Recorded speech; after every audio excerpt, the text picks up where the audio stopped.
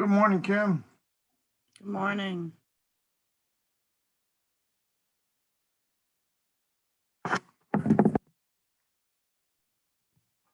Good morning. We gonna be the only ones here today, or what? I think so. Is 3 a quorum?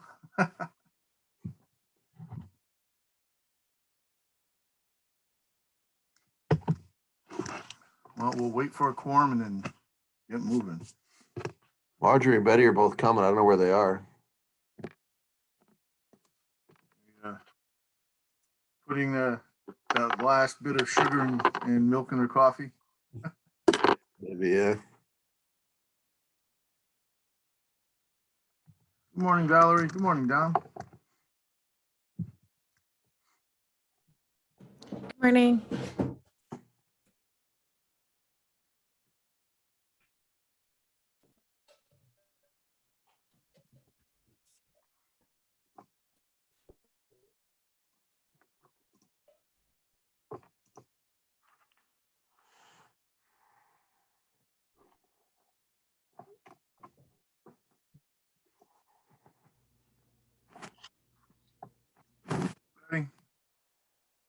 Hi, everyone. Good morning, Superintendent Goller. How are you? Morning. Good morning. Good morning, everyone. Morning, Tom. Morning, everybody.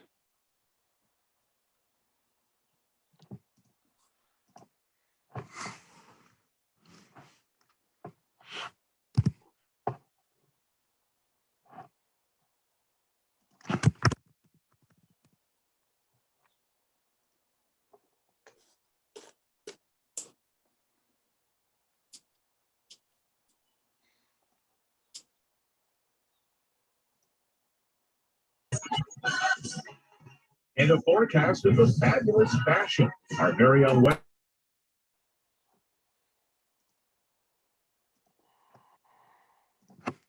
We almost got a weather forecast there, but not quite.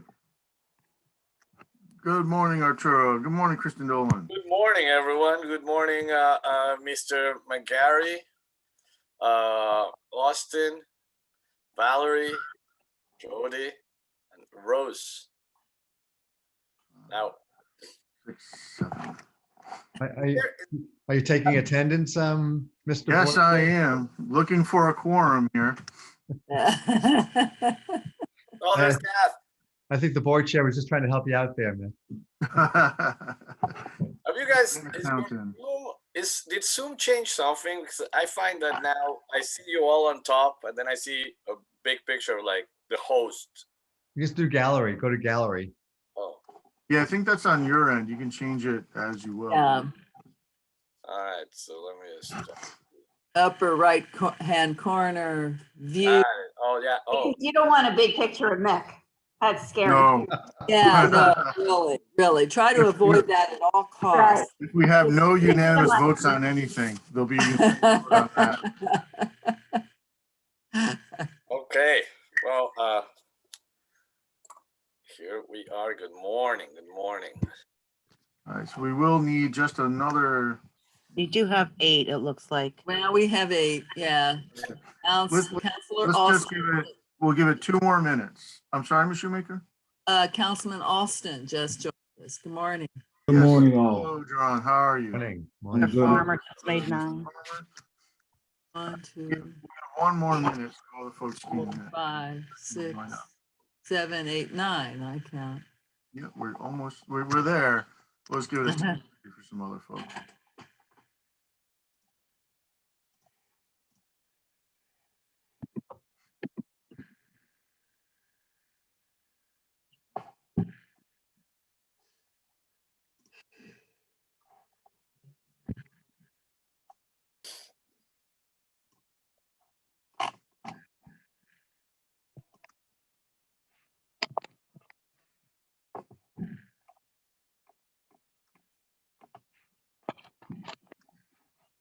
So my plan is to start off with less than a minute statement or opening.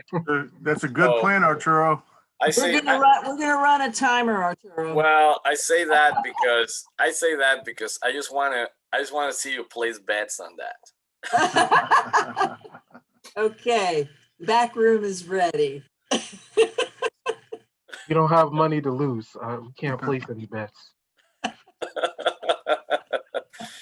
Yeah, I know. Well, dude, you now know it's under a minute, and I'm gonna set a timer here.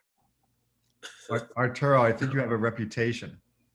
It's terrible because I've been working hard on being more concise for years now, and I think I've made some progress, but nobody buys it anymore.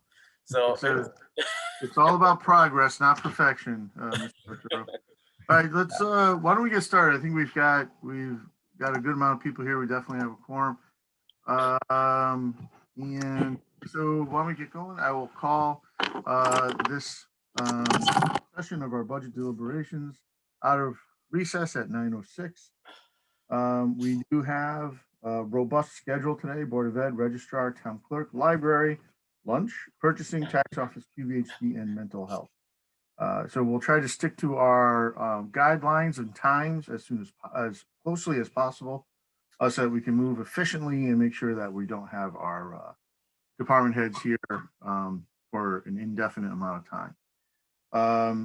So having said all that, Mr. Caesar, you are coordinating our discussion on budget deliberations, and I'll make you co-host. Point of clarification. Yes, Mr. Farmer. Aren't we supposed to take the roll? Well, technically not, because it's a continuation of a meeting.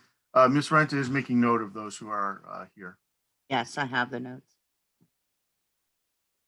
Thank you. As well. Mr. President, could you just detail for us who are the council people who will be leading the conversations for the schedule today, so that we're clear about that in advance? Thank you, Ms. Shoemaker. Good suggestion. Board of Ed will be Mr. Caesar, Registrar, Ms. Roe Lewis, Town Clerk, I should say Council Person, Councilor Wetmore, Library, Councilman Klaus. In her absence, it would be Council President. The Purchasing Department, Councilor Shoemaker. The Tax Office, Councilor Dolan. QVHD, Councilor Klaus. And Mental Health Department, Councilor Farmer. Oh, hang on. I thought I was QVHD. Just a moment. Hold, please.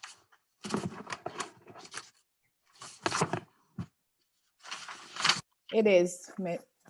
It's Councilwoman Baez. Oh, you are. Sorry, Ms. Baez. Oh, I see. Ms. Klaus was underneath the recreation. My bad. No problem. And that will be Councilman Baez for QVHD. Appreciate that. That's enough looking and talking for me, Mr. Caesar. Thank you very much. Good morning, everybody. Let's begin. I'd like to make a motion to approve the mayor's revenues. So moved. So moved. Thank Second. you. Thank you very much. Discussion on the mayor's revenues.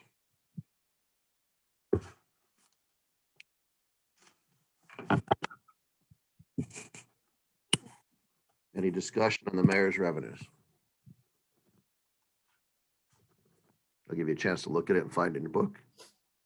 Page 15. Chair recognizes the council president.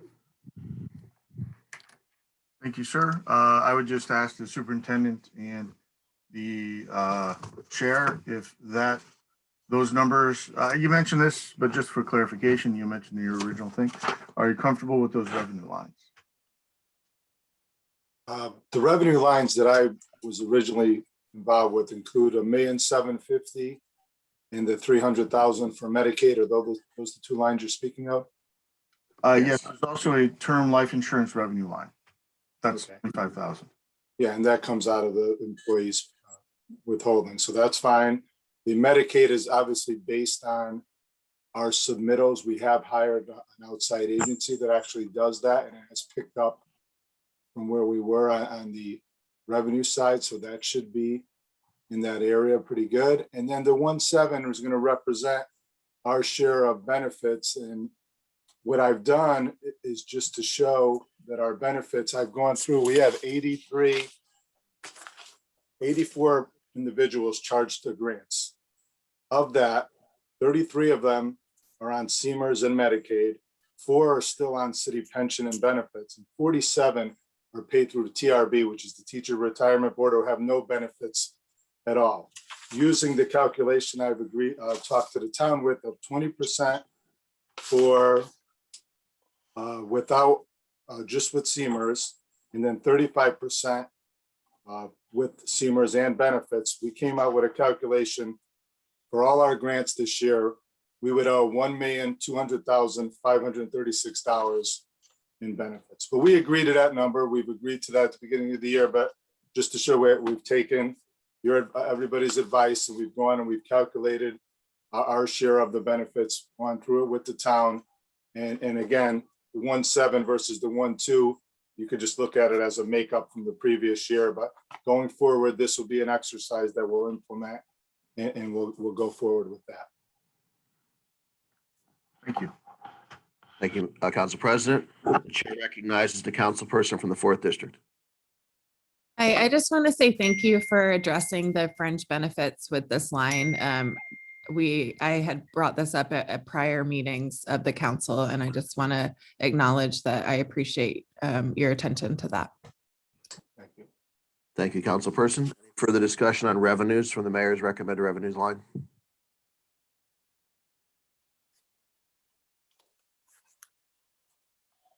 Okay, seeing none, I'll call for a vote. I apologize. The chair recognizes the councilperson from the 5th District.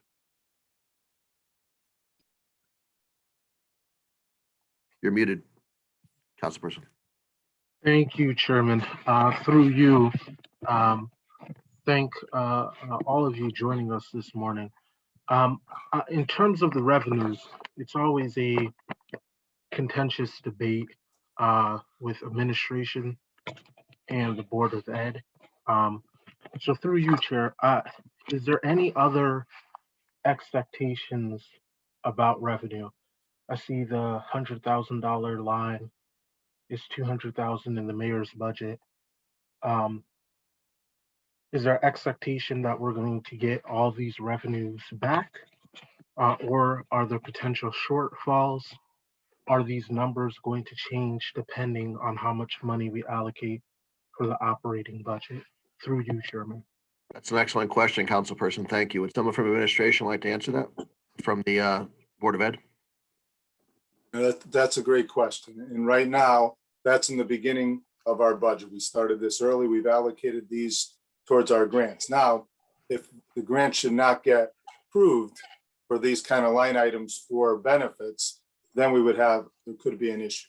But I expect, based on the work that I've done and the superintendent has done, that we realize that at least 1.2 is actual cost of those benefits. And that little portion there, the rest, again, we'll look at for the documentation to make sure we can support that going forward.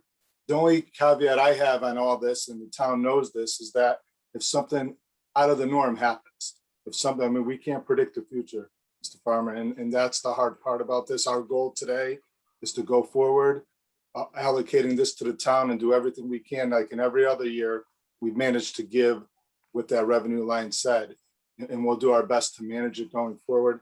Again, if the budget stays where it is today, will it be tight? It'll be very tight.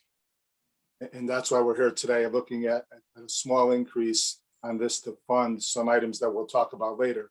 But in reality, we'll go forward managing this and be open and honest with you and the administration every quarter if something should change. Just a quick note, Council President, I believe Director Jackson is in the attendees. Just a heads up on that. Thank you very much. Thank you. Got him. Chair recognizes Councilperson Farmer. Would you like to continue with your questioning? I was just going to say thank you, Chairman. So thank you for the opportunity. Great. Thank you very much, Councilperson. Any further discussion from council people? We're currently on the revenues, mayor's revenues. Anybody wish to discuss? Chair Nice councilperson from the 9th District, Councilperson Bonadies. You're muted, councilperson. Thank you, Chairman of the Education Committee. Yes, I am interested in additional revenues that the Board of Ed would be receiving this year under the CARES Act and also under new state funding for ECS. I read an article where we would be getting more per the formula from the state. So I'm curious about additional funds that the Board of Ed would be receiving this year under those two changes in distribution of revenues. Thank you very much, councilperson. Would somebody from the Board of Ed like to respond to that question? Sure, I'll continue on this. If Jody can jump in, obviously, anytime he wants. First off, let's talk about what is coming in. We will receive, and we have applied for the ESSERS 2 grant. The ESSERS 2 grant is $4.3 million. That money will be spent as long as our application is approved. $2,100,000 will be spent on the high school HVAC system and other HVAC systems addressing our 5-year plan for a total of $2.1 million because it falls under school safety. We also will be running a summer program with Albertus Magnus, our park department. We're looking for enrichment of our children in the summer this year. We put $400,000 in for busing, $400,000 in for programmatic issues with that, and $200,000 for supplies to run this program for this summer. And it could go into next summer because these ESSER 2 funds are 2-year grants. So this doesn't expire until September of 23. So again, this would be for this summer and for next summer. We also put $1,100,000 of this into technology to keep our one-on-one Chromebook and our technology department going. We're also going to add a new server because we've had a lot of issues with connectivity during the year, a backup server at the middle school, which will be covered under this program. So what we're trying to do is use this money for long-term. I think one thing you've seen with this, our team, is we think for the future. And we're not going to spend this money and leave ourselves with a cliff going forward. We're going to address needs that will be handled for years to come. And then there's, you brought up this other money. There is right now, no increase in the ECS that comes to us. We have heard the same thing I'm sure that you guys have heard, that there's a potential. We haven't gotten any direction or any finality. I've talked to people up in Hartford yet, and it's still not granted yet. And if it does, that any increase in the ECS would come through the Alliance grant because we're one of the top. So if we do get an increase, we'll know, you'll know, and we'll all be grateful if that does come. But right now, as of today, we don't know anything about that other than it's in a bill and hopefully it'll get passed. And then the last pot of money is the CARES money that as of today, we don't have what's allowable. We don't have our grant letter or a grant application. The state had said that they were going to come to us early in May with the beginning process of this. This all has to be vetted through their own. They've set up a separate department now that's going to handle how this money's spent.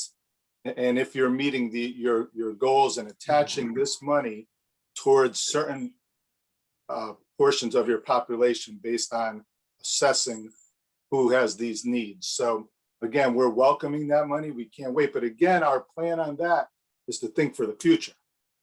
$3 million more for capital. We're alleviating the town from any capital needs during this period. So again, we're a good team player here saying, use your capital needs to address what you have. We're going to try to address all our technology and all this stuff that is not reimbursable by the state under the non-priority application. We'll try to spend this money to take care of these needs because it's allowable as long as it's the safety. So that 10 million that we hear of, we're welcoming that coming. We're welcoming the guidelines for that. But our initial plans going forward are, again, for long-term fixes of technology and for HVAC. And even in some instances, we can do some capital inside the buildings because it has to do with learning environments.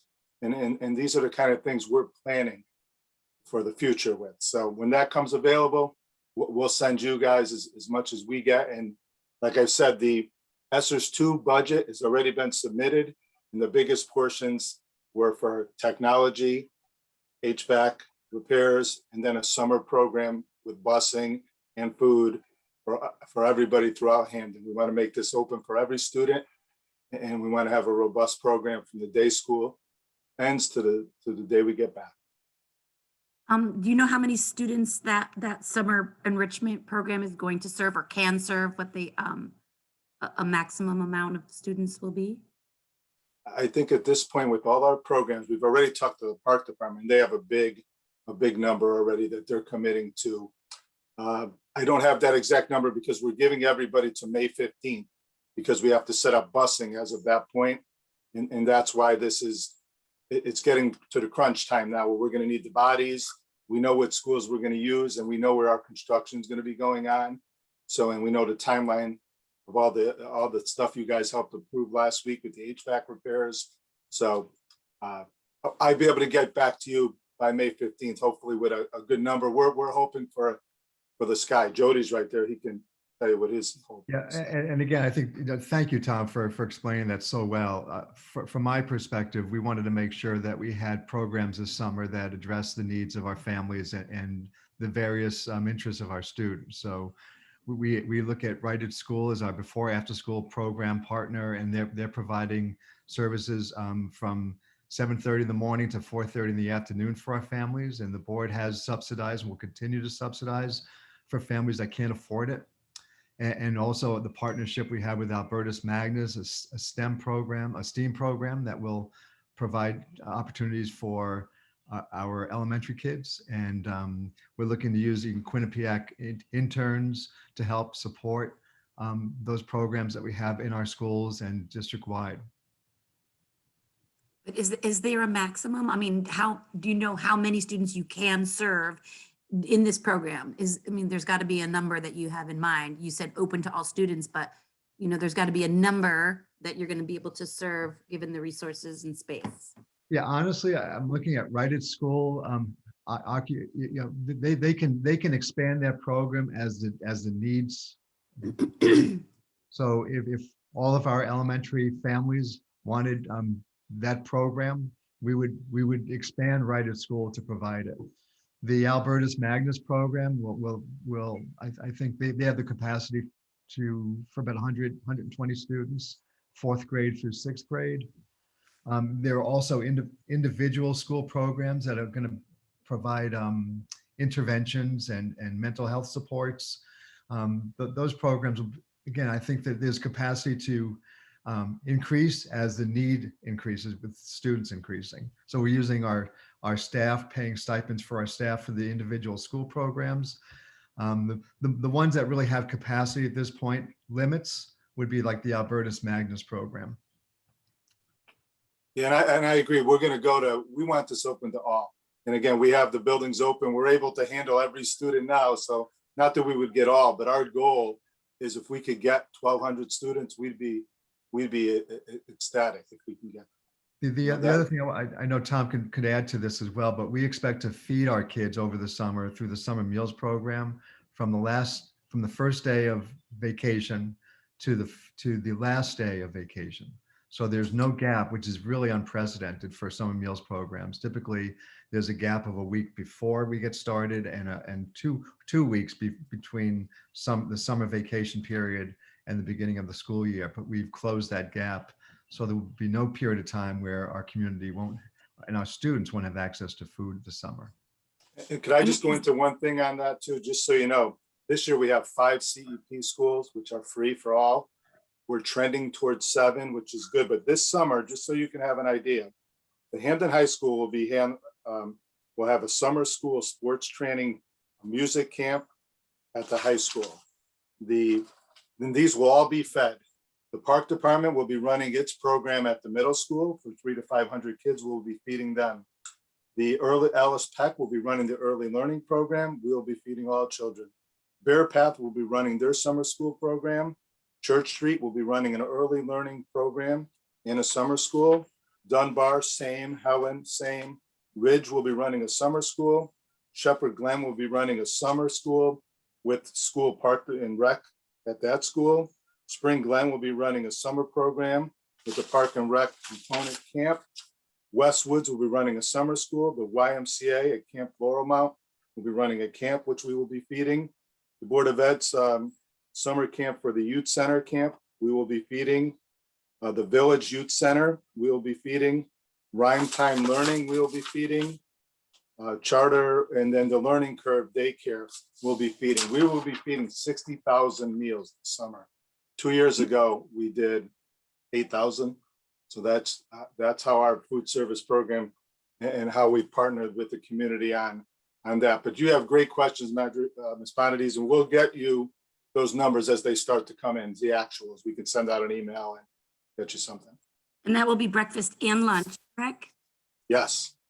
And the total of the SS2 grant, as you said, was 4.3 million. 4.3, it's 4.259 coming from the state.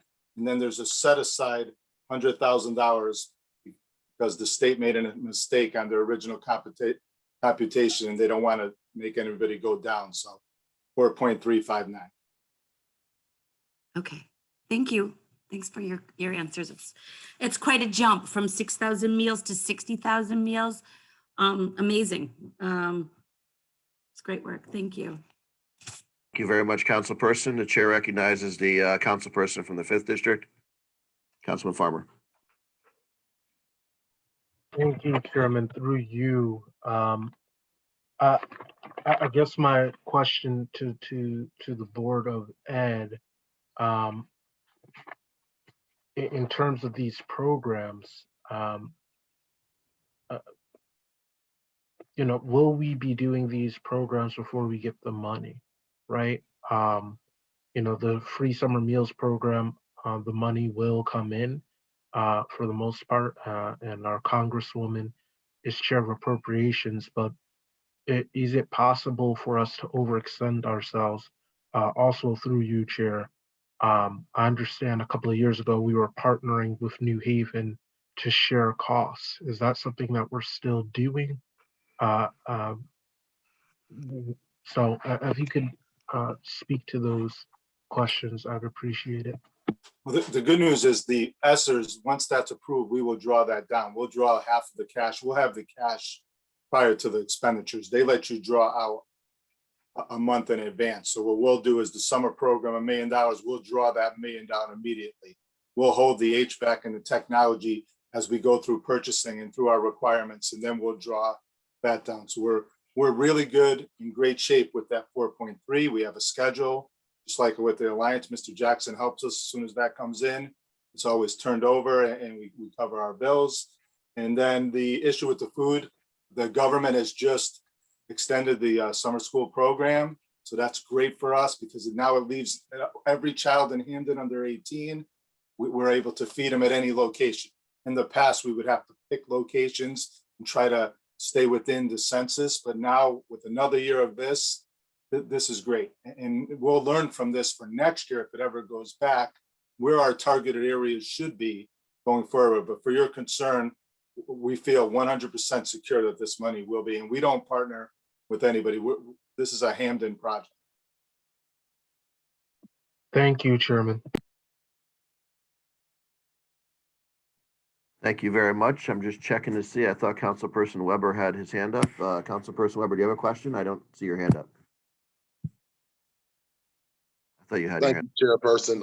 Mr. Ariola actually answered my question. Great. But you know what? But I do have just a quick follow-up one. Sure. Mr. Ariola, can we have a copy of the list that you're reading from of all the programs? Yes. Yeah, we can email it to you to wherever you guys want, through the superintendent's office. We'll get you any questions you want. We'll have fulfilled. And actually, I have to. If you can send that to Ms. Renta, please. Right. Yeah, right. no problem.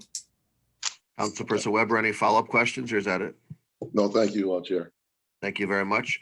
Chair recognizes Councilperson from the 6th District, Councilperson Schumacher. Thank you, Mr. Chair. Through you, I wonder if we could get a short update on the status of our special education services. Financially, I can only imagine that we're very proud of our special education program, and I can only imagine the stress that may have arisen during the pandemic. Could we just have a quick thumbnail about that and funding for that and CARES Act support for that, if any? Could we just have a short briefing on that, please, through you, Mr. Chair? Joe, do you want me to, I'll do the financial part. If you want to talk about anything other than that, Well, go ahead. I know that we got information from the special ed department yesterday, so the information you have is right up to date. Okay, I'll give you some up-to-date information. As of today, we have 1,300 students that are in our special needs students. That's out of a total of roughly 5,200 students. Of those students, 119 are in a magnet charter school, 30 of them are in private parochial schools, and 1,151 are actually in our buildings being serviced internally. The total number of students approved for outplacements this year has grown to 151. We have 151 of our students that are being outplaced with costs ranging from $40,000 to $400,000 per student. Those are 151 of our students. The total number of students in our district that need a specialized aid are 22 students, and our additional population that's receiving additional services, whether it emotional, physical, we have 360 students that are under active 504 plans, and maybe Jody will explain after what the 504 plan means. So out of those 360 students, 300 are actually in our schools and 60 are in magnet charter schools. And then we also have another 25 students who are receiving tutoring through Hamden or through correctional facilities or psychiatric hospitals. So you could see the vast number in the programs that we're running in the Hamden Public Schools. Now, with that being said, again, special ed during this COVID has, the services have increased. Our budget for 2021 was $12,678,000. We also received from the excess cost grant $2.1 million, which gives me a total budget of $14,822,000. With that being said, I'm projecting this year's cost of these programs to be $16,077,087, leaving me a shortfall of $1,254,000. So again, what's happening is this is the first clip that we face, is the fact that until we catch up with this cost every year, this is causing us to cut other programs, cut our textbooks, cut other issues within our budget so that we can bring this budget in. Another example is our services. Our services provided this year are over budget $600,000.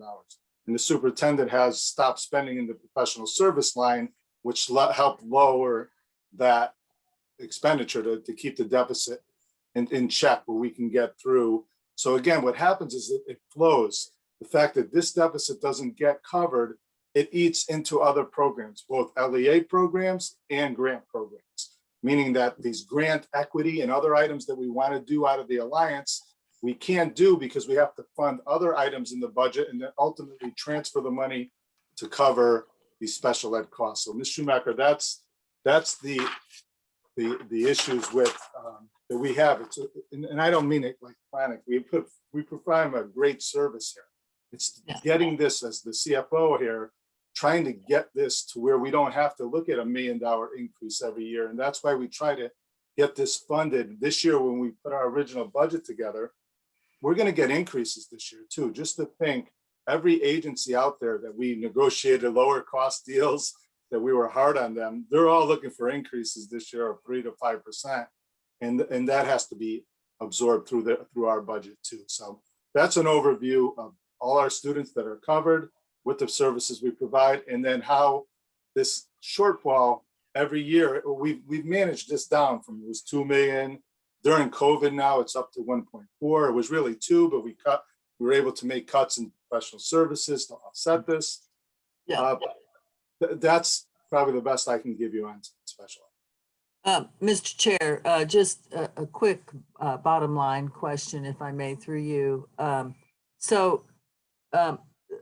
I guess one of my bottom line questions is that, is there any federal support coming through for schools to support specifically the extra stress on special needs students? Is any of this overage or any of this deficit facing the board for fiscal year 22 going to be covered under the CARES Act, or might be anticipated to be addressed under the CARES Act? Again, we don't have the language on the allowable cost for that pot of money that has it. I know.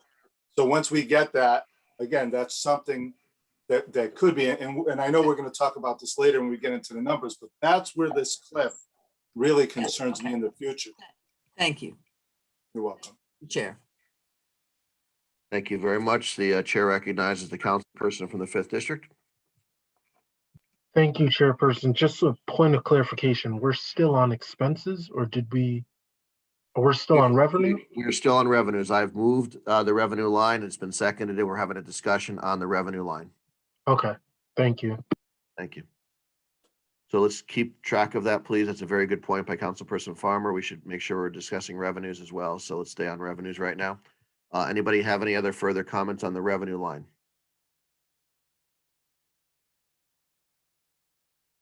I don't see any hands up, so I'm assuming we're good. Okay, so all in favor of the revenue lines as proposed by the mayor, please signify by saying aye. Aye. Aye. Aye. All opposed? Any abstentions? The revenue line passes unanimously. Thank you very much, everybody. We're now going to move into expenditures, correct? Expenditures now, and I'm going to ask for a motion to approve the mayor's expenditure line. So So moved. moved. Second. That's moved by Council President McGarry and seconded by Councilperson Farmer. Discussion on expenditures now. Okay, I see a hand up. The chair recognizes the councilperson from the 5th District. Thank you, Chairman. Through you, because I was confused by this, so if anyone from the Board of Ed wants to weigh in, when I looked at the summary for salaries for directors, principals, I didn't really see an increase, but when I looked at the overview, there are increases. So if someone could explain that to me so that I can get a better understanding, it'd be Would appreciated. somebody from the board please like to address that?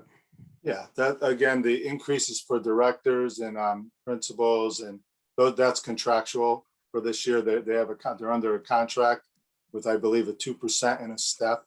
And for both the two contracts that are actually up and running this year are the teacher's contract and the administrator's contract. So those two contracts are actually up. The custodian contract is also fully funded in this budget with the increases that were passed for them. So right now, those increases are contractual, approved, and when we're dishonoring those contractors. All other unions in this budget have no raises because with their contracts are up right now. And we put a reserve line for that as they come up. If they get settled this year, they get settled. If not, they get pushed into. So just to, if I could expand on that, Chairman. Sure. Thank you. So there are no contractual raises in this budget.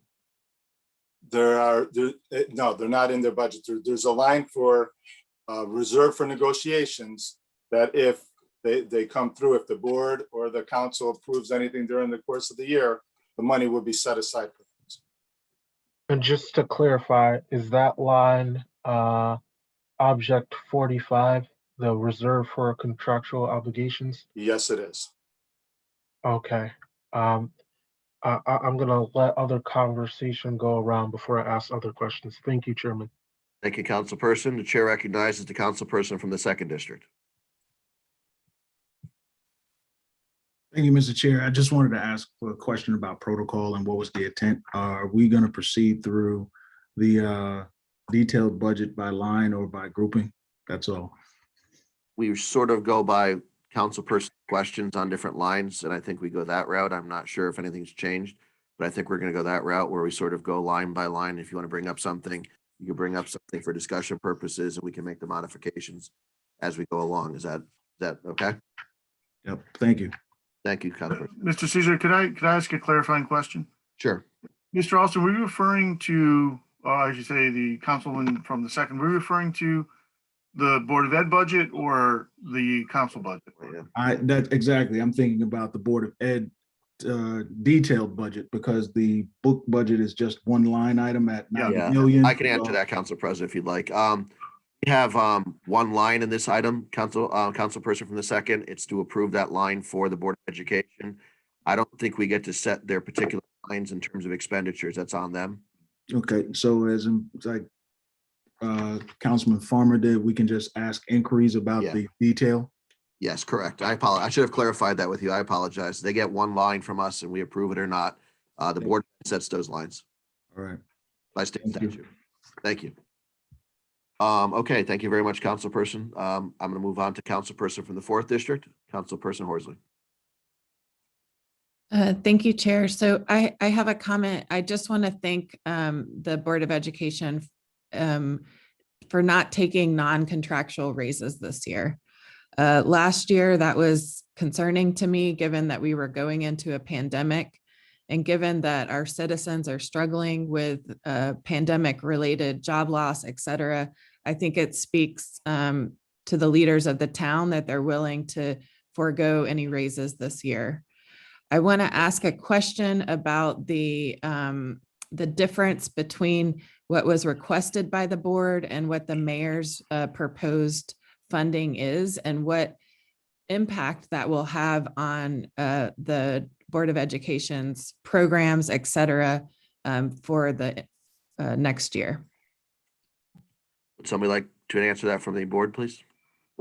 Sure. The best way to look at this is do you have the Board of Ed budget, page 12? Yes. If everybody could turn to page 12, which is kind of an additions, reductions in this budget going forward. If you see, I'll give everyone a minute to get there. The mayor's budget calls for us for $1.5 million. They're supporting us. If you look at our budget, the salary line item alone for teachers and administrators this year is $1,527,895. That's actual. We build our budget off actual positions in place with actual salaries going forward. So to start, we're starting roughly with a little hole there, but we make that up because in our benefits annuity line, we expect a reduction of 97,000. So let's just say the $1.5 million keeps us even there.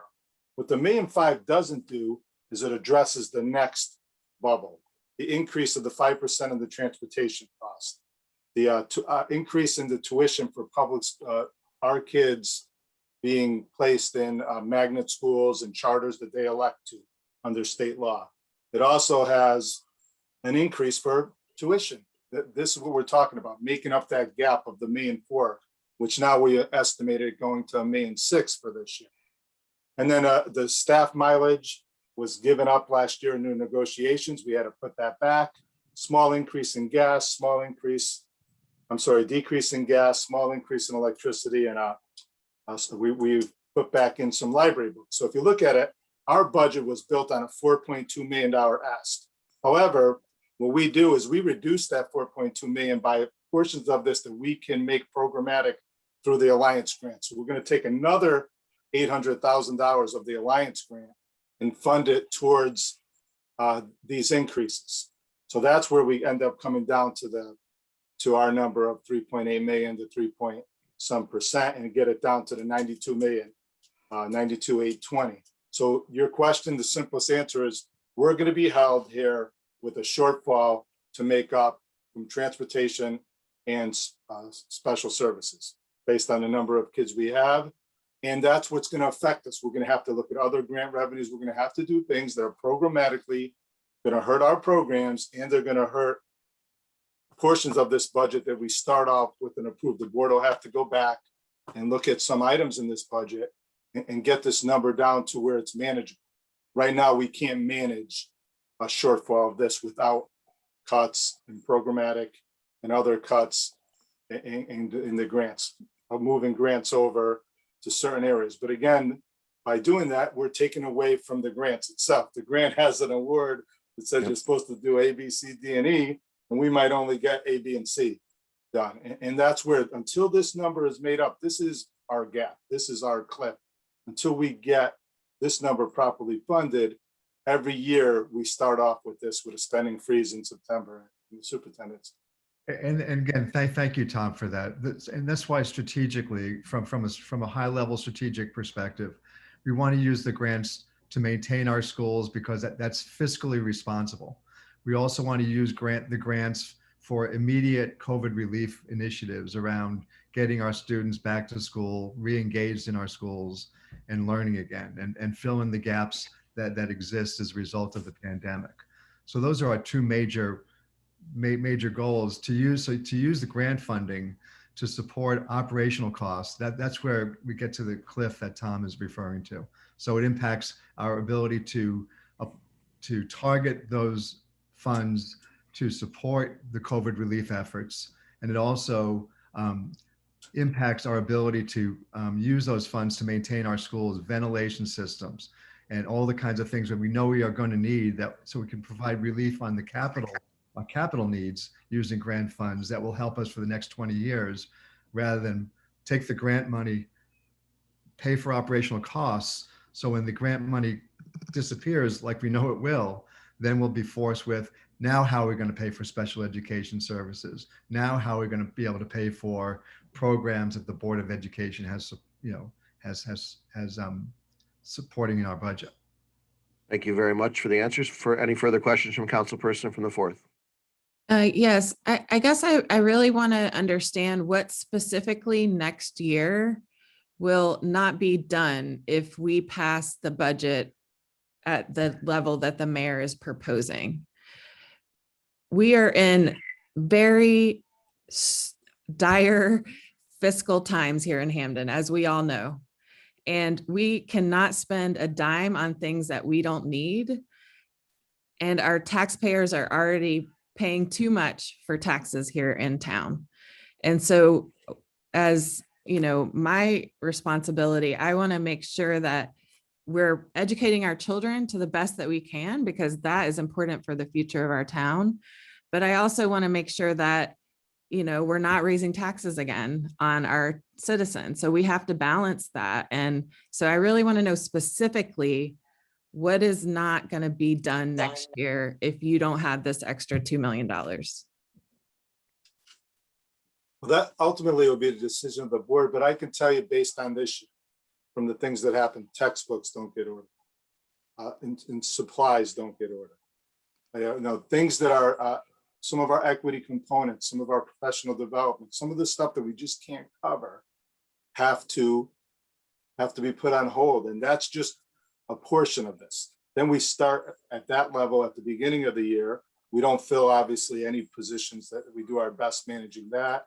And then we look at it midway through the year. And again, comes another, do we look at the second half of our grants now and say, man, we really have this program in place. It looks good. We want to move this forward, but I have to go into the superintendents and say, you can't, I have to hold some Title I. I have to hold some of these grants because we have to make offsets to some of these areas. So these grants that should be performing a programmatic service end up covering supplies and again, stuff that should have been paid for under the operating budget, and it falls right back into this. So I can't give you all the specifics yet because it's not up to me. I'll be putting it together on behalf of the board, but I'm sure that based on this going forward, there will be some programmatic cuts. And I just don't, other than textbooks and special supplies, professional development, the ones that seem to get hurt every year, and Arturo's here too, so he can talk on behalf of the board. Mr. Chair, if I may, thank you. As Tom is noting, one potential way to look at, to measure the level of pain that would come with that is to look at what we have been enduring this year. And we did have to, after we were flat funded, we had to go back and cut very close to, you know, pretty much down to the bone. And thanks to Tom and some really good efforts on the grant side, we were able to still protect some aspects of the equity work, maintain some level of funding for the professional development, the curriculum rewrite for inclusive and culturally sensitive curriculum. But there were positions lost. There were position reductions. A few of those SRBI interventionists at the level of like middle school. And we do know that that's an area where under the COVID disruption, the pandemic disruption, we've seen that there's some disengagement challenges that we have to address, and some pain that is not just going to be experienced on the following year, but it's already been experienced right now. And the students, while we've been providing the Chromebooks and the technology and the meals, what cannot be replaced is the actual person, the relationship that is established, because education is relational. So we do need this intervention. In absence of these interventionists, we are seeing we're limited in how much these efforts, or how robust the effort is in going out to continue to reach out to these students who are hurting right now. So that's one big challenge. As Tom noted, transportation, we're doing the best that we can. But just to let you know, it's not just what we could cut going forward, is already what we've cut and has been really painful this year. So making sure that, and perhaps a more a more constructive way to look at this is, prior to the pandemic, we were really making headway in setting up in motion a very robust equity program, not just with meals and transportation, but to address the summer slide with summer programs, and to address also the need that our families have for after school programming. Now, all of that is still our goal, and we're still moving forward in that direction, but it certainly would be impacted if we had if we had to make further cuts. So just making sure you're aware of that. Thank you. One more thing I'd like to say too is, again, last year we turned over a surplus by managing $730,000. This year we're giving $1 million of our grant money. So now we're already hitting our programmatic side. So that, your question is even better, for an understanding. Last year we gave 450 plus 250, 750,000 this year in revenue. That's going up $1 million. So that's more of cuts that we're helping the town. And that's why on this side, sooner or later we can bend, but we'll break. And when we break, the whole town breaks, because you guys can cover a deficit in another area. Ours will be are hard to cover. And that's my concern. And that's my job and Jody's job. And we do it to make sure that we don't. But again, we're cutting portions of the grant for the revenue to now pick up these benefits, $1 million. And now we're going to have to go into this deficit and find other cuts to make up for that. So that it's a great question, and the board's going to have to wrestle with that this week. Councilperson Horsley, any further comments? I just have one more question. So is there anything from the, what do we say, $4.3 million CARES Act that can subsidize any of the programmatic potential losses? Right now in this grant is targeted for loss of learning for the summer. And again, we've targeted towards the HVAC, and we were able to take zero cost to the town and get $3 million worth of HVAC repairs that are in dire need, especially at the high school, and the $1 million in technology. But when the 10 million comes, that's going to become the question. When we get the information on that revenue source, is there a way? And we'll come and we'll be open with this, because transparent is what we are. And I don't even like that word. It's, we want to be trusted. And I think at this point we deserve it based on how we provide everything going forward. So what I'm saying is, when that 10 million comes, we'll look at that to provide some of these services. But it goes back to that cliff, because when that money ends in 2 years, either all the programs get shut down, or these services that have to increase due to special needs, they don't go away. And I would come back to you, and when I come and put this together, I'm gonna let the board and everybody know that if you use this money for these programmatic, 2 years from now, everybody better be ready to budget for raises and for this gap. So we'll be providing that information as we get it. Thank you very much. Mr. Caesar, if I could make a brief point, we're at 9:55. We did get a late start for Board of Ed, and where there's lots of good discussion going, but we do have other folks. So we might have to pause this or table. But so, I see, other folks, there's lots of other folks with hands up. So how about we extend till 10:15? And then if we're comfortable moving, making any motions to, well, actually, we're in the middle of a motion to approve. But if we're ready to, or perhaps we can put it on pause, get to the register and town clerk, and then come back to this. Thank you. Just want to make that point. Not trying to rush folks, but we do need to, move a little more quickly. Thank you. Thank you very much. Any further comments, Councilperson Horsley? No, thank you. Thank you very much. Chair recognizes the councilperson from the 8th District. Oh, thank you. Mr. Ariola, I just wanted to say thank you, and I am thrilled and impressed to hear that you're going to be able to feed so many children this summer and that you have so many schools open. I think that is a great thing for the town and a good use of the CARES Act money. What is driving that huge transportation increase in 1 year, that 5%? That's the contract. We have a 1-year contract, and we've been keeping it as 1-year contracts, but because we've been able to maintain that low of an increase, because believe it or not, these increases that are out there are 7, 10%. And because we're a smaller town and a smaller number of buses, we actually run 5,300 kids with maybe 4,000 riding the buses, 3,500 in a normal year. We're able to do that with 86 buses. So again, they have to fix costs to maintain their programs in this town. But we've capped it at 5%, and we are going to go out to bid next year. I've already started putting the documents together. So I'm worried we might get a spike in the first year. We would get some services. But right now, with the times that we're in, I think holding this at 5% is probably the best we can do right now. Thanks. And can you just give a brief explanation? What is the tuition non-public, that 1.7 million? I wasn't. That's our students. Let me go to my spreadsheets here.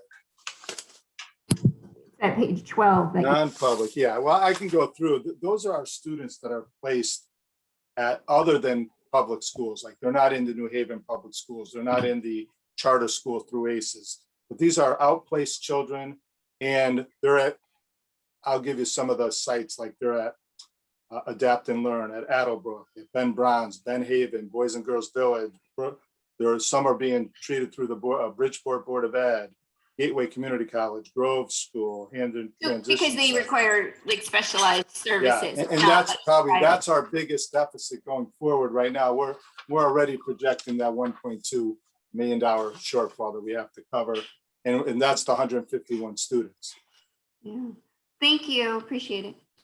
And that's just to jump in real quick. That's state mandated, correct? They have to be placed at schools that are obviously needed in terms of assistance. It's actually federally mandated through IDEA, and it's determined through the PPT process. Thank you very much. Just a quick note on that real quick. Do you frequently audit the PPT process to make sure that we're actually providing the services needed? Or, I mean, if something changes with a child where they don't need maybe that level of servicing, less servicing, so we can possibly not send somebody somewhere where it's more expensive? Great question, and we continuously do that. We're federally required to do that through a process, but we also had district management group look at our programming for all of our intervention programs from SRBI through the 504 planning through special education. So we did a full study of that, and we're taking on some of the recommendations right now to continue moving in that direction, Mr. Caesar. Okay. Thank you very much for the answers. I appreciate that. The chair recognizes the councilperson at large, Councilperson McDowell. Thank you. Thank you both for being here, and concur with my colleagues. The fact that we'll be able to use the CARES Act money to feed so many families, so many children, is certainly impressive. So thank you for prioritizing that. I suppose I want to dive a little bit into the special education increases. And specifically, I mean, it sounds like, right, my initial question was, where are the increases coming from, and where do we see the deficits as they're coming, right? Are outplacements getting more expensive? Are we furnishing the rooms that we use for internal special education services? It sounds like much of the increases being driven by outplacements, though. Is that a fair assessment? Are there other factors? Like, I how think- much of the increase would you say is a result of outplacement increases? Would either of you like to address that? Thank you. Yeah, you bring up the great point, and it is where this cost. See, some of this cost results from us bringing kids back too. This year we have a high roads program. It was cheaper to bring back these students into our buildings, but what it cost was $100,000 in repairs to the buildings. So we had to do repairs and other, but we're doing everything, going back to the previous question, to watch where these costs get out of hand. But where it really goes up is it's across the board, Brad. That's the hard part here.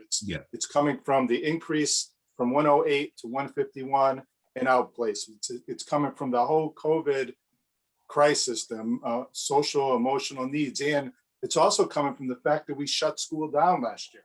And we moved past that. But when we shut school down on March 13th last year, we had to make up a lot of services, and we're still continuously making up these services as we go. And you'll see that I wish it was just one thing, but I can get you that privately if you want.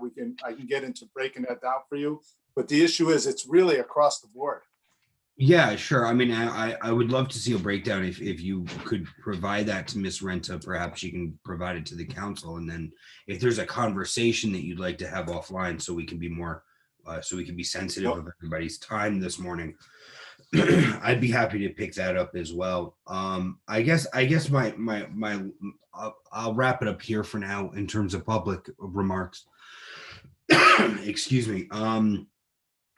I guess my question is, in terms of outplacements, right? Most of these are run by private organizations. So I guess, their financials are not necessarily open and transparent as say our finances are, right? And so I guess I'm wondering how we monitor those.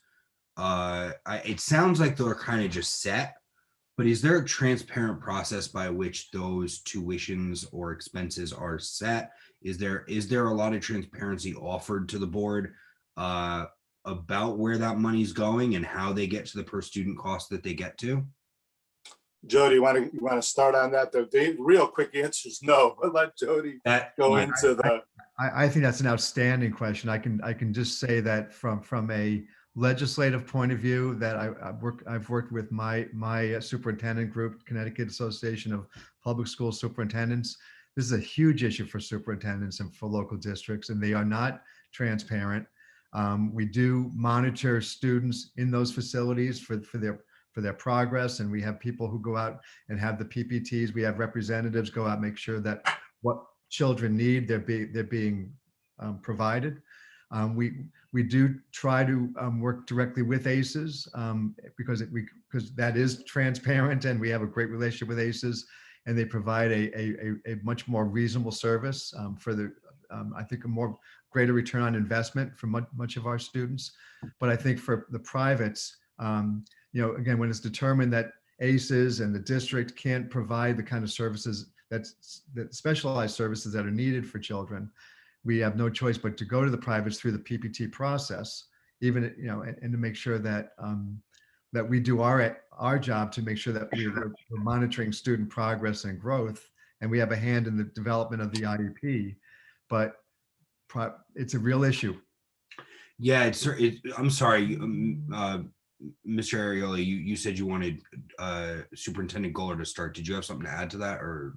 No, just the fact that I get in a lot of tussles with these agencies. I mean, I spend a lot of time cutting the bill. When a student's not there, we subtract it from the bill, and they'll send a contract. So we do our best with everybody, trying to make sure we get the bang for our buck. Unfortunately, though, there are going to be increases, and once that PPT is established, that contract comes. It's not negotiable, unfortunately.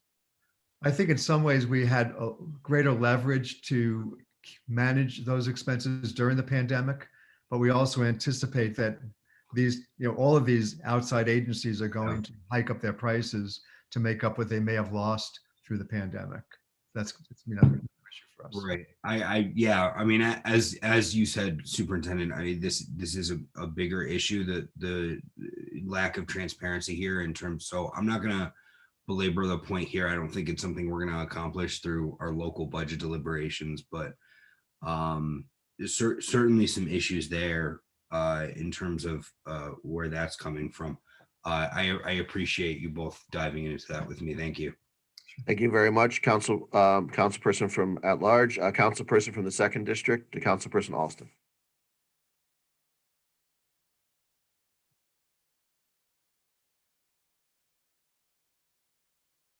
Councilperson Alston.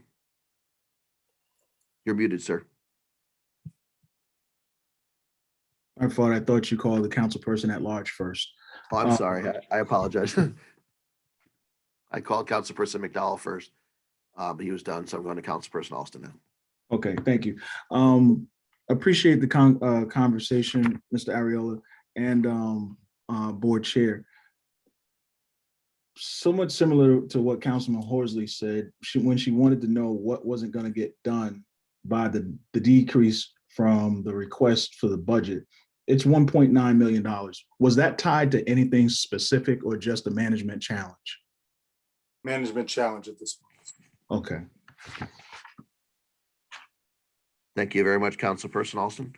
The Board of Ed chair would like to speak. Yes, Mr. Chair, just a couple of points regarding the special ed. Just a few things to keep on the radar for this body going forward, and some of the efforts that we've been engaged in.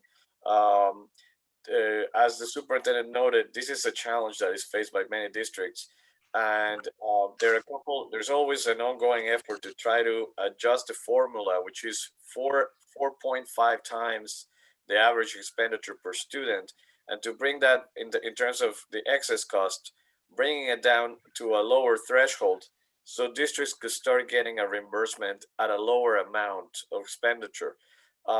So that's an ongoing effort. We hope that going forward you continue in one way or another advocate for that with a delegation.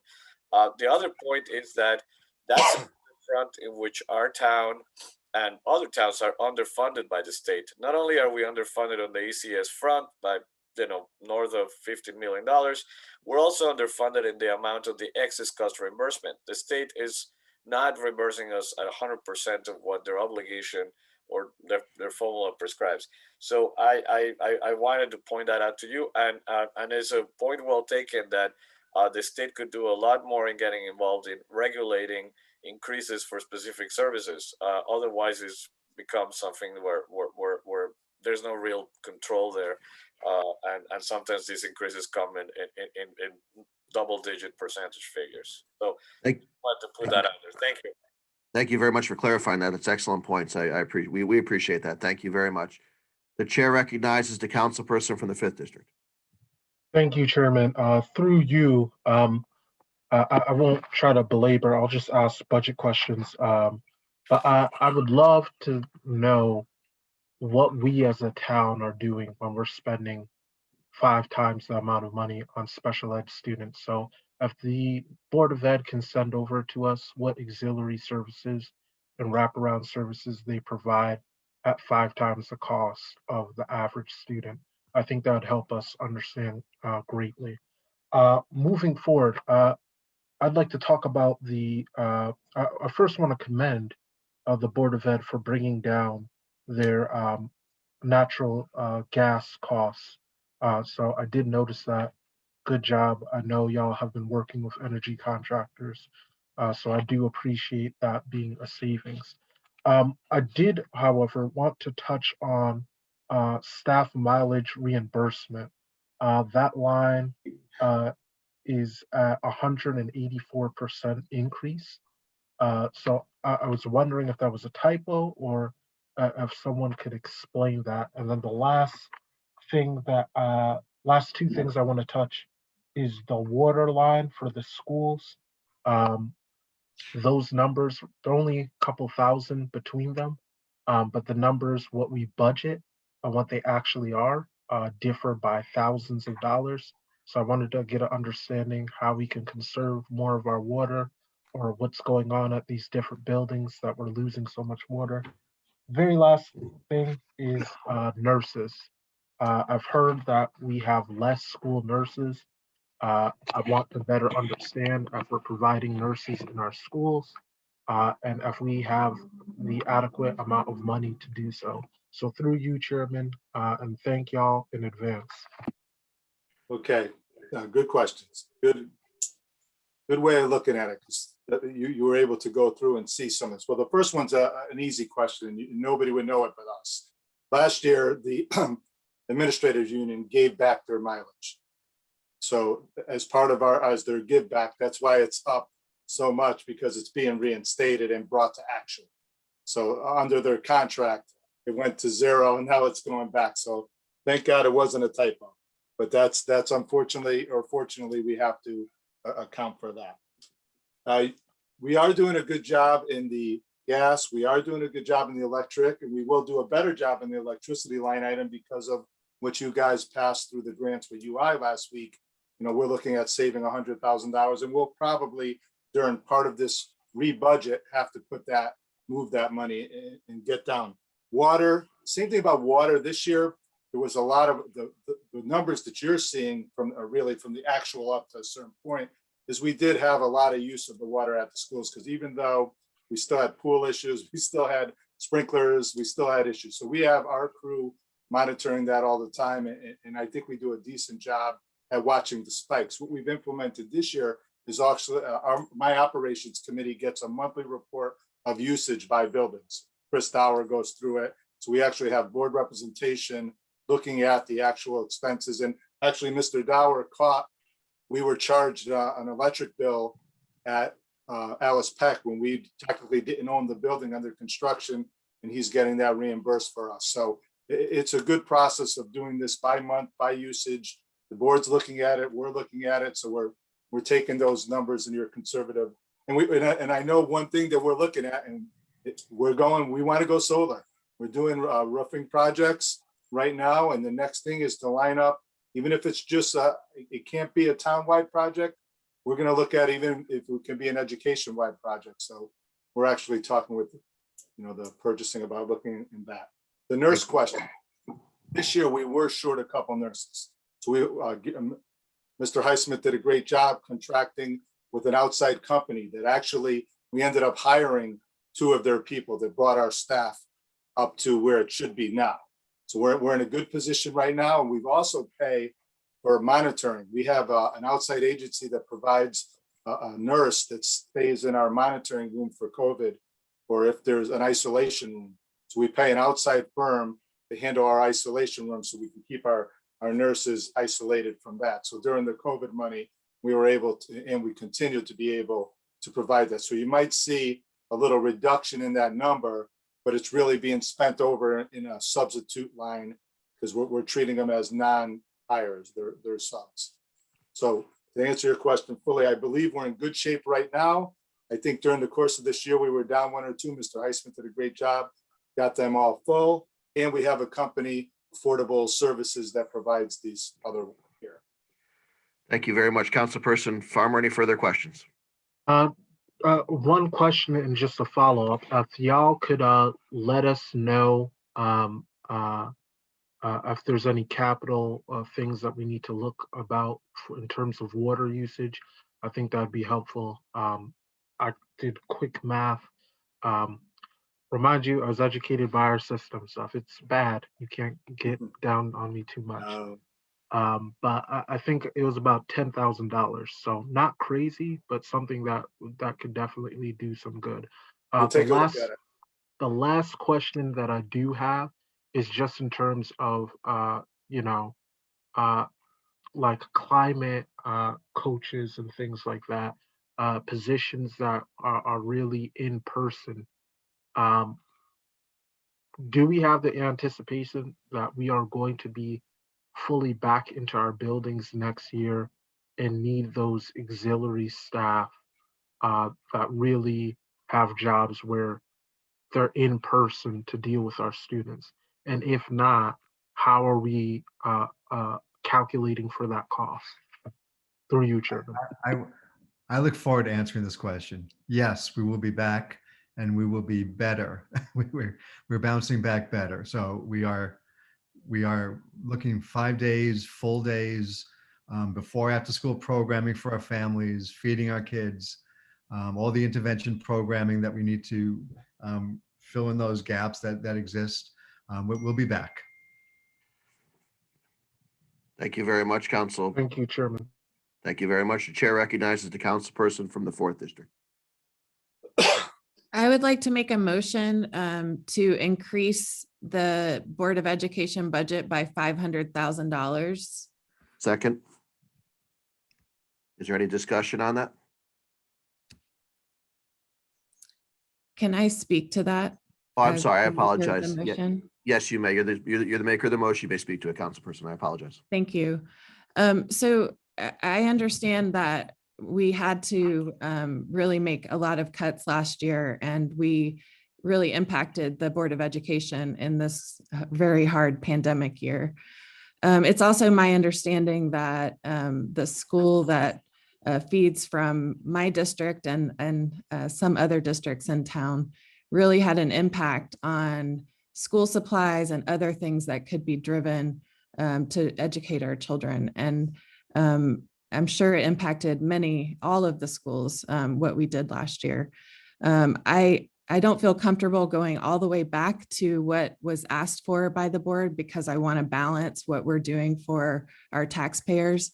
But I do think that increasing somewhat to alleviate the impact that will happen by increasing by 500,000 is the responsible thing to do for the education of our residents and children. Since I was the seconder of the motion, I'll speak to it as well. I absolutely support it as well. I think that I'm worried about this impending cliff coming down the pike, and I hope we can make an effort to try to alleviate some of that in terms of the possible implications of that down the road. So I will be supporting the motion to go with that amount as well. So I thank you, the councilperson from the 4th, for proposing it. Chair recognizes Councilperson McDowell. You had your hand up for a while, so I apologize. So I want to go to you first. No, not a problem, because I've already spoke. I actually did have a follow-up question on the overall budget, but well, I guess for the sake of time, I'll just ask it. It's a quick yes or no. Well, back to on the question about outplacements, are there, and this is a yes or no, I'm not asking for you to, speak to specific organizations. Are there particular organizations that are driving, I would say, a disproportionate level of the increases? Are you seeing certain organizations be an overwhelming driver of those increases, or is it kind of spread across the board? There's no real standouts. It's spread across the board. And again, Okay. that's a conversation we can have anytime. Yeah, that's fine. We have it by location. I have no problem sharing that with everyone. Okay, great, thanks. And the other question I had, is actually for Director Jackson. I meant to ask it the other evening and I forgot. What does a mill get us at this stage, right? I mean, I know that previous to our grand list adjustments, we were looking at about $3.5 million per mill. What is our current status after the update in the grand list? It didn't move that much, so it's less than 4 million. What do you have, like a roundabout? Is it closer to 3.7? Yeah, I can probably do some quick math and speak to that during the tax office discussion. Sure. Yeah. I mean, that's a good enough number for now. I guess what I'm trying to get at is how much of a mill increase is 500,000, or later down the line when we're talking about bigger cuts or bigger increases. What does that? I think it's important for us to keep in mind. What does that translate, and what do we expect? What impact do we have that to expect? Can we expect that to have on the bottom line once we get to that point? We haven't. Often in budget season, we ask throughout the process, what is our current mill? Where are we standing at? I haven't always liked that because we haven't finished the process. So it's not right. We haven't done a full run through. So there may be, it's not an accurate indicator of the direction that we're going. But I do for an increase of this size, which I will be supporting. do want to just be cognizant of the impact that that's going to have on our bottom line as we approach the rest of the budget.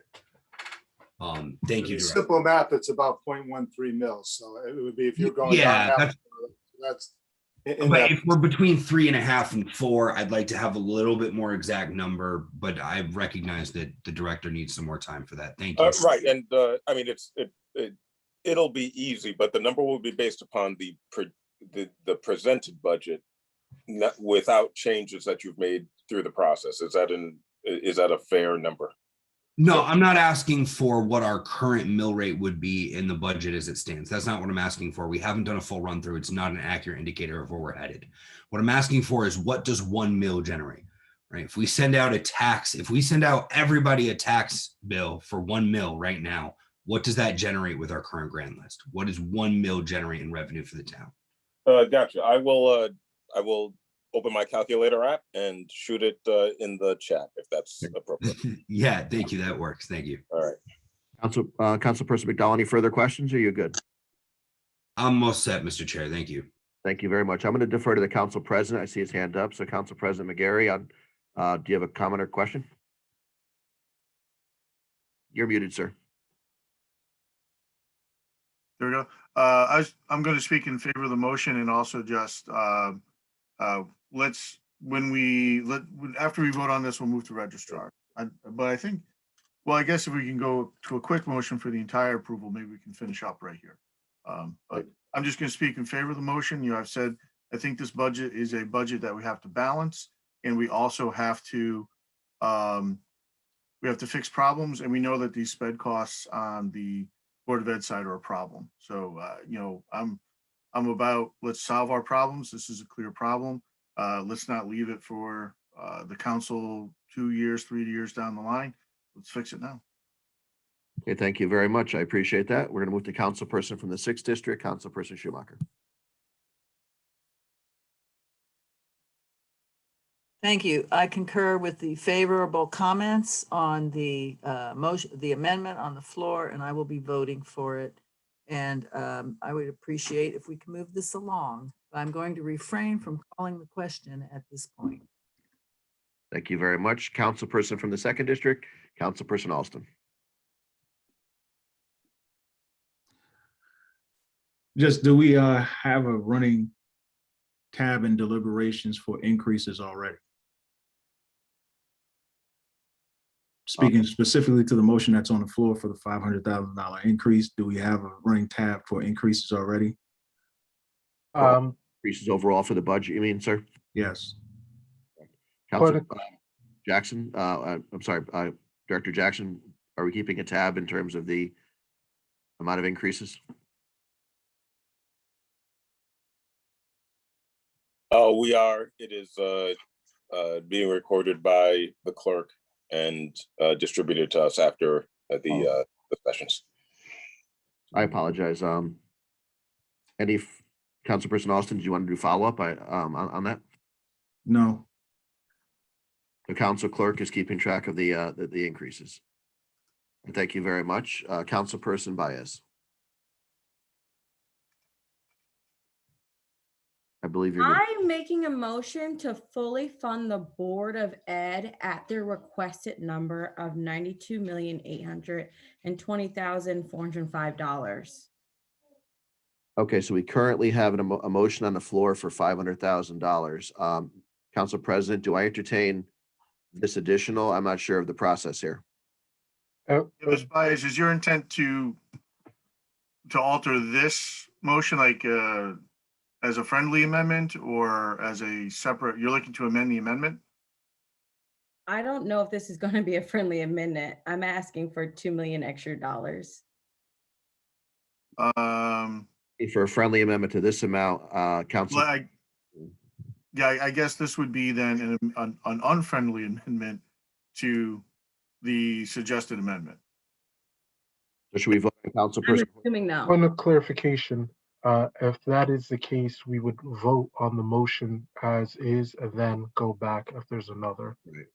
No, we can move forward. If Ms. Baez wants to amend the amendment, that's one vote, and then we'd have to vote on the amendment as amended. Why don't Vote on Or we amendment. can vote out the amendment and then entertain a new amendment or new motion. Which do you prefer, Councilperson Byers? Would you like to try to a friendly amendment to this number that being proposed by Councilperson Horsley, or you want to go on your own with your own amendment? I think I want to hear what Councilperson Horsley had to say as the person who originated she has her hand up. Thank you very much. Councilperson Horsley, would you like to comment on the proposed modification to your amendment? Am I being asked if this is a friendly, or I just had a question about the process? That's why I had my hand up. Okay. So I believe Councilperson Byers is trying to do a friendly amendment to your amendment of $500,000. No, I don't want to raise it that much. Okay, thank you. So now it hasn't been accepted.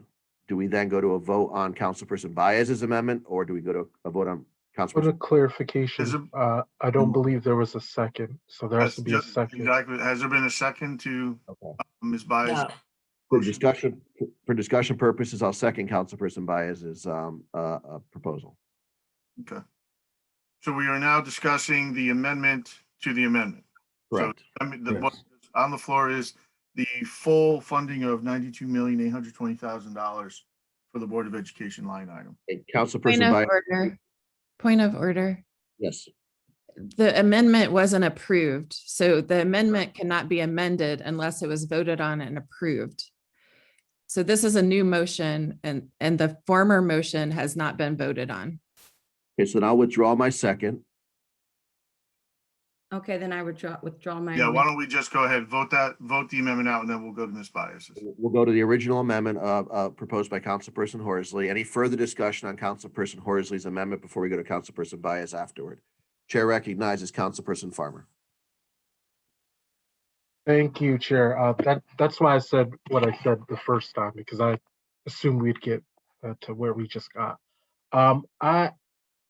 Through you, Chair,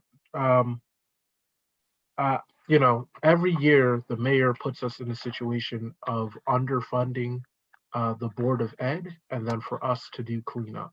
Every year, this is the situation that we go through. This is a failure through the administration to pick priorities. I will support this, but that means we have to find $500,000 elsewhere. I can think of a couple of line items in particular that we could substitute. But if we're not substituting, I cannot support this item. We have to pick what our priorities are as a town. Thank you very much, Councilperson. Sorry. Thank you very much. Thank you, Chair. Thank you. Are you all set, Councilperson Farmer? I apologize, I jumped in. Okay, thank you very much. Chair recognizes Councilperson Schumacher. We're discussing the Horsley proposal for $500,000. Yeah, I think we've had some procedural confusion, but I really feel like we should vote on the proposed amendment at this point. I don't see any hands up, so I don't need to call the question, but I'm hoping that we can vote now. Thank you. I'm going to call for, I don't see any hands up either. I'm going to call for a vote on the proposal by the councilperson for the. Roll call vote, please, Chairman. Thank you.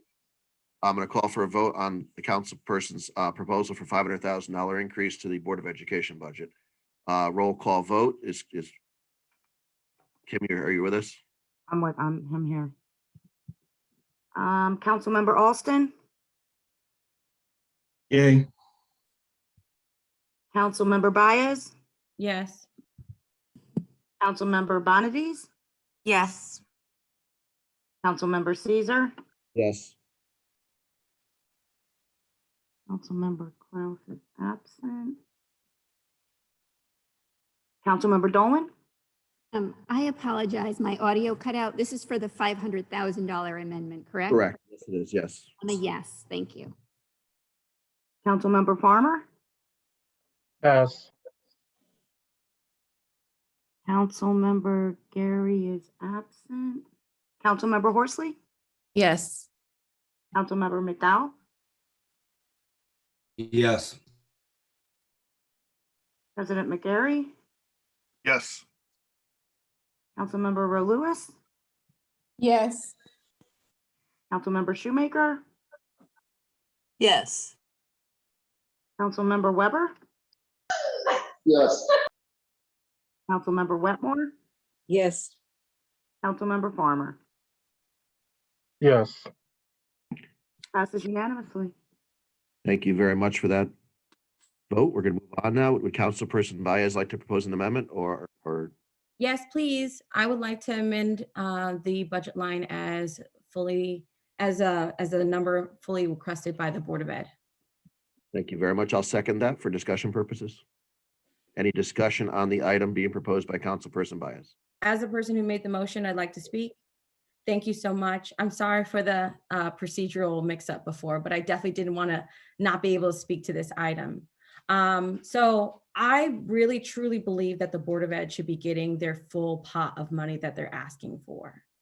The Board of Education is is the most important part of our budget, right? We should be putting it as the utmost importance for us to be educating our students, not just because they take care of our schools, but because this past year during this pandemic, they have taken up so much slack that is meant to be on other parts of our community, right? Where they're feeding our residents, they're making sure they have technology for connection and make sure they have all the resources they need to be a part of our community.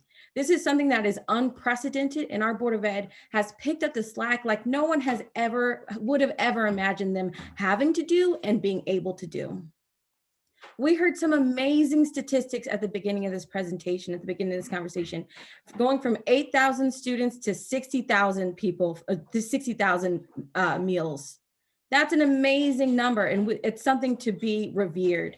So I just want to say, not only that, but going forward, they're going to need to fill the gaps that we've missed out because of this pandemic. And then also, they're going to have to continue their level of care that they've already started. So those meals that they were providing over the pandemic are not going to taper down immediately. They're going to keep on going until we figure out how to fix our economy as a whole and how to get Hamden residents back on track. What I've talked about during this meeting, during the last meeting, is that what we need as a Board of Ed is to not sacrifice our equity efforts, right? Last year, when we didn't okay their budget, we were sacrificing equity efforts. We cannot let that slip by another year. That is standing up for the voices of our Black and Brown residents who've already pointed out lacks in the curriculum, training, and access. All right? Our Board of Ed is doing a fabulous job, but we can do better, and we need to do better by giving them the money that they need to do it. Not to mention central office already taking another year of no salary increases rather. The performance that the Board of Ed has been doing can be revered. I'm so proud of them, and I want to continue to support them 100%. So that's my campaign. That's my few words about it, but I hope that my colleagues agree. Thank you very much, Councilperson Baez. Councilperson Farmer has his hand up. Councilperson Farmer. Thank you, Chairman. Yeah, I remember my first time through you, Chair, being on the council, fiercely advocating for more money for the Board of Ed. And although they have taken up a charge, we need wraparound services, right? We as a town have to set our priorities of what we can and cannot do and how we're going to meet there. The Board of Ed has done a phenomenal job, but in many areas, we have failed, right? Education, we give grade marks, we have failed, right? And when we're talking about students with special education, when we're talking about English as second learners, when we're talking about Black and Brown students, achievement rates, we have not achieved where we need to. And I do not believe more money will get us there. So the question to us is making a plan. And this is partly not on the Board of Ed, this is on us as the town council. What are we going to do for wraparound services to make sure our students are achieving outside of school? The same way we can't saddle all our problems on the police is the same way we can't saddle all our problems on the Board of Ed. And there are many hours outside of the institution of schooling that we as the council need to figure out how we are best partnering. I don't believe giving the Board of Ed more money is going to solve all those issues. Our rates of enrollment are going to be going back up in the next 3 to 4 years. So it's not like we can hold off forever on giving the Board of Ed more money because we're going to have more kids, but we have to set our priorities of how best to spend this money. I cannot support this motion because I do not believe that putting all of that money into the Board of Ed is going to fix the other institutional issues that happen outside of the school. But I hear you, Councilwoman, and I agree. We need to make a concentrated effort to make sure those first in need get the priorities that they need so that they can succeed, not just sustain with food or shelter, but to succeed in our community. Thank you, Chairman. Thank you very much, Councilperson Farmer. Councilperson McDowell, and I think we wanted to break after that, so I'm not sure if we'll vote on the amendment on the floor and then break after that. I think is probably the best procedure. Correct, Council President? Council President, are you okay with that, or should we continue? Yeah, good idea, Mr. Caesar. Thank you. I just saw Councilperson Roe Lewis's hand go up as well. So after Councilperson Roe Lewis, we'll vote on the amendment, I think. Councilperson McDowell? So my apologies. I'm trying to keep up with what's going on in the chat.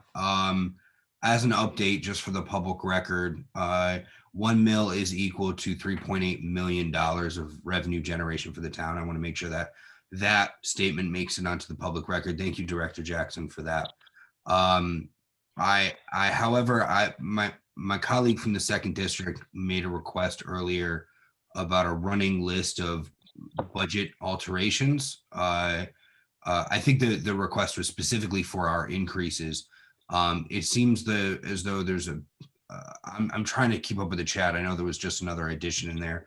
Could we have an update on where that list exists? I recognize that the clerk of the council, emails us after every budget deliberation. There is a tabulation of adjustments from that budget deliberation. However, there must be an existing list of all changes that have been made. Is that where does that stand? Where does that exist? If I may, Mr. Chair, those lists are what I believe to be the true, fair, and legitimate representation of what the council did. So that list is a collection of those daily runs. So I have that, you have that, the council office has that. It's the same list. It doesn't get changed once it's prepared by council office. However, do we have, without having to go back between those several emails and do the math, on lunch break, is there existing is all of that aggregated into one list currently? Do we have a spreadsheet where all of the adjustments are added up and tabbed at this moment? Yeah, you don't have to do what we it did today. Yeah, you don't have to do it during lunch break. I'll do it during lunch break. I'm not asking you to take away from your lunch break, Director. Come on, I got my my sausage McMuffin. It's fine. It's fine. I'll put that together. I don't want to speak for my colleague who made this request, so I'll I see he has his hand up. I don't necessarily need this today. I believe Councilwoman Dolan actually did some tabulations, and we believe that stands just under $200,000 in actual cuts at this. Is that Councilwoman Dolan? I know you did some math. Is that, can you speak to that a little bit? Person Dolan, I'll call on you to respond. Thank you, Mr. Chair. Based on my running total, which not guaranteeing is 100% correct, I have that we have net decreases of $195,600. And that is based on the decreases of expenses from the finance department and an offsetting increase from elderly services, and then some small decreases from our probate discussion. That is before the $500,000 increase that we just did, 60 seconds ago. So we're about $300,000 above the mayor's proposal at this stage. Is that correct? Fair? Okay. I would agree all right. with Thank that. you. All right. That way we can all take our lunch break. Thank you very much. Thank you. I see Councilperson Brito-Rolosi, you have your hand down now, correct? You don't wish to speak? I'm sorry, I didn't know, I didn't put my hand down, but I do wish to speak. Sure, you had your hand up. Thank you. Yes, thank you. Good morning, everyone. I first want to thank the Board of Ed for the phenomenal job they have done this year through COVID and to make sure all of our needs were served as it relates to the students that are in the schools in Hamden. I've seen it through not just what everyone is talking about, but through my own grandchildren. So I thank you for everything that you do and everything that you continue to do. My question is through you, Mr. Chair, is to our finance director. And the question has been asked for us, the motion has been made for us to raise it to the ask of the Board of Ed. My question to our finance director is, through in the summation and the information that was passed on through the Board of Ed and through when the budget was being put together, what went into the thinking to get us to 90 million now, 894,000 from the 92? Could you kind of explain to me and the rest to see how did we get there? And I just want to say right off, I want to hear from you first before I make certain decision. Thank you, sir. Certainly, and in the interest of full disclosure, I have 2 kids in the Hamden Public Schools, and I'm a graduate of Hamden Public Schools, like some others on this call. So I deeply appreciate what they do and what they offer. What went into the decision making was it flows back to the fungibility of cash. So let me put it this way. We're in a very unique grant position because we don't know what the items can be used for. We know roughly a set of numbers, but we don't know where it goes. And so, as I think Mr. Ariola said earlier, there is an opportunity, if we take it, to utilize some of these grant funds for infrastructure projects that would otherwise fall to capital. If they don't fall to capital and therefore become part of our debt service schedule, that's good for us because that's the fungibility of cash. So you can spend it here, you can spend it there. So the rationale for this was we're in a unique grant posture position. We can keep some money off the deck in other ways, but we are not accounting for any Board of Ed grants. They're not in the budget. They're not even being considered because we don't have enough information right now to know how they can be used. So the Board of Ed is going to get this cash infusion, and we think it's going to be allowable in certain infrastructure costs. Some are embedded in the Board of Ed budget, some are embedded in the capital budget. But just based upon the fact that we know that they are coming, we have a high degree of confidence of that, even if they're not in now, and even if we don't know what they can be used for, we reduced the Board of Ed ask. It's a long answer, I understand, but that's the answer. Thank you very much. The chair recognizes the councilperson from the 2nd district. Oh, I'm sorry. I thought you were Sorry, finished. I'm still in this. You still have the floor. I apologize. Thank you. No problem. I thank you for your answer, Mr. Chair. So in the English language, basically, there are funds coming. And so you wants to make sure that when the funds come, it is spent in a certain way. So you did not want to fully overextend the town because there are other things that the town has to do per se. So English language, yeah, I appreciate that, sir. Thank you. I'm understanding that, yes, there are ECS increase that are coming. There are the CARES Act that is also coming.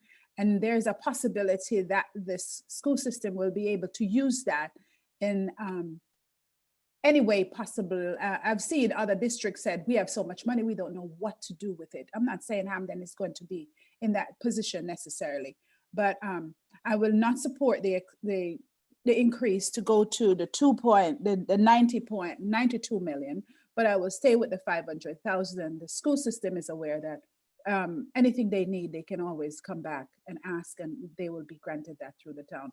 I appreciate the time, Mr. Chair. Thank you. Thank you very much. The chair recognizes councilperson from the 2nd District.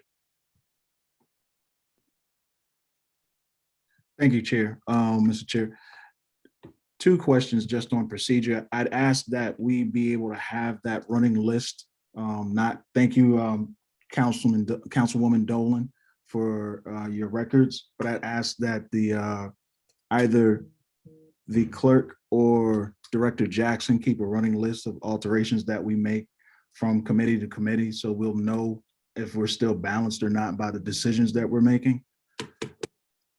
I will do so, sir. Second, I guess procedurally, if we do vote on these things as we are trying to handle things expediently, do we have reconciliation if we're not aligned and balanced at the end of this process? My understanding, having been in the process for many years, is we do go back at the end and we have a chance to modify any type of amendments that have been proposed or changes to the budget that have been made at the end at cleanup time. I'm not sure if that's changed, Council President, or speak to that. Yeah, thank you, Mr. Caesar. Yeah, we will technically, although tonight, we have a schedule that we're trying to keep to. Anybody, it's an open process. If you wanted to all of a sudden make a motion to add a 60 grand grant writer to community services, you could do that now if you really wanted to. It's a little more efficient for us to go department by department. But process-wise, we have 2 dates that we still need to schedule. We must have a public hearing, and we must schedule a date for, if you want to think about it as final reconciliation, you can think of it that way. And any motion can be made at any part of the budget up until our final vote on, a agreed to budget. And sometimes at that night, we even might make some last minute changes to get the budget balanced, or to a mill rate that is a particular goal, or to fund some services that someone might want at the minute. So I guess, Mr. Alston, the answer is we can do it any way we want. But there will be one last public hearing once we've kind of reached an area where we're like, okay, here's our budget. We've come through every department, we got to the end. Then we'll have a public hearing. Then we'll have one last meeting where we can make any changes that we feel might be necessary, and then vote on it. And Okay. Thank you. Thank you. Thank you very much, Councilperson. Any further questions? Thank you. As the seconder of the amendment, I just wanted to ask if the amendment proposal could be modified to $750,000, Councilperson Baez, instead of 1,000,009, I believe. Would you entertain a friendly amendment? I will. Well, 750,000. So the amendment's been modified to $750,000, correct? Is that, you're making sure I'm doing this right?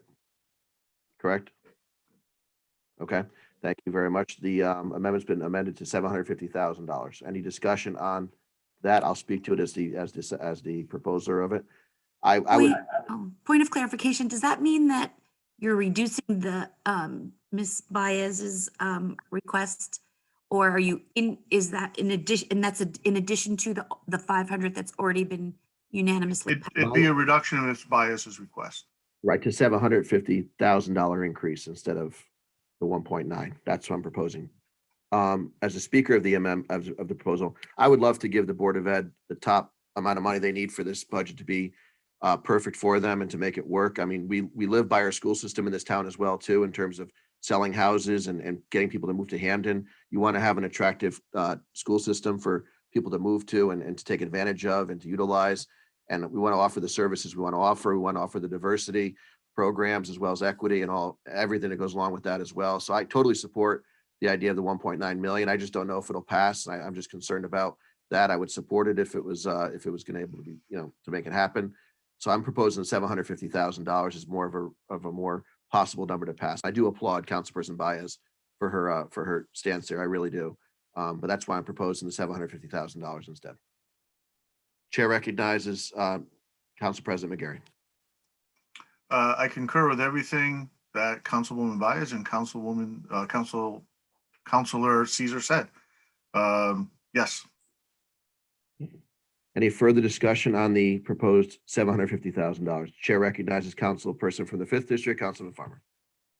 Yeah, I cannot support this through you, Chair. Every year we go through this, the administration underfunds the Board of Ed. We are left to be the bad guys or good guys. You know, we have to be honest with the public, what we can afford and what we can't afford.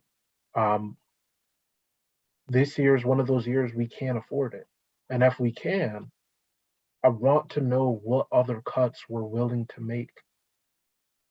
So I cannot support this motion. I feel it's a false choice. But I won't fall into that trap. I'm just gonna not vote for the motion. Thank you, Chairman. Thank you, Councilperson. The councilperson who proposed the proposal wishes to speak. Councilperson Baez. I just want to reiterate that I believe the Board of Ed is our first line of defense for crime, for our grand list, for the climate in our town. When it comes to what we've seen around the country, which is a spike in teenage crime, I feel that our Board of Education is our first line of defense for engaging our young people into the school system, into programming, so that to work as a deterrent. I believe that this Board of Ed, although they're not set to just do our wraparound services, that's not their main goal, does achieve a lot of those wraparound services that we need to get done for our young people in our town. I also believe that when it comes to our school system, it's our biggest thing to brag about when we say come to Hamden. We say, come to Hamden, buy a home here, because our school systems are so great, because you have access to good education for your children. People who are making their families and their future are looking for a town like Hamden that invests in their Board of Education. So when it comes to growing our grand list, growing the amount of people who are homeowners and paying rent and buying within our town, that means that we have to invest in our education and our young people so that they can be, I hate to say it, just products for us to brag about. You know, look at how great our kids are. And I'm looking forward to putting in my baby into these Board of Ed schools. So I'm not a direct beneficiary yet, but eventually I will be. So thank you for the time. Thank you very much. I see Councilperson Schumacher from the 6th District wishes to speak. And after that, I think I'll move for a vote on the amendment. Thank you. I just want to say I'm not going to vote for this amendment, but it isn't because I don't share the passion for our schools and the great work they do. They have been under a lot of stress this year, and there is an infusion of what Director Jackson calls fungible cash coming their way. And we have already been promised a memo when they find out what they can spend that on. So I'm very appreciative of the increase that we've already voted on. And I don't think it's fair to the taxpayers to vote for more money at this point when they're looking at $10 million and hopefully some increased ECS grant funding if the state does its job well. So my vote no on this is no expression of a lack of enthusiasm for the great work of our schools, but I will be voting no. Thank you. And Councilperson Wetmore, you haven't spoken at all during this session. I'd like to give you a chance to speak. So you have the floor. Oh, thank you. I'm also a product of the Hamden school system back in the dark ages. But anyway, I have a question. I think our Board of Education does an excellent job. I really do. And you know, my kids were all products of it and they're all well established. And, you know, I think that pouring more money into this would be a great idea. However, I don't think we can afford it.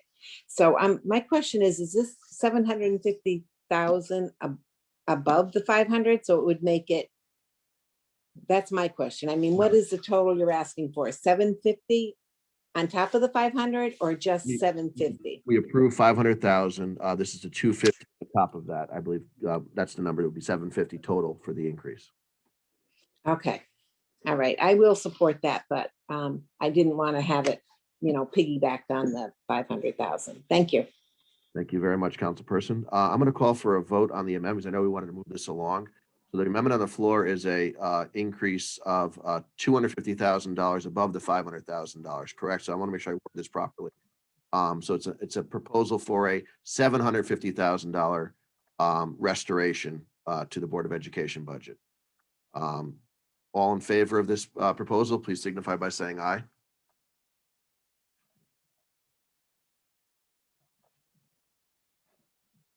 Kim, do you have it? It looks like I'm only seeing two. Oh, hold on. I got more now. I have 1, 2, 3, 4, 5 in favor. Can we do a roll call? Sure, we'll do a roll call vote on it. The roll call is to vote for a $750,000 restoration to the Board of Education budget. Councilman Alston, Nay. Councilmember Baez, Yes. Councilmember Bonadies, No. Councilmember Caesar, Yes. Councilmember Dolan, Yes. Councilmember Farmer, No. Councilmember Horsley, No.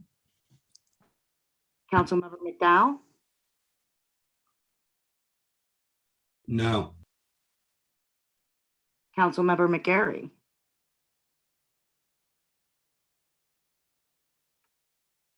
Yes.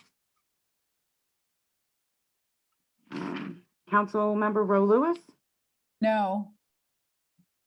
Councilmember Shoemaker, No. Councilmember Weber, No. Councilmember Wetmore. Yes.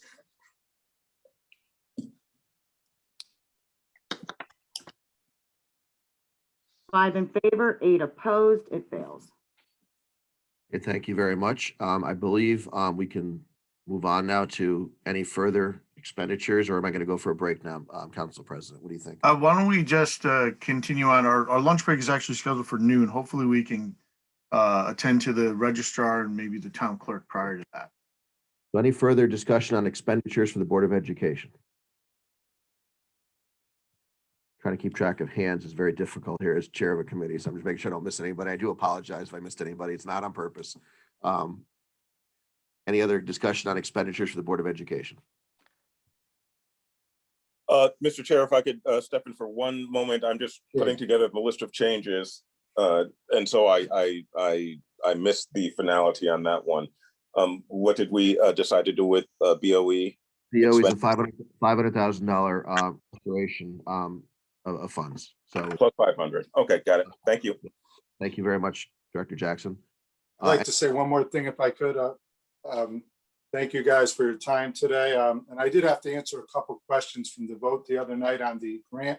There's a 1-year warranty. I got questions on the warranty regarding the HVAC equipment. There is a 1-year warranty, which is standard, and it's with Train. And the good news about it is easy to get parts. Some of our older equipment, obviously, parts are in Canada. They're all over the place. We're having trouble getting it. The good thing is the parts for this equipment are local, and we'll be able to get them as needed. And we do have a maintenance plan. We have a plan where we grease, we change the belts, we change the filters. So I just want to get back. I know we had that question the other day. And then the last form of an update, again, we are really looking for the future. We're going to address out of our 5-year capital plan, we've addressed $3 million of local share money that will not be hit Mr. Jackson's debt service. The next phase is the roofing and window projects. Hopefully those will be approved very soon. And that's where we turned $4.2 million of repairs for old capital. And we'll be looking forward to continue to do this and work together with you guys, because the superintendent's charge to me is we listen, to put a preventive maintenance to take care of our schools moving forward, and we will continue to do. Mr. Thank you Chair. very, sure. Board of Ed Chair, you may speak. Thank you, Mr. Chair. And just, I just want to say briefly, thank you for your time, and thank you all council members for being for your kind words and recognition for the work that the board does. I want to just, I think it's very important to say this, to make these positive statements. It's been a challenging year, but the staff in our schools has worked really, really hard. Central office team has been incredible, working very long hours, foregoing weekends, vacations, etc., and even enduring their own losses during these traveling times. So I just want to give a shout out to everyone on the board side as well here. Just thank enormous gratitude for all the hard work that they put into making this happen. We are proud to be part of the solution in terms of food security, education, and technology, many more initiatives. We thank you for, I thank you for recognizing that here.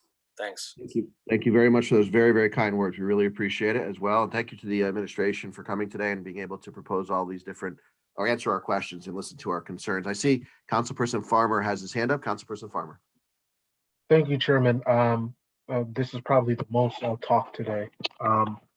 I do want to thank the efforts of many of the community members, many of the educators, unlike other departments in town, mostly live in town, right? I appreciate the last decade, part of which I was a student of the efforts of Board of Ed of returning money. I also want to flag, and as I say every year, use us as a resource, use SEPTA, the special education PTA, as a resource so that we can get these achievement numbers up. I appreciate when y'all return money to us, but we are in the business of educating our youth. So reach out to us, put us to work. It's easy for us to cut your budget. It's a lot harder for us to do that and then not put in the work. So know that you still have a partner here to put in the work and actualize those numbers. Through you, Chairman. Thank you very much. And I do want to once again reiterate, because I said it sort of fast, I want to thank Superintendent Goller as well as the Board of Education staff and people who are here today to support the budget. We really appreciate all you do for the students and parents in this town. And thank you for that. We really mean that. Thank you. Sorry, Superintendent Goller, would you like to speak? Just thank you. Thank you for that. Thank you. Thank you. I'm going to call for a vote on the expenditures as amended now in terms of the budget. So all in favor of the Board of Education expenditures as amended, please signify by saying aye. Aye. Aye. Aye. Aye. Aye. Okay. All opposed? Any abstentions? The item is passed. Thank you. Unanimously. Mr. Caesar, and thank you to our Board of Ed folks. Your work is much appreciated, and your time today is much appreciated. Our next item of business, so Good morning. that's all, right, Mr. Caesar, all done. So thank you, Board of Ed folks. We don't do Thank position, you. correct? There's no position approval, right? For Board of Education? No positions, yep. I think we're all done there. Next up is Registrar. sure, it's under election. Yes, So, page 46. oh, hey, Mr. Hariola, there we go. Oh, hi, baby. So page 46, and thank you for your time, Ms. Mentone. No and problem. Ro Lewis, I'll make you host now. Ms. Lewis, the floor is yours. Thank you. Good morning. So we have registrar as the registrar, election and registrars department that we are going to discuss. With us today is Mr. Esposito and Ms. Mentone. Can I Yes, we're see your here. faces? Thank you. All right. So I want to make a motion to approve the mayor's expenditure since there is no revenues in this department. Second. Okay. Thank you. Any discussion?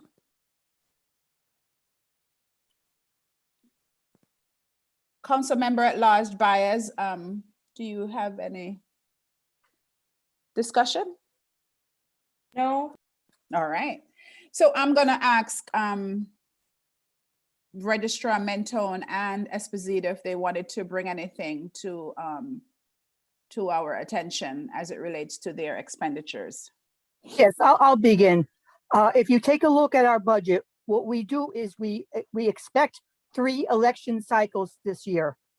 In September, we expect a primary, probably for mayor, board of ed, and council. We always budget for a 2-party primary, even though in the past it's been 1 party, but we still expect 2. The second election cycle is November, which is of course the general election. And in our budget this year, we had to plan on a 3rd possible election, which is for town committee members in March. So our budget indicates funds for those 3 election cycles.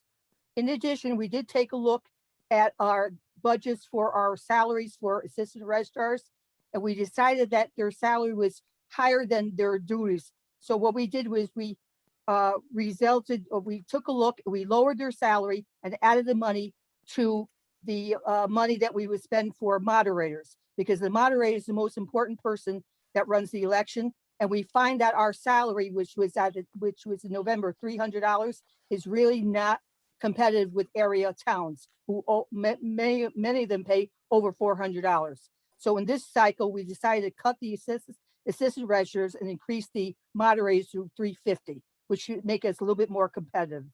We also, in this budget, increased our salary for our workers $1 more to be in line with the minimum wage, which is $13 an hour, starting, I think, in August.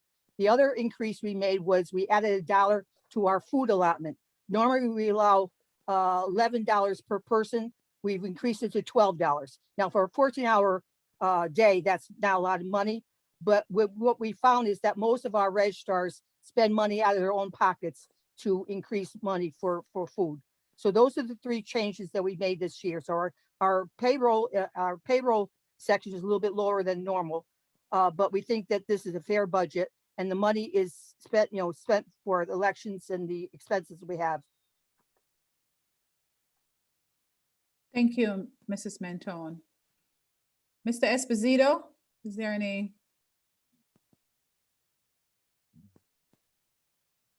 Okay, all right. Any further discussion? Let me check your hands. I see no hands up. It's been moved and second. Miss Mentone, I want to thank you for everything you've shared with us so far. Appreciate it. Thank you for being here this morning as well. Since there's no further discussion, I'm going to ask for a vote on the expenditure for the registrar's office. All in favor?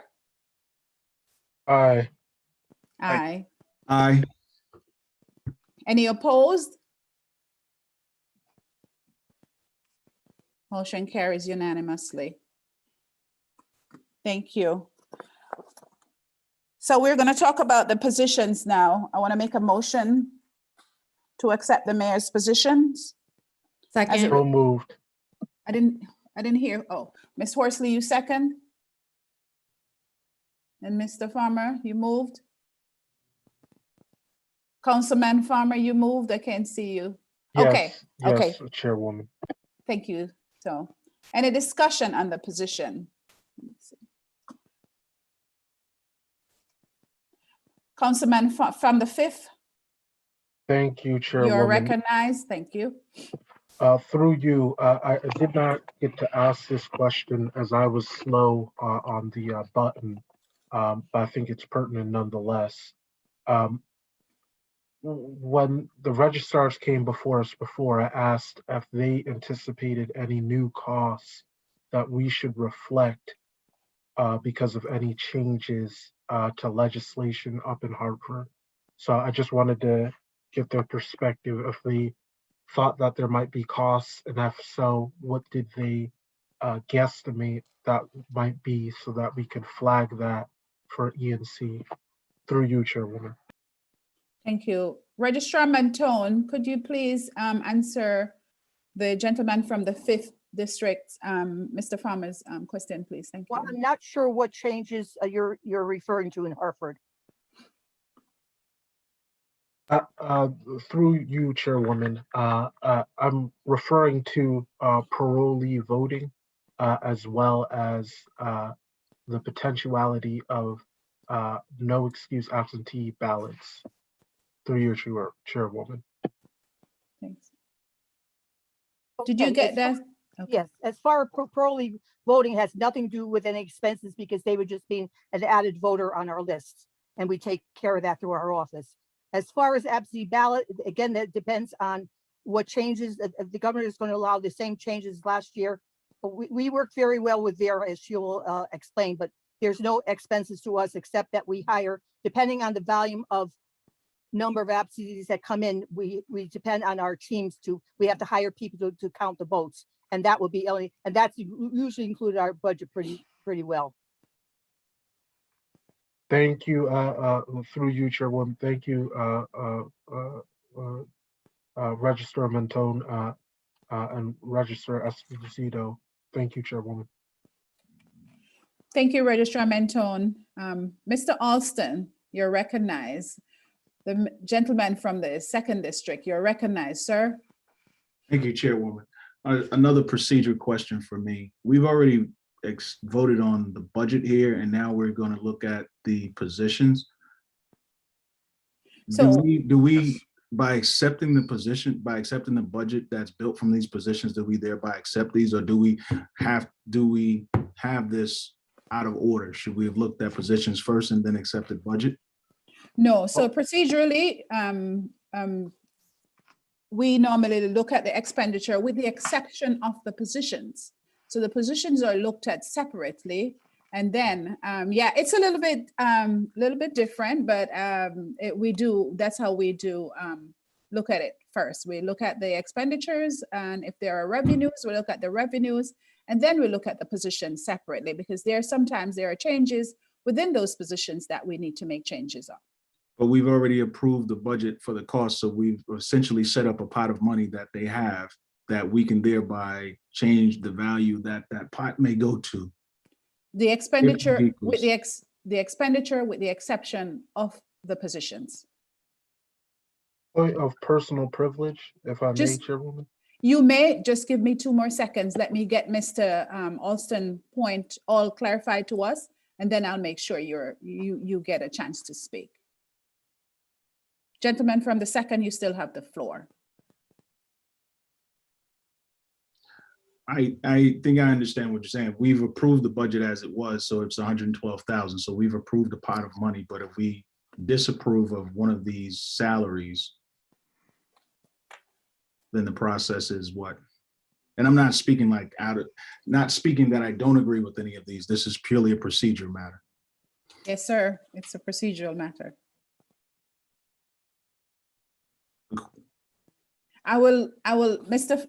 The gentleman from the 5th, give me 2 seconds. I will let you speak, but I'll let the president of the council speak. I see him, he wants to talk. So. Thank you, Ms. Councilor Roe Lewis. The procedure can be a little like chicken and egg and cart before the horse. In the way it goes, we kind of have to keep track of what we're doing. Since usually the expense line, so many other expenses, that procedurally we could do positions first if you really wanted to, but usually the expenses are much greater than the registrars. But we can go not the registrar, the positions. We can go back and make alterations if needed.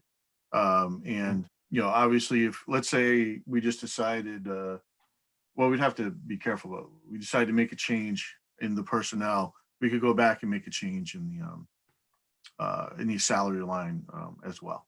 If I add that the line for the salary should be 105,591, because we did change the amounts for the assistant registrars. I don't know if you're looking at an old version of the budget or not, but the bottom line for our jobs should be 105,591. we have 112.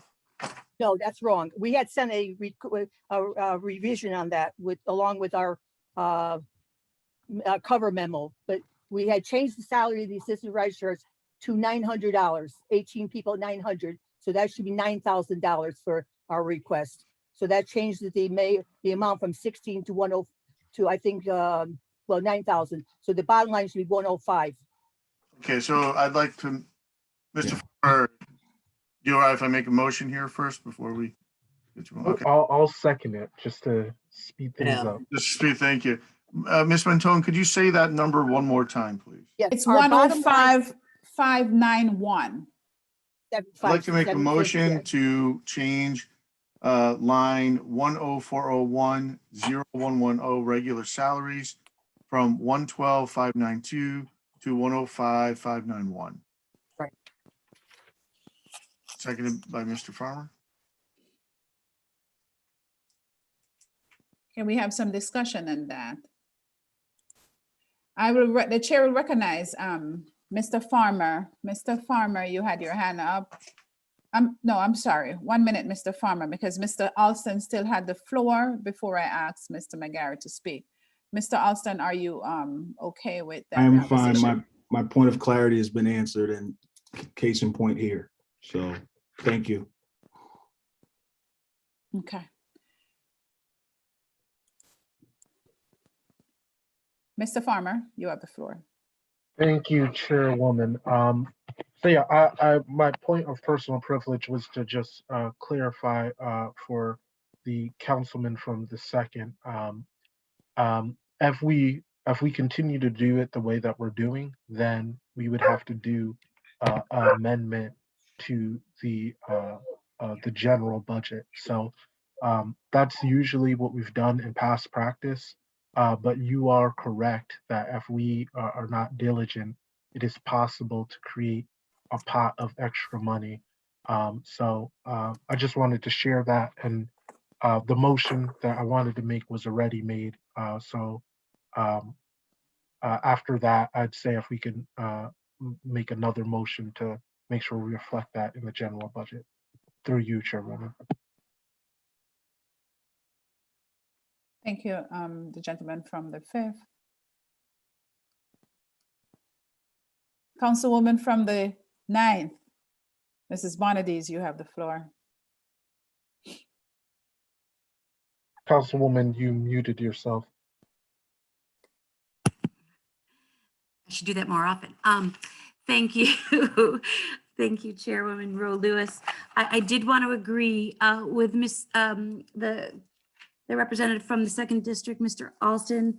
Normally we accept the revenues and then positions and then expenditures. That was our order. So I do agree with you that it would make more sense to discuss revenues and then do the positions, which then would reflect the expenditures. And that was the order that was sent to us by President McGarry. So I just want to point out that you are correct procedurally.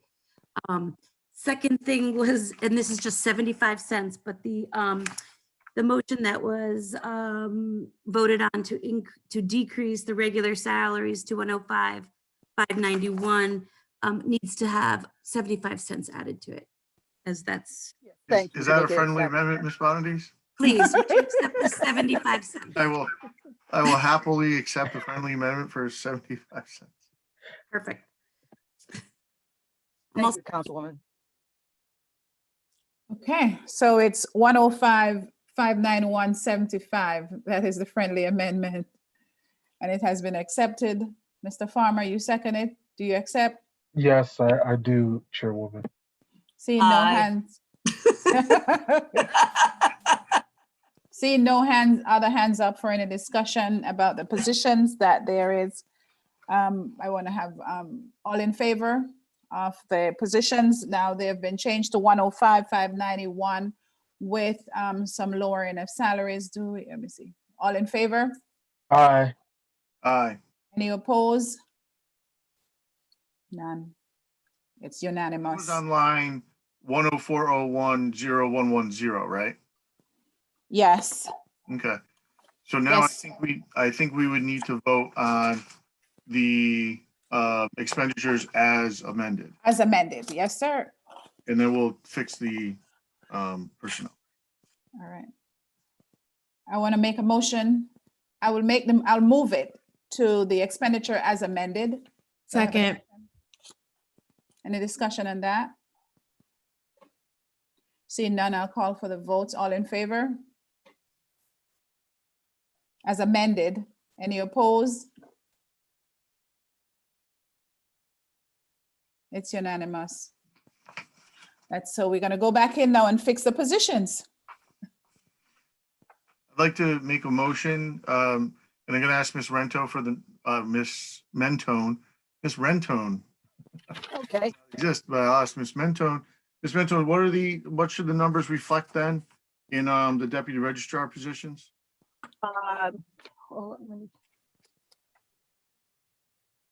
Okay, we changed the registrars from $900 to 500 each. So whatever 500 times 18 is, I think, is that 9,000?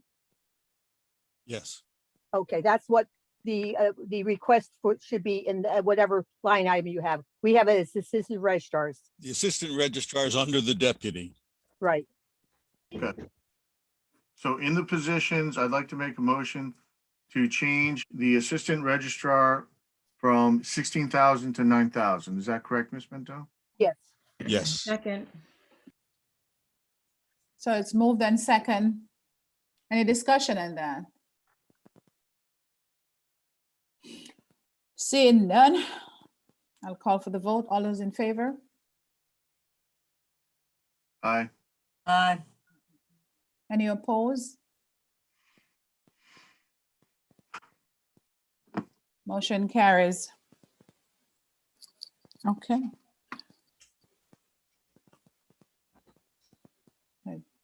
Okay.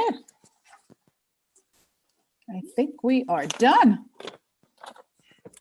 And we look forward to working with each of you who decides to run for reelection.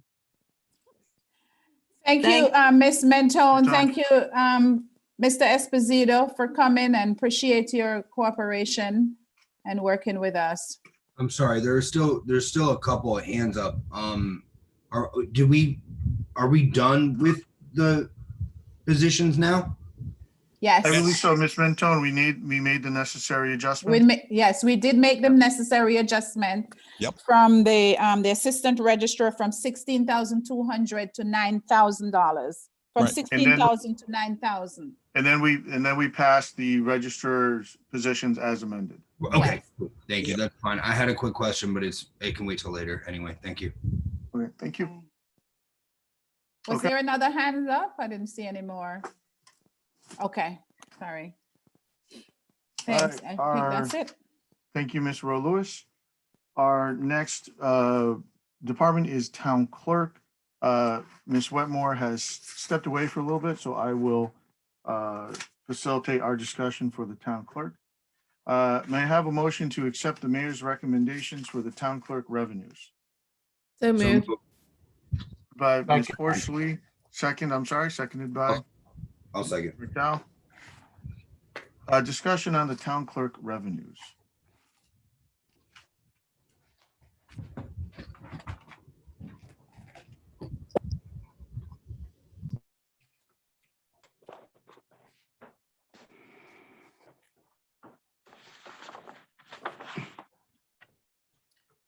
Ms. Bonadies, Ms. Bonadies?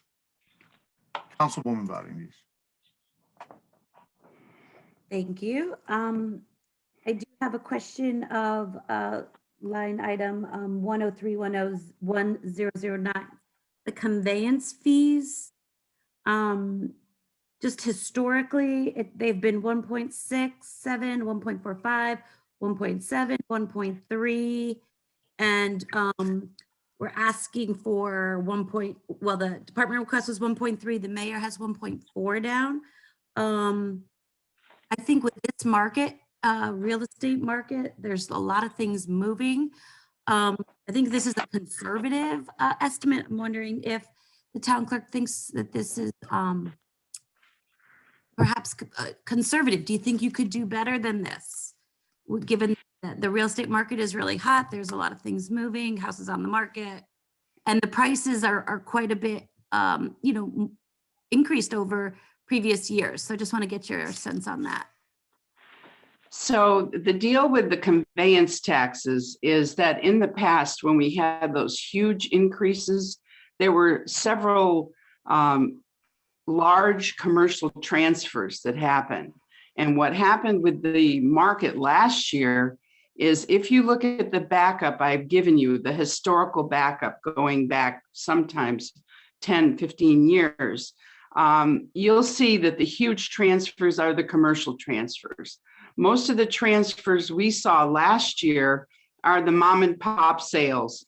We had a few large income homes that sold, but by and large, it's your average home that's sold, and your conveyance is going to be $1,000, $2,000. It's not going to be $300,000 or $100,000 from the sale of a medical building or an apartment complex on Mix Avenue. So I wanted to project what I felt was a fair revenue. And actually, with the way the market is, we may exceed it. And I'm sure the finance director gave me a figure yesterday that we're already at $1.2 million, and we had a projected $1.2 million for the year. The question is, if the federal government raises the interest rate, then you'll see because the supply is limited now because there's such a booming market, that actually that the interest rates, once they go up, then we may see the conveyance go down. But at this point, we did over 1,000 deeds this month, 997, I think. And in December, we did like 600. So, the interest is still there. This is the usual time of the year when most people will transact real estate transactions during the spring and the fall. And we saw a booming business in November to March. As a matter of fact, the fees reimbursement to the state this month is $70,000, where traditionally it's been like 40 or 45, maybe 50. Last year, it was at 35. So it's all contingent on what the market's going to do and who comes in and gives us a deed to record. So I hope that answers your question, Councilwoman Bonadies. Yes, thank you. Thank you. It's nice that you have a good sense of, comparison over last fall through the spring. It really gives us a good picture of what's happening in town. Thank you.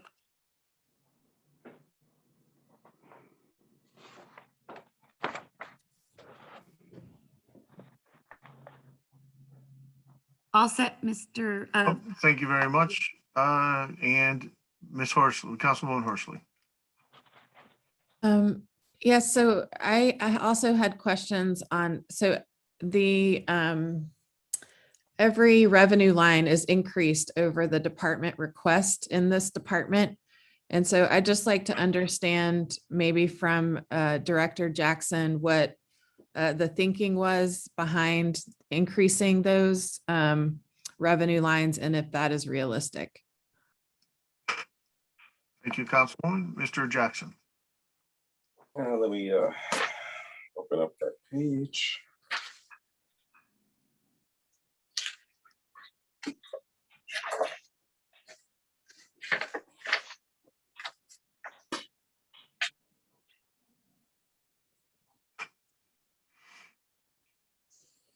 Okay, so running through the lines, document fees ended south of the department projection for 2021. So kind of split the difference there. Clerk asked for 750, department projection was 950, so 850 is where it landed. The vital statistics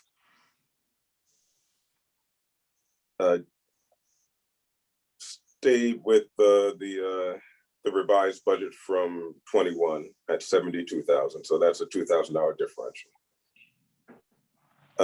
Dog fees. Again, went back to reverted to the 21 budget, which was 14,000.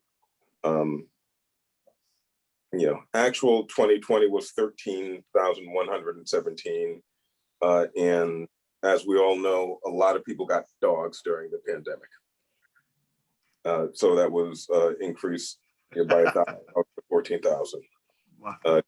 Conveyance fees, I think you already discussed with Councilperson Bonady's question, and miscellaneous.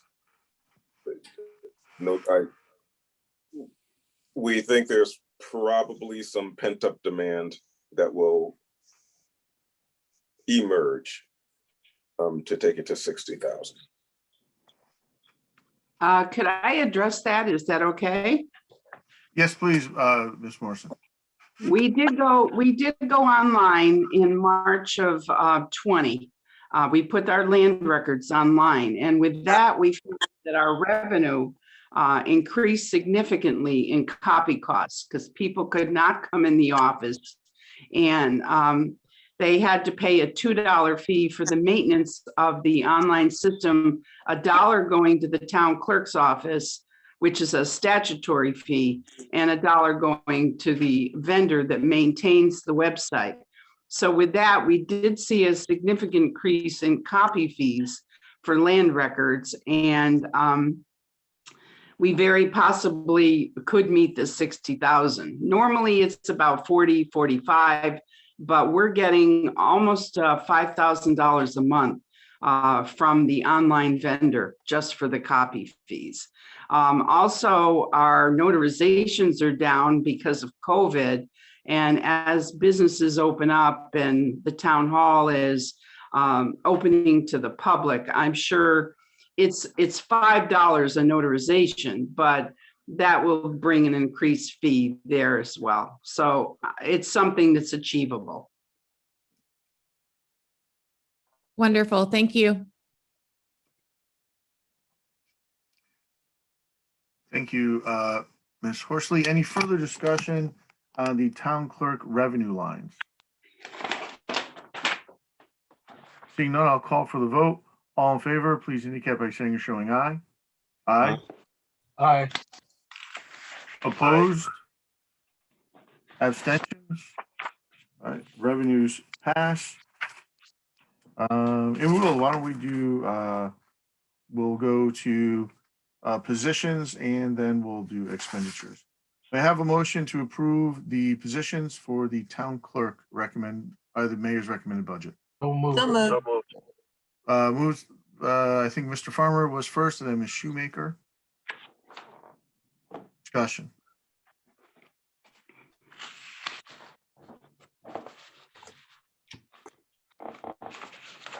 Ms. Bonadies. Councilor Bonadies. Thank you. Mrs. Morrison, I took a look at some of the towns with similar demographics, population, and most of those are the town of Bristol has one assistant town clerk, Manchester 2, Danbury 2, West Hartford has one deputy and one assistant. Fairfield has 2 assistants. So we have 3 assistant town clerks. And I understand you told us last budget time that you were expecting a retirement of one of the town clerk positions. Is that correct? At this time, we're fully staffed. We are expecting a possible retirement at the end of May. If you recall last year when this issue came up, I sent you quite an extensive, and I'm glad to send it again, review that I did of the similar towns.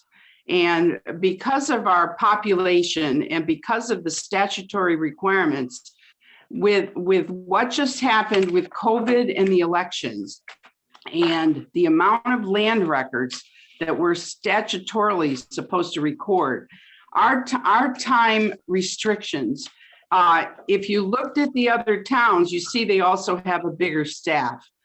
the assistant town clerks assume all the full statutory responsibilities of the town clerk in the town clerk's absence. So with doing 1,000 deeds this month, you had one assistant town clerk just constantly recording land records that have to be done within a 24-hour time frame. You had the other assistant town clerk indexing those land records within a 24-hour frame. And then you had the third assistant town clerk trying to do all these reports. We're up to almost 5 or 6 reports to the state of Connecticut. It's a daily bookkeeping responsibility on top of certifying all the vitals, making sure all the books are together, not to mention elections and everything else. It was a very stressful year for all the town clerks. And thankfully, we had the CARES money. We were able to get the additional staff. But we found with COVID, with the limited hours, with trying to catch up from last year, that we were down to 2 assistant town clerks, and it's had a devastating effect on our office and every other town clerk's office that I've talked with. So to take a revenue-bearing department such as we are, and we are an arm of the state. We do more for the state than we can do sometimes for our own residents in our community, based on the 2,000 or so statutes that we have to comply with on so many different levels. It doesn't include tracking boards and commissions. It doesn't include the military records. It doesn't include the dogs. It doesn't include the thousands of vital records. We're in a state where the town clerk is expected to do everything. We are not a county form of government. We don't have a county recorder of deeds. We don't have a county registrar of vital statistics. We don't have somebody that just does dog licenses. We don't have a Bureau of Elections. We are the whole shebang. And we are a revenue-bearing department of the town that's expected to comply. Just in not paying these fees reimbursements to the state of Connecticut, it makes Hamden look bad. Because if we're not able to get the staff that's able to meet these statutory requirements from the state of Connecticut, it puts the town in a very bad light. So I would be glad, more than glad, to send you that report again that I prepared very extensively last year. And I'll update the revenue costs and the number of documents we did, even in a COVID environment. We were here nonstop from March 17th last year, right to date, when everybody was staying home and staying safe. My very dedicated and competent staff was there. And they are very frustrated that we cannot catch up based on the limited hours. That'll open up. That's not a problem. But why you would think of cutting a revenue-bearing department that reports to the state of Connecticut and the constituents of Hamden, I will never understand. So to take that away, if this is an attempt to somehow limit the town clerk's office, you will restrict the town clerk's office, much like you saw happen in the assessor's office and the finance department. So I will send you the report, and you will find, based on the numbers of documents, we are the permanent record keeper of the town of Hamden with many, many responsibilities beyond what you see on a piece of paper here. And to do it to me, I won't always be here as the town clerk. You will restrict the next town clerk, and you will have repercussions that will come down onto the town because we are not able to meet our statutory responsibilities. Thank you, So Mrs. Morrison. I appreciate your answer. I have a couple more questions if you don't mind. Certainly. So the land records position that's being asked to be upgraded, that position is also able to fill in for an assistant town clerk or to perform those duties as well. Is that correct? No, that's not correct. One is in the town hall. Okay, you answered my question. My next, if there was an assistant town clerk that was out, would you be able to fulfill her duties or his duties if they to perform all the duties that one of the assistant town clerks, they are all supposed to be able to fill in for your position, are you able to fill into their position if there was one less or if someone was? Well, we all cover for each other on most of the duties that are required, yes. But don't forget that the elected town clerk has public responsibilities beyond what the assistants do. The 3 assistants are in the supervisors union. The other 2 are in the town hall union. So the duties, well, I can't call them minor duties because all the duties are important, but there's very specific duties that are assigned under the law to the assistant town clerks that the other staff members can't do. They can't certify documents. They don't record land records. There's certain things they can't do. We all do dog licenses. We all issue birth certificates, but only assistant registrars of vital statistics can certify marriage licenses. So the duties cross over for certain responsibilities, but not for all. Okay, I appreciate that answer. I think that's all for now. Thank you. Thank you, Ms. Bonadies. Further discussion on the positions in the town clerk office. Counselor Farmer. Thank you, Council President. Through you, thank you, Clerk, for joining us this morning. You said that, what was that, Council President? I'm sorry, I didn't understand you, Mr. Farmer. What did you say? Okay, sorry, I heard a noise, so I thought somebody was trying to say something. Through you, Chair, you said earlier that us not being able to get certain documents done as fast and as judiciously as possible, it will cast us in a bad light. Could you extrapolate on that? Does that mean that the town will look bad, or we will have fines? Like, what are the actual ramifications when you say look bad? Through you, Sherman. Do you want me to respond or? Yes, please, Ms. Morrison. Oh, Yeah, okay. just going to clarify, will it just look bad or will we run into? Well, no, a good example is the fees reimbursement account. Because it was shortchanged last year, we couldn't pay the state of Connecticut for February and March of the reimbursement, mandatory reimbursement of the fees. And there is fines involved. They would not grant the town of Hamden grant money. I'm not sure if there's a physical fine that OPM would do. But as far as the statutory requirements, Mr. Farmer, we are required by law. I mean, the title searchers and the attorneys would be all over us if we did not record their documents in a timely manner. You're talking millions of dollars of liability if we do not follow the statutory limitations that are in the law for the certain requirements of the town clerk. And the land records is a very specific thing that's involved, and so is the elections.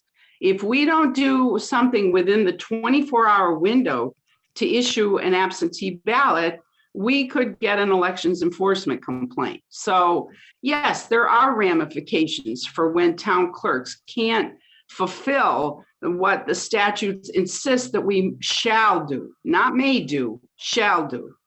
So through you, Chairman, if you could just clerk, if you could just clarify, some of these land records have to be processed within 24 hours. Through you, Chairman. Yes, they do. They do. Thank you, Clerk. Thank you, Council President. Thank you, Councilor Farmer. Further discussion on positions for the town clerk's office. All right, seeing none, I'll call for the vote. All in favor of approving the town clerk's positions, please indicate by saying or showing aye. Aye. Aye. Aye. Opposed?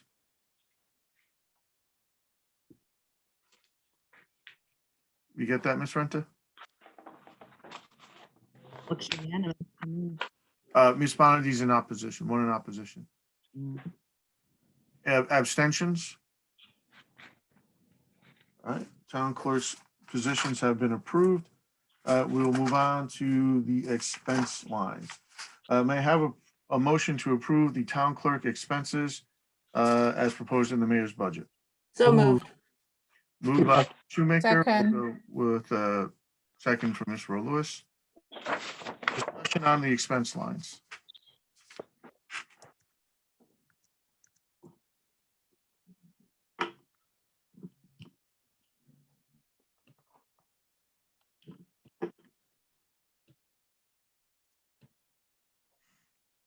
Discussion on the expense lines for the town clerk office. Mr. Counselor Farmer. Thank you, Council President. Through you, I have a couple of questions. One on the overtime line. Given the concerns you just shared with us, Clerk, do you feel that is an appropriate amount of overtime? Is the first question. And then the second question is on advertising. This is a question more for the administration. Are we making sure to bulk advertising costs where we can to be most effective with our budget? And also, are we using the cheapest vendors to advertise or the most appropriate vendors to get out information? Through you, Chairman. Thank you, Mr. Farmer. Would that be Mr. Jackson or Ms. Morrison question there? I'll take the second part first, if that is okay. There is an annual battle essentially between the newspapers and the municipalities regarding advertising restrictions, because obviously, the daily newspaper is not what it once was, and this continues to be a revenue stream for them. This is actually captured in the Connecticut General Statutes, the requirements for advertising, and they have not been changed. So we continue to pay more for less, I guess is a reasonable way to put it.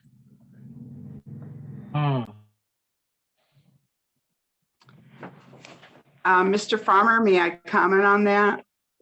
There's a possibility that the governor may extend the executive orders as far as advertising goes to allow it to be just on the website, because it's been a statewide problem in the town clerk's offices with the cost of advertising.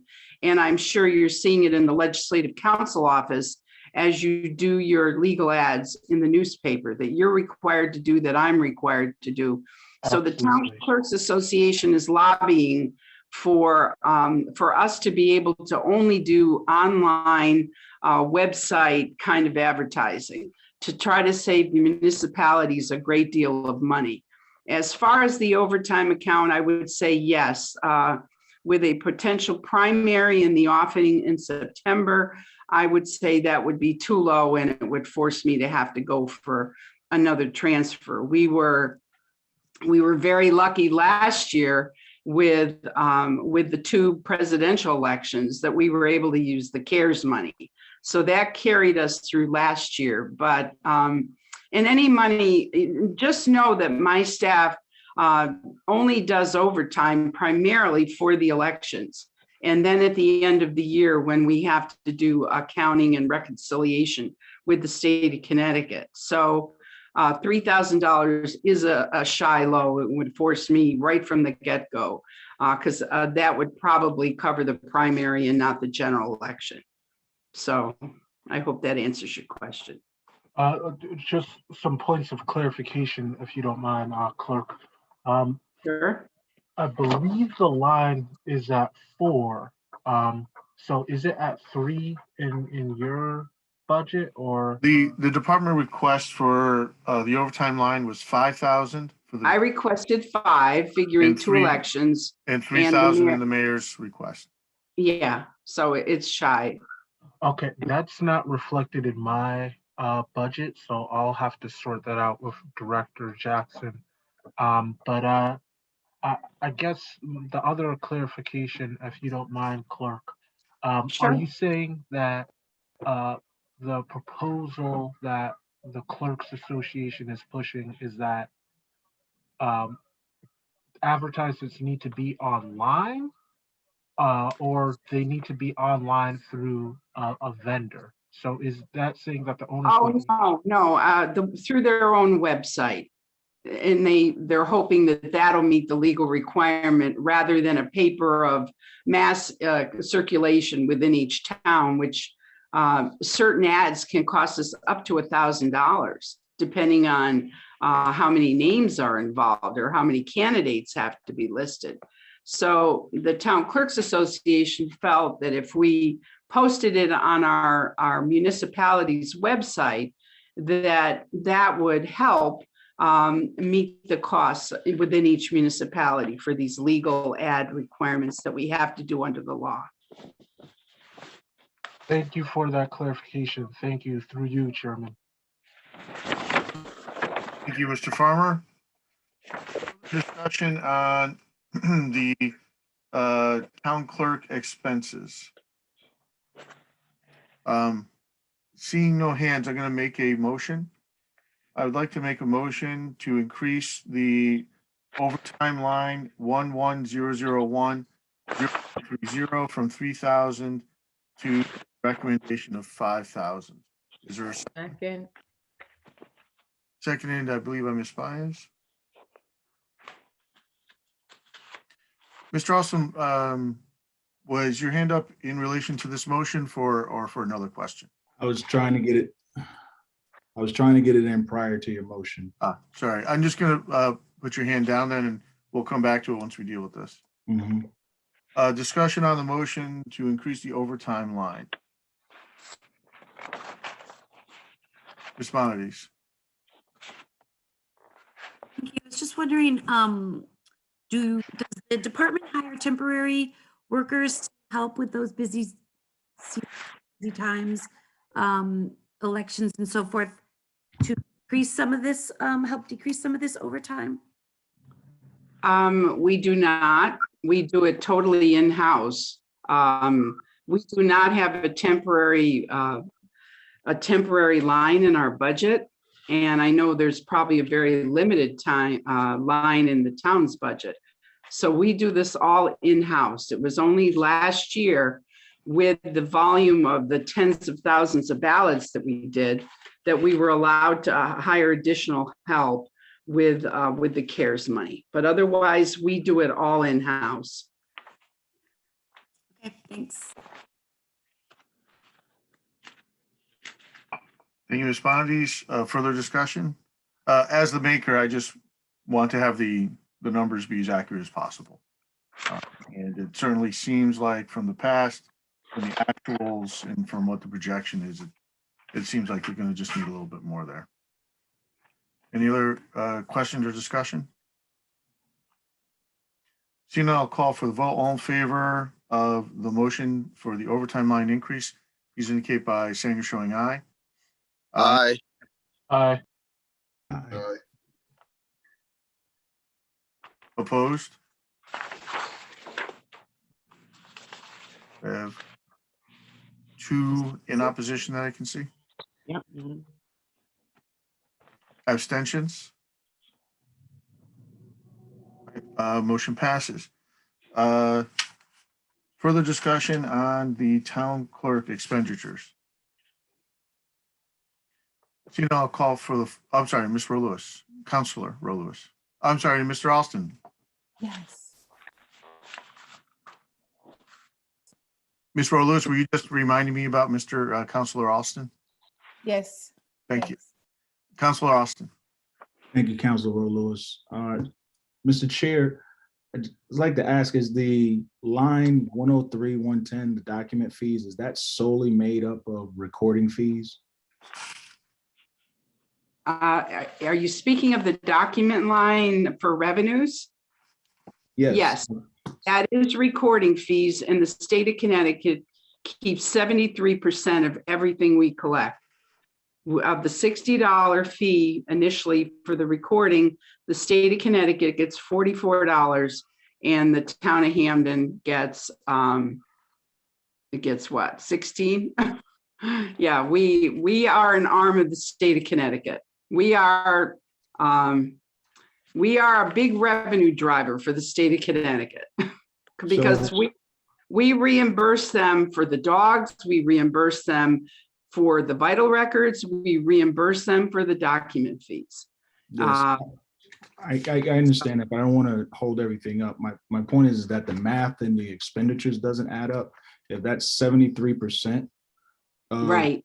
That's 73% of the $850,000 that's in the mayor's budget. And the expenditures portion, it wasn't changed on line 11001. It was still Okay. $547, 547,000. Which is what I had projected, Mr. Alston. Yeah, So- but on the mayor's line, it's not adjusted for that because that's a percentage. It should be the same. Yes, if I can jump in on that. Yes, we picked that up as we were looking at the transfer for current year. So that will be part of the mayor's supplemental requests that will be coming down the line to make that a true 73%. To make sure those numbers stay in tandem. So what do we need to do right now to fix this? That line needs to go up to, what is it, 73% of 850? That is correct. I'll write a poem about it, Mr. Alston, but you're the money guy. What, do you have the number?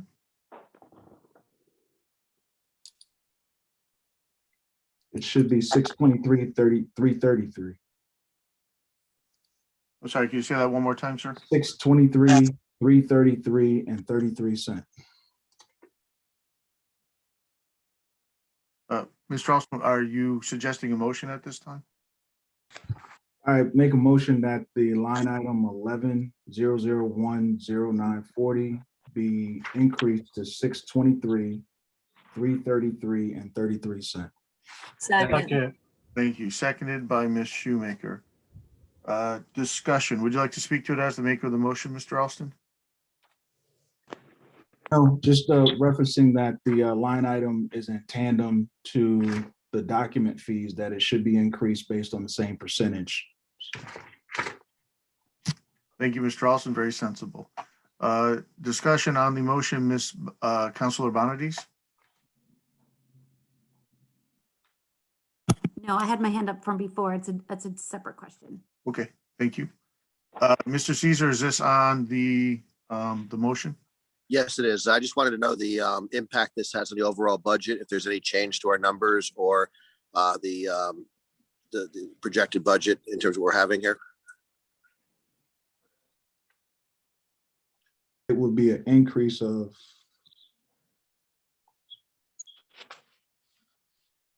The 100 and change there. I see about 75,000. That's better than I thought. Increase Hold the on. revenue to expenditures. Let me make sure. Equals that minus 547. It would be an increase in expenditure of $75,833. So we're going to note that in our numbers then, Director Jackson, in terms of additional 75,000 we've just added to the budget. Yeah, so in our supplement, we would try to balance that out somewhere, and we will continue to try to balance that out somewhere by providing some suggestions as to where we can make some additional moves that negate that impact. I just want to applaud the council person from the 2nd District for his thoroughness here in catching this. I really appreciate that. And it's really great work. Thank you, council person. Concur, Mr. Caesar. Further discussion on the motion to amend the fees reimbursement line. Councilor Shoemaker. Thank you.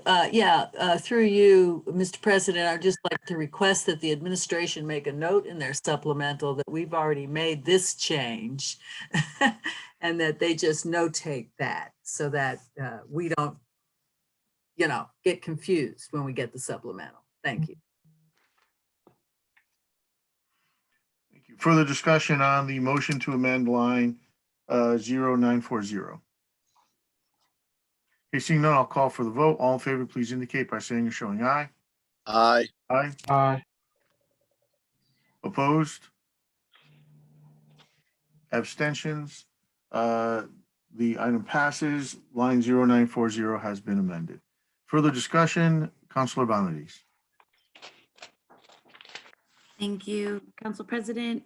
I'm just going to go back to the positions for just a second because it's really a revenue issue. If that position, the assistant town clerk position, was to be filled, at what number? I mean, the current rate is 80,000. What number would a new position be filled at? Would it go back down? Yeah. Oh, I see what you're saying. It would be about 67,000. So there would be a reduction in salary. So there is some savings there. Thank you for asking that. Thank you. Thank you, Ms. Bonadies. Further discussion on the town clerk expenditures as amended. Seeing none, I'll call for the vote. All in favor of the town clerk expenditure request as amended, please indicate by saying or showing aye. Aye. Aye. Opposed? Abstentions? All right, they pass as amended, and I believe that completes our deliberations of the town clerk's office. And we are 61 minutes behind, 62 now, where we were, which not that bad, honestly. So I'd like to get a feel for the body. Scheduled an hour for lunch. Would a half hour work for folks, and we can come back, get into the library, try to make up some time? Can I ask a quick question, and I'll leave it up to the body. Our library staff has been waiting for some time. Yeah. Is it, we're going to be here till 3. Is it I mean, I know it's been a long morning. But if it's all possible, we're all going to be here till 3 anyway. It would be nice if we could give our library staff some time back. Can we knock it out, even if it takes? Let's get a feel for the body. Do people feel comfortable starting in the library right now and then taking our break at perhaps 11:30? For you, Council President, yes. Yes. Other You folks? mean 12:30? It's 12:30. Thank you, Ms. Bonnie. Yes, 12:30. Is anybody not comfortable with that? I think I'm fine with it, but I think it should be noted that no one has been here. Everyone has been here because we're all on Zoom. So it's okay. But I just want to note that we're all on Zoom. We're probably in our homes, so it's okay. Okay. Well, I think then this would be good. They have been here, so why don't we, they've been waiting, so why don't we move forward and we can move with that. Ms. Klaus being absent, I will lead our discussion on our library. It's on page 103 in the books is where it begins. Is it? I'm sorry. Another point of clarity. Is it possible that somebody could communicate to our purchasing director the change in schedule? Yeah, we'll work on that. All right. Thank you. What is the change in schedule? It looks like we'll be doing lunch a little later. Looks like purchasing will be starting closer to 1 o'clock than 12:45, 1:15-ish. Yeah, we'll see if we can get. We'll see how I believe quickly he's in we the go. building with me, so let me just walk down the hall and let him know. Thank Okay. you. Purchasing should have been next. Well, library's next. Then we have a lunch break, and then Okay, let's do them. trying to find a little extra time. I'd like to make a motion entertain a motion to approve the library recommendation for the mayor's budget for revenue. So moved. Second. Moved by a variety of folks. We'll say Mr. McDowell, seconded by Mr. Farmer. Discussion on the library revenues.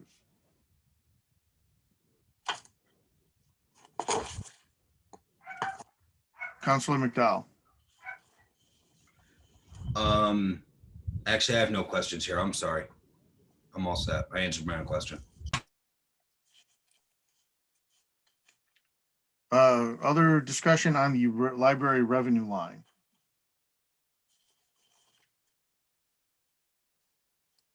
Okay, seeing none, I'll call for the vote. All in favor of library revenues, please indicate by saying or showing aye. Aye. Opposed? Abstentions? All right, library revenues have been approved. We'll move on to our positions.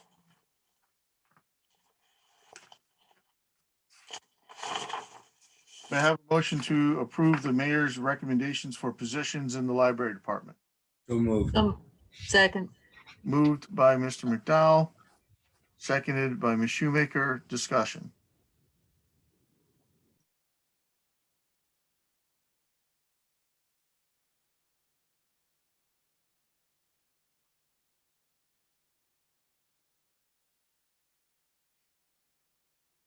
Discussion on positions, Mr. Farmer. Counselor Farmer. Thank you, Council President. Through you, Chairman. Would you mind, Director, speaking to the security concerns as it recently has come back into our remembrance? So if you could just share your perspective through you, Chairman. Ma'am, you're on mute. Sorry about that. I was listening to everybody beforehand, so I apologize for that. I'd be glad to address that. So I'll give you a little bit of history that predates my joining the team here in Hamden. I know that I think it was 2 or maybe 3 budget sessions before, the library director had asked for security. There had been a point, in fact, where a security guard station had been set up in the library, and right before the security guard was to start working at the Miller Library, I should add, not at the branches, it just didn't come to pass. My understanding, it had to, like the similar situation that just occurred, it had to do with funding. Security in a public library, and again, we're a public library. That means everybody is invited. Everybody is included. Everybody of whatever background they might be, mental health state they might be in, is welcome here. Library staff is trained to help people with technology, finding books, engaging in literacy activities, offering programming and services, but we are not trained necessarily to be mental health, social workers, or immediate responders to an emergency, whether that's a medical emergency or a threatening violent emergency. A lot of people think that a library is a quiet place and not much happens. But just this past year, we have received threats on the phone.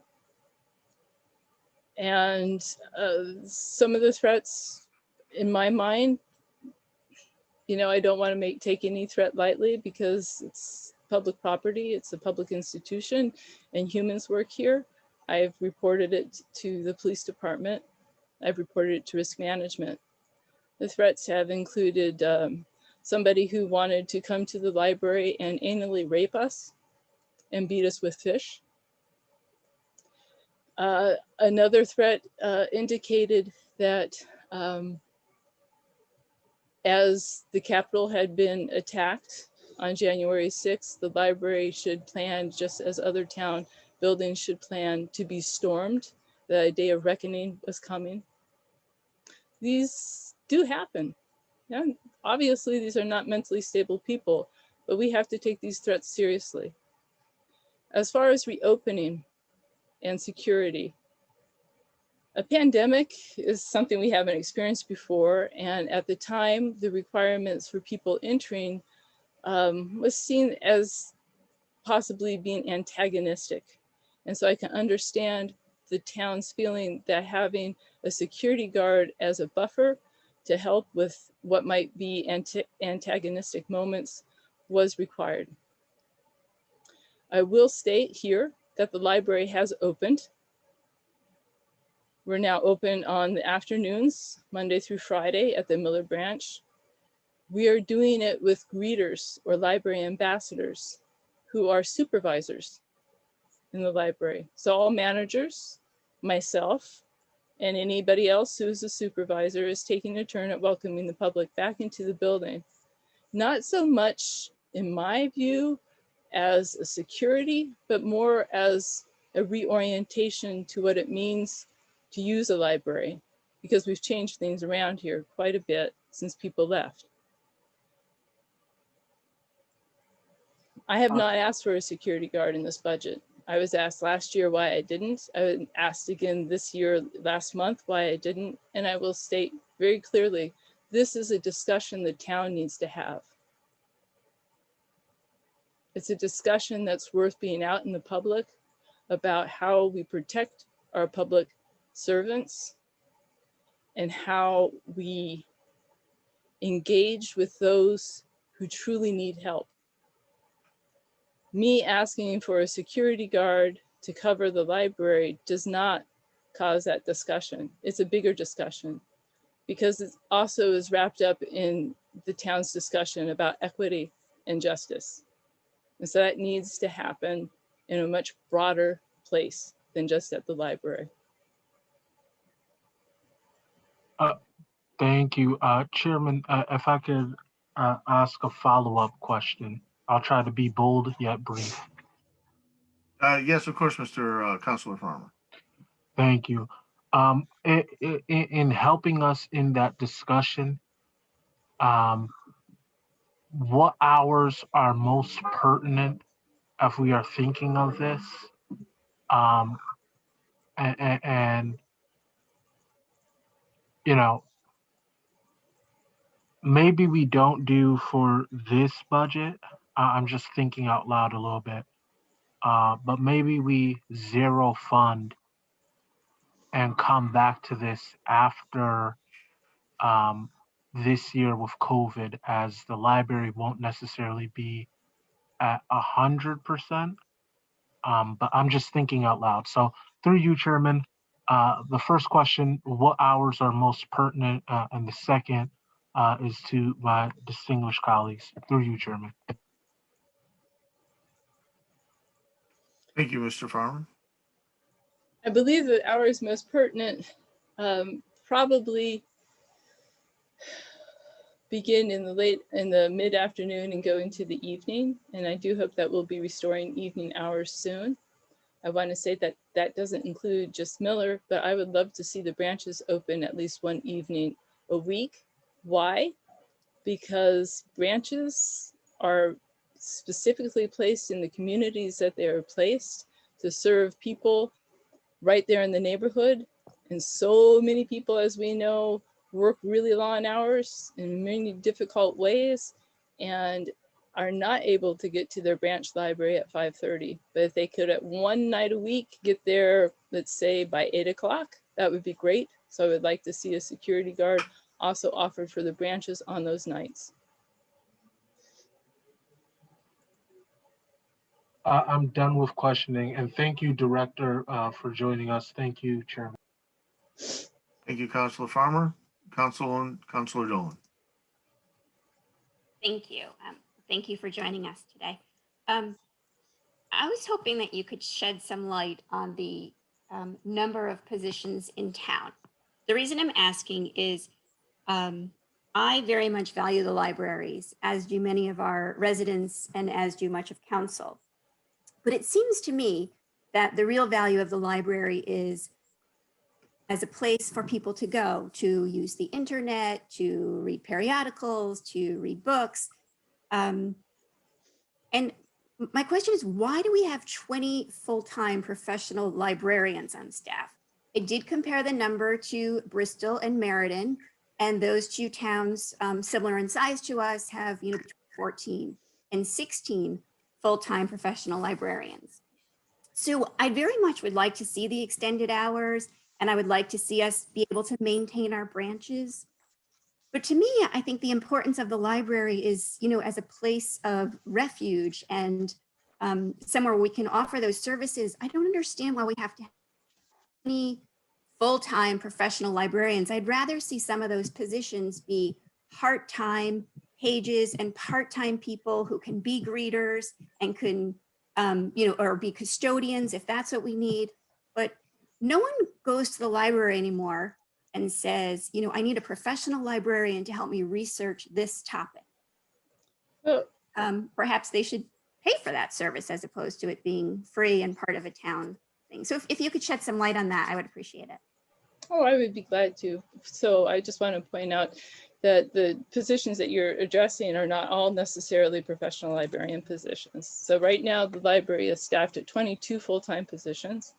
We have a vacancy as a library technical assistant. That doesn't mean that the person has a master's degree in library sciences. We also have a position that we're recruiting for, in the process of recruiting for, and that's associate director. People do come to the library, actually, to engage with librarians. In fact, the saying is, the greatest resource any library has goes home every night.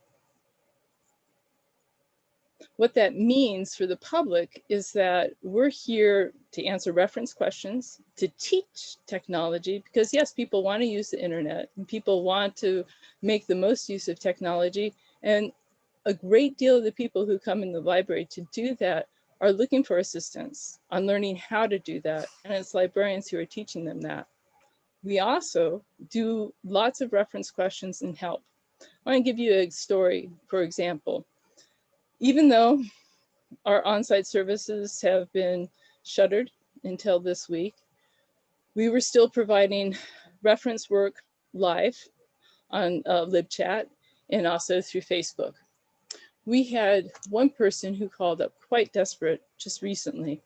She had received a cell phone from the government through the government cell phone program, and she had no idea how to set it up. She wanted to set it up because she wanted to go to a job interview. One of our reference librarians took her call and walked her through the whole process.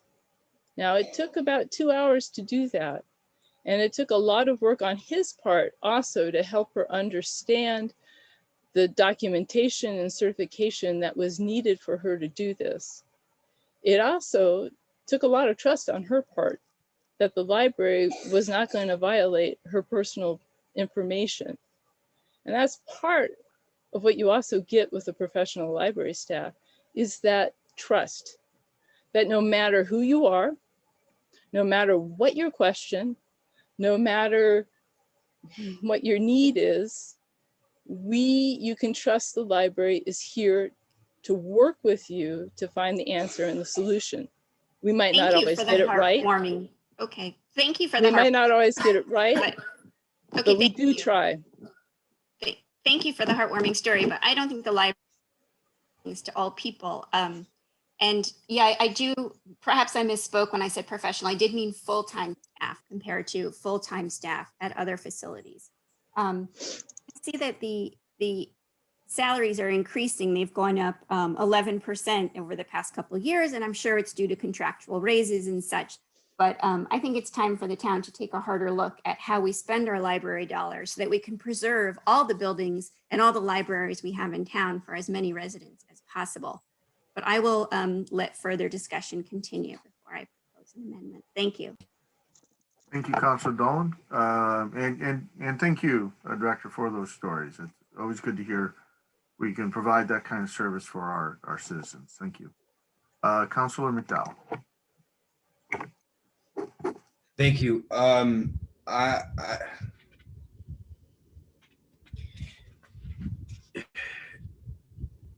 wanted to, I appreciate, Director, your thoughtful reflection on our obligation to keep both the public and our civil servants safe, and to do so in an equitable way, because that is a conversation that we need to have on this body.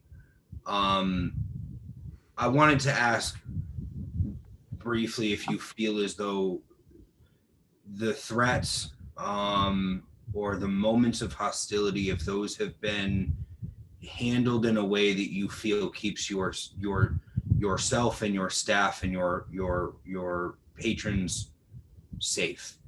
Do you feel that these things have been handled when they pop up appropriately and expeditiously?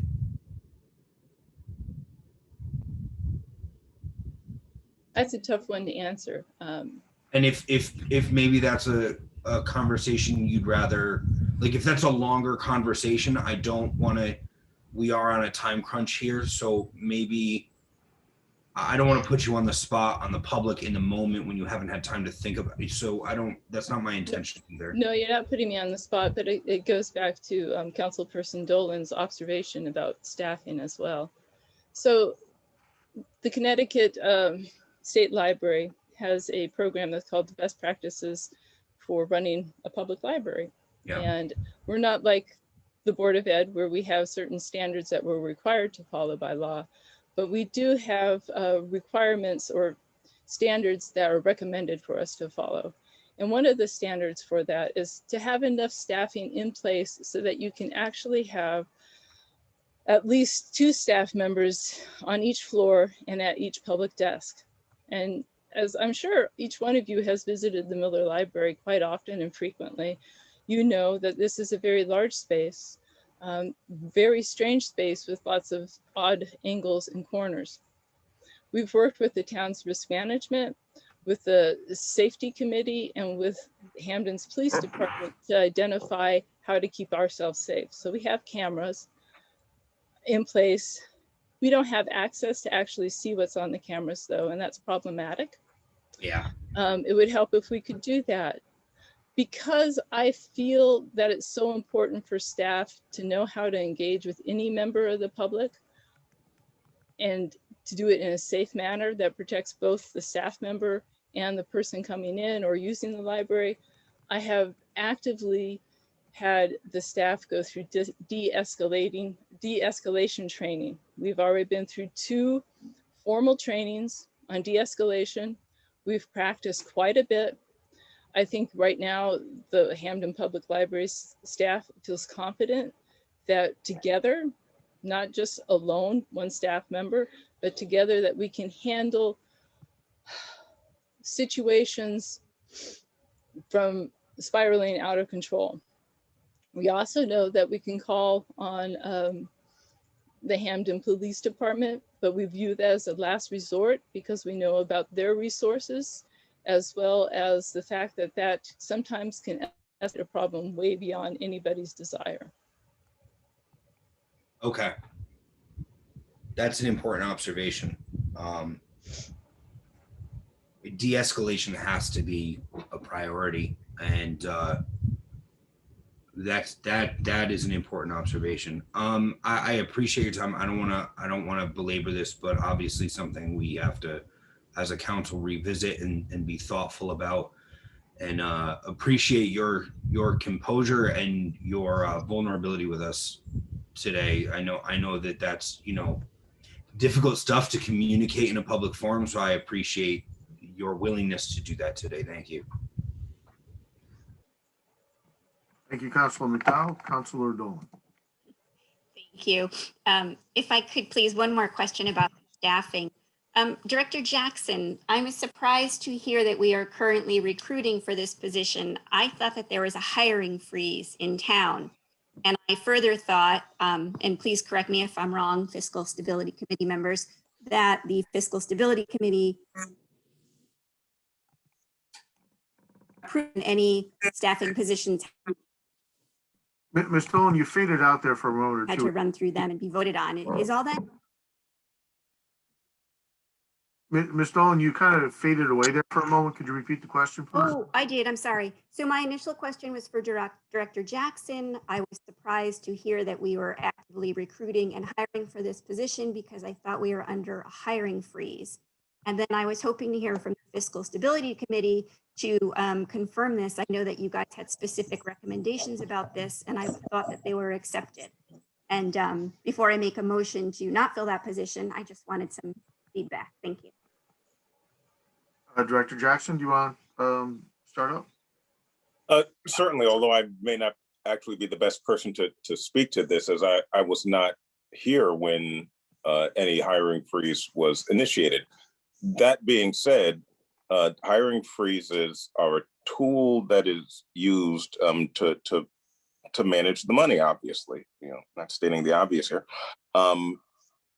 However, there are some times and moments where even in a hiring freeze, you still hire. So I was, it's probably more a question for the for personnel civil service, but I can only presume that the discussions led to a decision to hire for this position because it was necessary. It was necessary for the good operation of a very important agency. Thank you, Director Jackson. Councilor Horsley, did you want to speak to the other part of that? Yes. As chair of the Fiscal Stability Committee, we did approve a process by which positions would come through the Fiscal Stability Committee so that we could be transparent about what positions we would be hiring in town. It was communicated that it is a soft freeze. So if positions were essential for bringing in revenue or for the function of a department, then that could be something that we would approve and that would be announced at our meetings. We have approved some positions in that way, but this position has not come through the Fiscal Stability Committee in any way. Thank you. Further discussion? I'd like to speak on the position and the process. So we submitted a memo to the Government Center requesting the position. We also changed the job description to be more reflective of a modern library, and it was approved by the Civil Service Commission. And I just will put it there. That's the process that we followed. Thank you. Okay, thank you. Do I still have the floor? You have the floor, Ms. Dolan. Thank you, everyone, for your input and feedback. I appreciate it. Well, because there's already 19 full-time people there, and this makes the 20th, I don't feel that this is really an essential position to keep the library safe and secure and running. So I would like to make a motion to remove this position from the budget. Can you be specific about which exact position? Sure.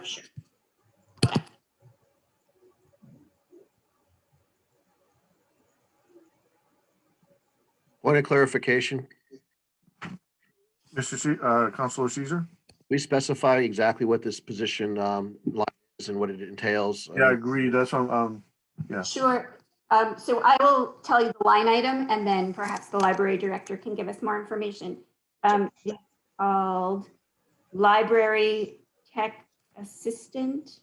Is that the one? There's several of those.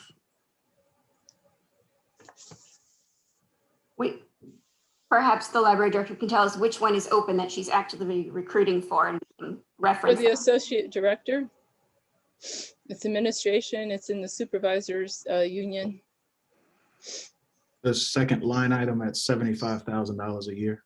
Yes, thank you, Councilman Alston. Thank you. So to be entirely clear, Ms. Dolan, you are suggesting a motion to remove the Associate Library Director line Yes, sir. positions. Okay, the motion on the floor is to remove that. Is there a second? Ms. Bonadies did second it. Thank you. So the discussion on the floor at the moment is the motion to remove Associate Library Director position. Ms. Dolan, as the maker, would you like to speak to it? Only in so much, can we confirm that this is a vacant position today? And that's why we're actively recruiting for it? This is the one we're actively recruiting for. The vacant position for the LTA, I have funded at 0, recognizing the position that the town is in. I have said this, that not to fund that one vacancy for the LTA. That was a retirement after 35 years. Out of recognition of the town's circumstances and the taxpayers' precious monies. However, associate director is a needed administration position.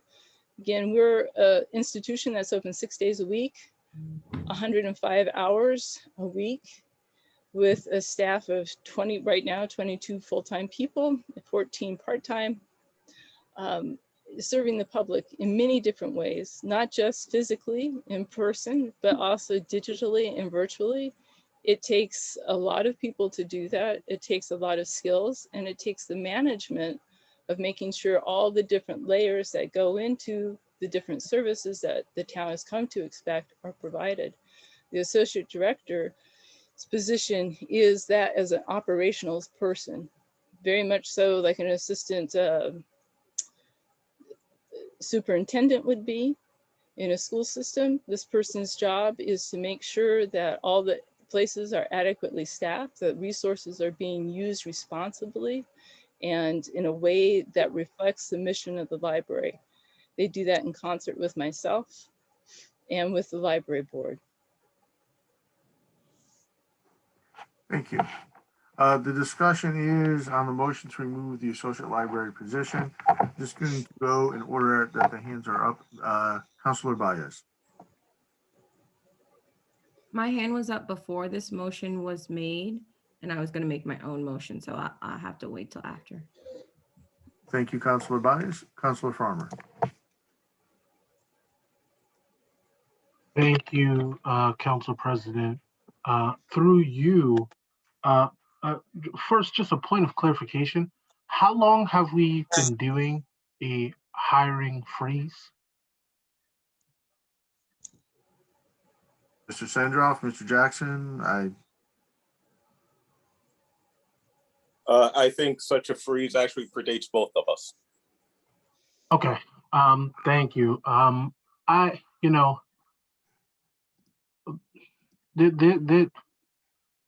Again, we have to be judicious with our spending and where we cut. We have failed to do a hiring freeze the last 4 years. We had a long debate about having 2 deputy chiefs, despite no other town around us doing that. We approved it. So if we're doing reorgs of department through attrition, this is news to me. I will not be supporting this motion. And again, everywhere we cut, there should be a place that we're either putting the savings towards or priorities that we're making sure to fund. Thank you. Through you, Chairman. thank you, Councilor Farmer. Councilor Shoemaker.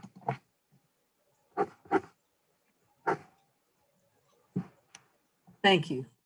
I will not be supporting the motion to eliminate the associate library director position. We had a lively conversation about our school system this morning, and we live in a culture that requires continuing education across the life cycle.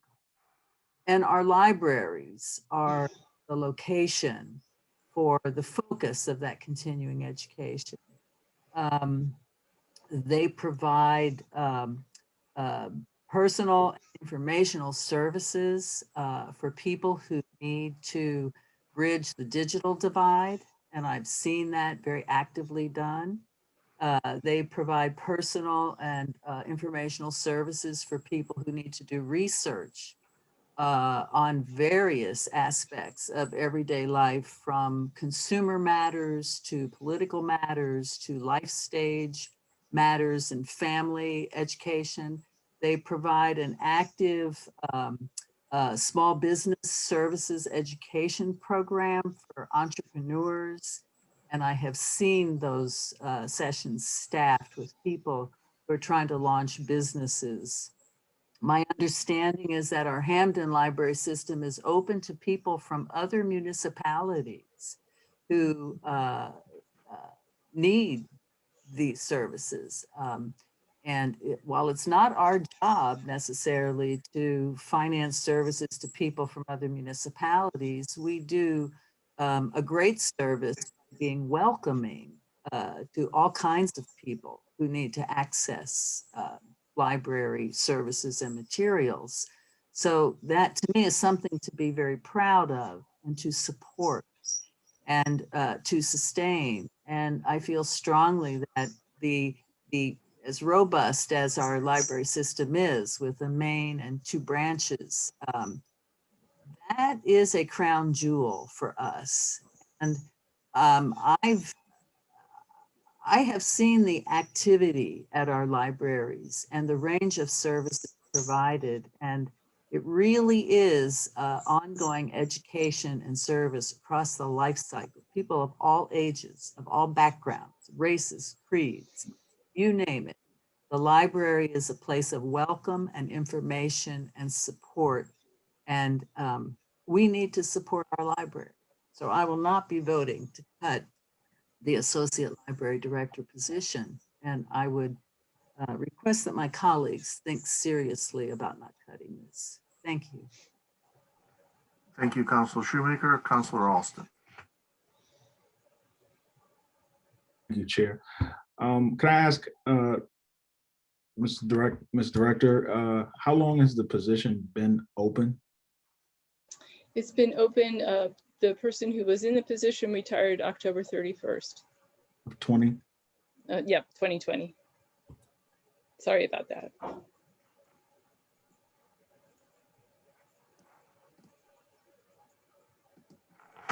And so relatively, the functions are not a job that needs to be created. This role has been active and those responsibilities have been taken on either by you or other staff in that vacancy since then.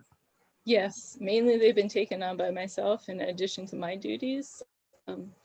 And I have used the opportunity, as I said, we reconfigured the job description to make it one that reflected a modern library system, and some of the duties in that job description are to work with teams within the library, such as programming team, and collection development team. And so those functions have been passed on to the direct supervisors of those areas for the time being, to make sure those programming, collection development and whatnot is going on, in addition to their duties. Thank you, Mr. Chair. That was my question. Thank you, Councilor Alston. Councilor Caesar. Thank you. Just a quick question, follow up on that question by Councilperson Alston. So the person who had the position retired in October, it's now May. We budgeted this position for the year. Where do the savings get realized in terms of the $88,000 or less of that position? Finance Director Jackson, possibly? Thank you. Absolutely. They end up rolling into the general fund at the end of the year. So there's no movement of the money. It just rolls into the fund balance. Thank you very much. Further discussion on the motion to eliminate the associate library position. Councilor Farmer. Thank you, Councilor President. Just a communication to the administration through you, Chairman, to the Finance Director. Can we get all of these positions and things that have gone directly into the general budget, I think it would help us better understand where things are. That way we also aren't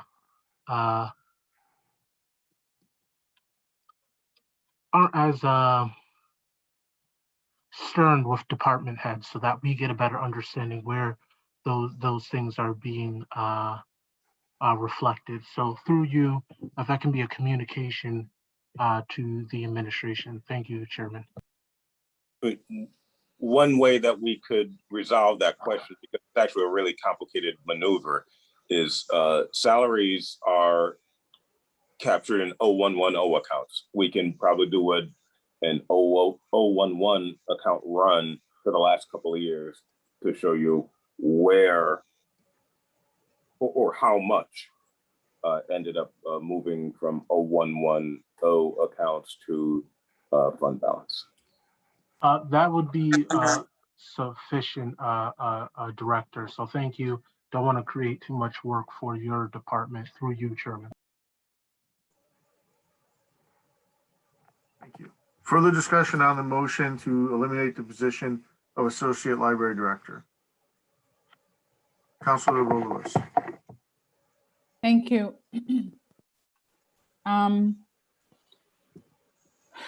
I do want to support each department to make sure they have the staff they need to run their department effectively. But I must go back to what Councilor Dolan said earlier. And also Councilor Farmer, we did have in place a freeze. We talked about it not 4 or 5 years ago, or predate myself 20 years ago, but just when COVID started. We said if there was any position that needed to be filled, it needed to come to the council. And there was also it created in the Fiscal Stability Committee to say, we need to hear that first prior to we going out and doing that. So I'm quite displeased to hear that there is an active recruitment going on where this position is concerned. It happened all the time where it comes to us and we think it's a vacant position and then it's not really because there's something else going on. I understand what it means to fill a department effectively so that it can be run. But this is a position, in my opinion, it's at the top level, it's the top chain, not something that will effectively help our citizens per se, because the individuals who are helping are the individuals at the bottom. I heard Councilor Dolan talked about other towns and the amount of individuals, because we're doing this comparison, not just with the library, but we're doing it with police, we've done it with fire, we've done it with town clerk, we've done it with every department there is to see how good we are and what we're doing as it relates to best practices. And so if we're looking at the library and say, this library is really, excuse my French, top heavy, to say, what else, why are we doing the sweet stories when we don't have the people at the bottom and in the middle to do these sweet, nice, cuddly stories?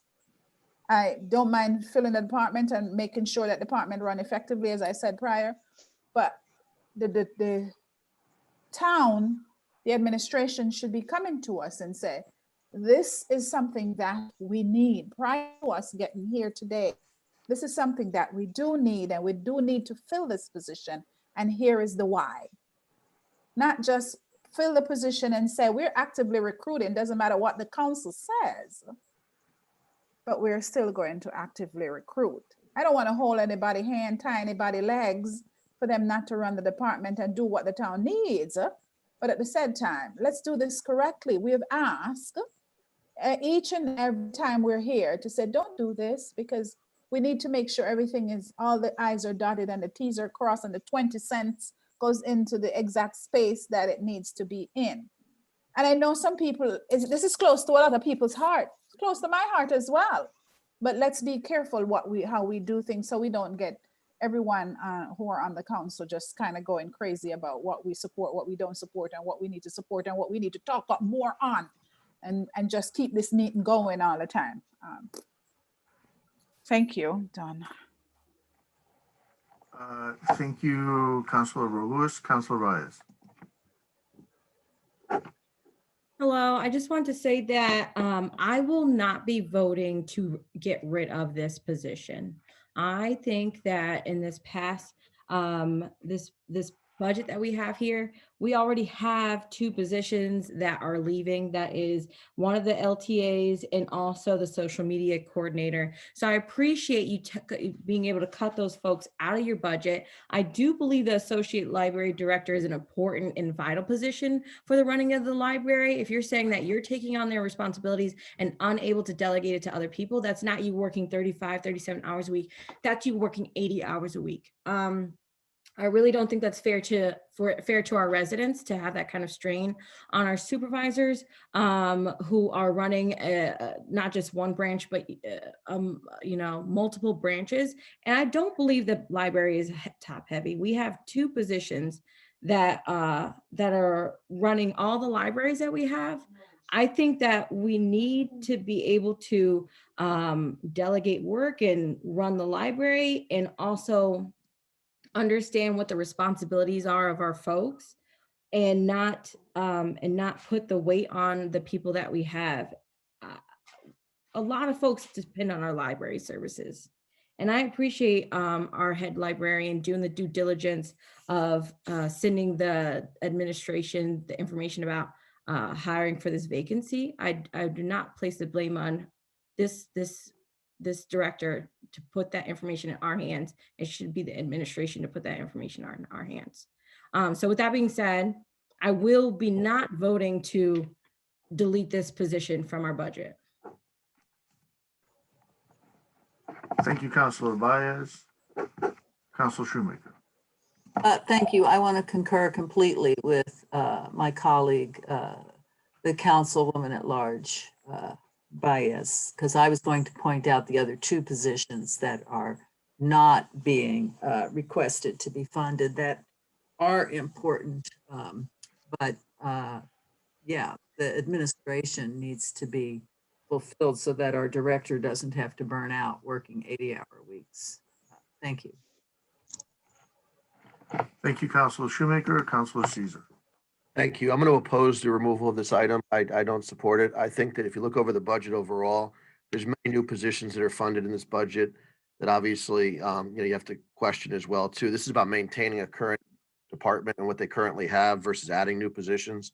So I will not support this. I think the department needs to have a nice level of supervisory support there. And I think this does that by having the director and associate director. So I won't be supporting that. I just hope that we can, find a way to make the other items, work. It really is a challenge in this budget time. I get it. I understand it, but I just don't think this is the place to cut. Thank you. Thank you, Councilor Caesar. And I'll just put myself on the list. I do agree. I'm not going to support removing the position. I do think I applaud leaving the library tech assistant and the social media coordinator positions vacant, as that is a substantial recognition of being fiscally prudent. So I think that's enough for right now for the library department.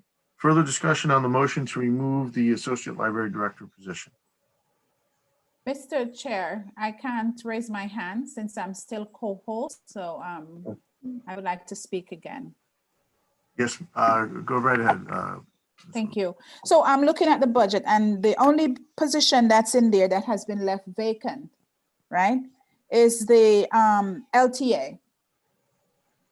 The social media coordinator was not a position that was in the budget prior.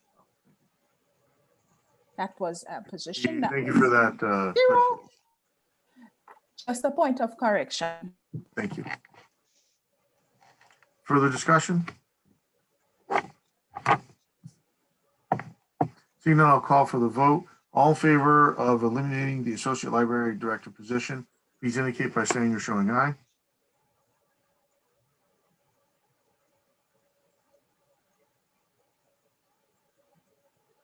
Got that, Ms. Renta? All opposed, please say nay. Opposed. Nay.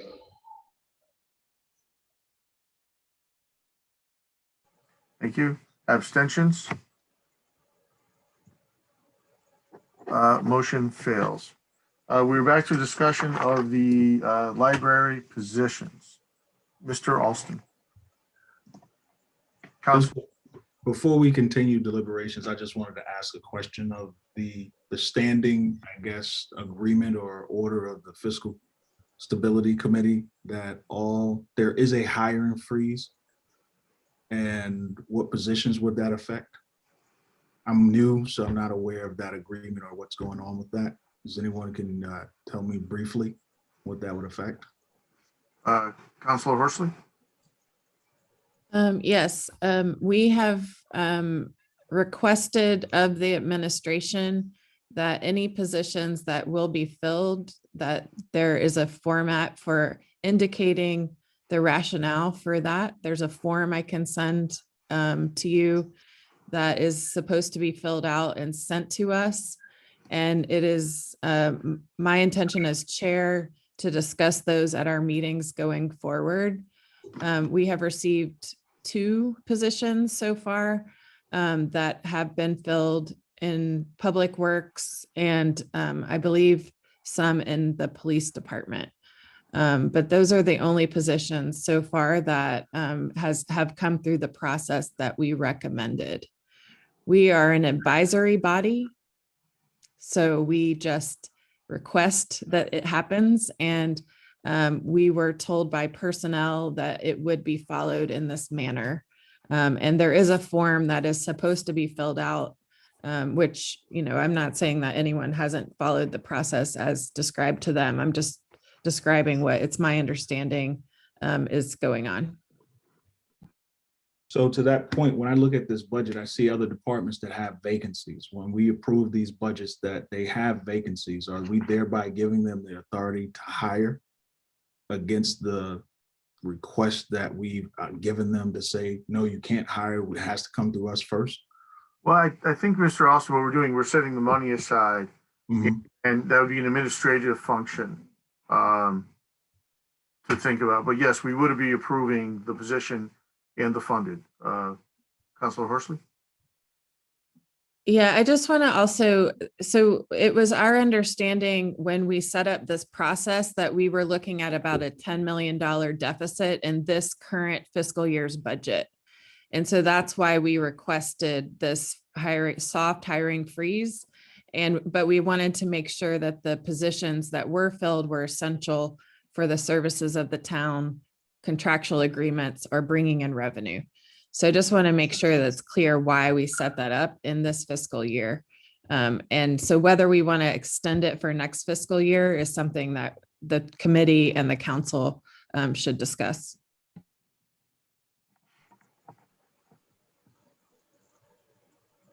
Point of clarification. Sorry, Mr. Alston still has the floor, but Councilor Farmer? No, I've the counselor from the second, do you have further questions? No, go ahead, Counselor. Thank you, Counselor. Through you, Chair, just a point of clarification.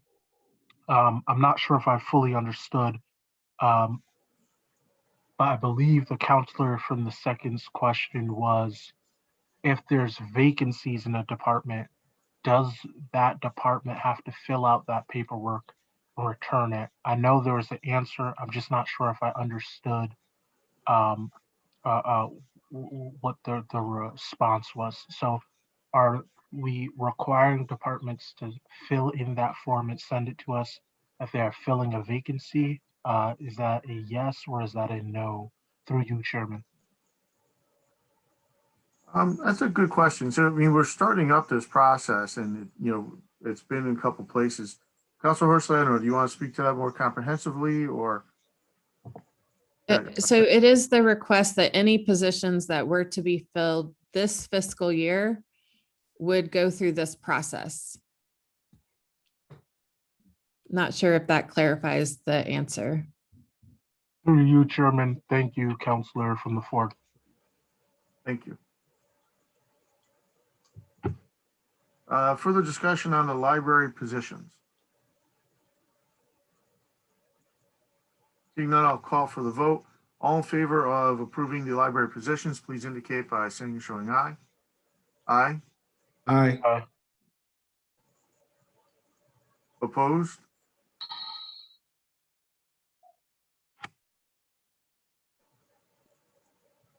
I see 3 in opposition, Ms. Renter. I'm a aye. I saw Miss Bonadies and Miss Dolan. I'm not sure who the third one was. Ms. Rowe Lewis. I Counselor, got it. thank you. All right, the library positions have been approved. Hopefully we can get the revenues in here. I'm sorry, not revenues, expense. May I have a motion to approve the library expenses? So moved. So moved. Moved by Mr. Second. Caesar, seconded by Mr. Farmer. Sorry, let's go to the expense line here. Discussion on library expenses. Councilor McDowell. Thank you. And thank you, Director, for your patience with us here this afternoon. I want to talk a little bit quickly about Sunday and evening hours. Sunday hours, I see, I just want to confirm, it looks like, $717 per Sunday. Is that accurate? I want to address the Sunday hours. So thank you, Councilman McDowell, I'm sorry. I thought you guys would take a break at 12, so I'm a little hungry, so I apologize for that. I am going to recommend that we not fund Sunday hours in this budget. Okay. The reason for that is because I know you're looking for cost savings. Secondly, funding at such a low level of Sunday hours to me is a disservice to the public. It gives people the impression that a service exists that we suddenly take away from them. And that's not fair to the residents of Hamden or the taxpayers. So in this budget, I can't support that. My intent in questioning this was, it seems as though it's a very low expense to fully funding or at least half funding Sundays. My intent was to try to get us there. If that's not something you feel you and your staff are not at the low number that's there. It would have to be much higher. And the other issue that's involved in that, and I'm sorry to cut you off, is it also requires overtime for public works because we don't have bathrooms in the library. The bathrooms are in the foyer of the Thornton Wilder building. We don't have jurisdiction over the cleaning of those bathrooms or the unlocking of those bathrooms. Or those doors. And if I were to pay for somebody to come in and do that, I would be paying 4 hours overtime put to public works. okay. But that comes out of the public works budget or your budget. My understanding is that it would come out of public works, but again, for a half hour, not even a half hour necessarily of work, again, at the low number of hours that are being offered right now for this budget, I don't think it's worth it. Now, if we were talking about Sundays throughout the school year, I would be all for that. I mean, my intent in this line of questioning was to confirm I was looking to confirm that $717 is the cost per Sunday. I would say it's closer to 1,800. Yeah. So where is this $717 from? It comes mainly from the overtime. If we can hire more temp workers rather than give it overtime to staff, then that helps quite a bit. The history of Sunday hours, again, I wasn't here necessarily for all the Sunday hours, so I've been reading back in the history of them, is we at one point had a nice crew of temporary Sunday hour people who came in.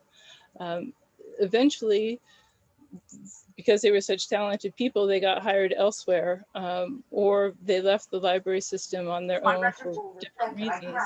And we, instead of filling those temporary positions, it became more of a necessity to use the overtime with the staff. Okay, I mean, my intent here every other Sunday, based on the numbers in our budget book, would be $18,000, a little over $18,000. I mean, it's a very reasonable cost, but I mean, considering the conversation that we've had, I'm not confident that we're there. So I'll let that go. Thank you. Thank you. Again, I would love to have Sunday hours. I don't want to say to the town of Hamden, no, you don't deserve Sunday hours, but you deserve to have them the right way.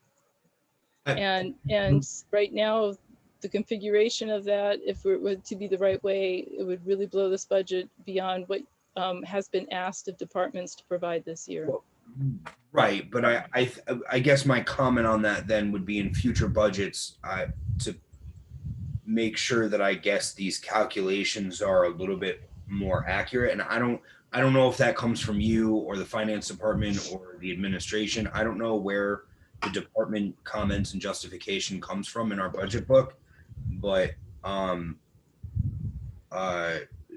Sunday hours are a critical part of what the library has been able to provide over the past, and at some point we have to revisit that and talk about that, right? Because as you mentioned, for evening hours, the hours as they currently stand are not necessarily accessible to residents, right? And that's a serious, that's so I won't belabor the point any further. I won't keep us on this topic any further, but again, using the calculations in this book, I had made a calculation that seemed reasonable to be able to provide every other Sunday. It seems that that's not the case. So I would just ask that in the future that we go over and make sure that these justifications, I think sometimes they just get copy pasted from previous years. So and again, I don't know if that's you or finance department. So it's just a general comment. If we could, the administration really should be making sure that these are all updated instead of copy pasted.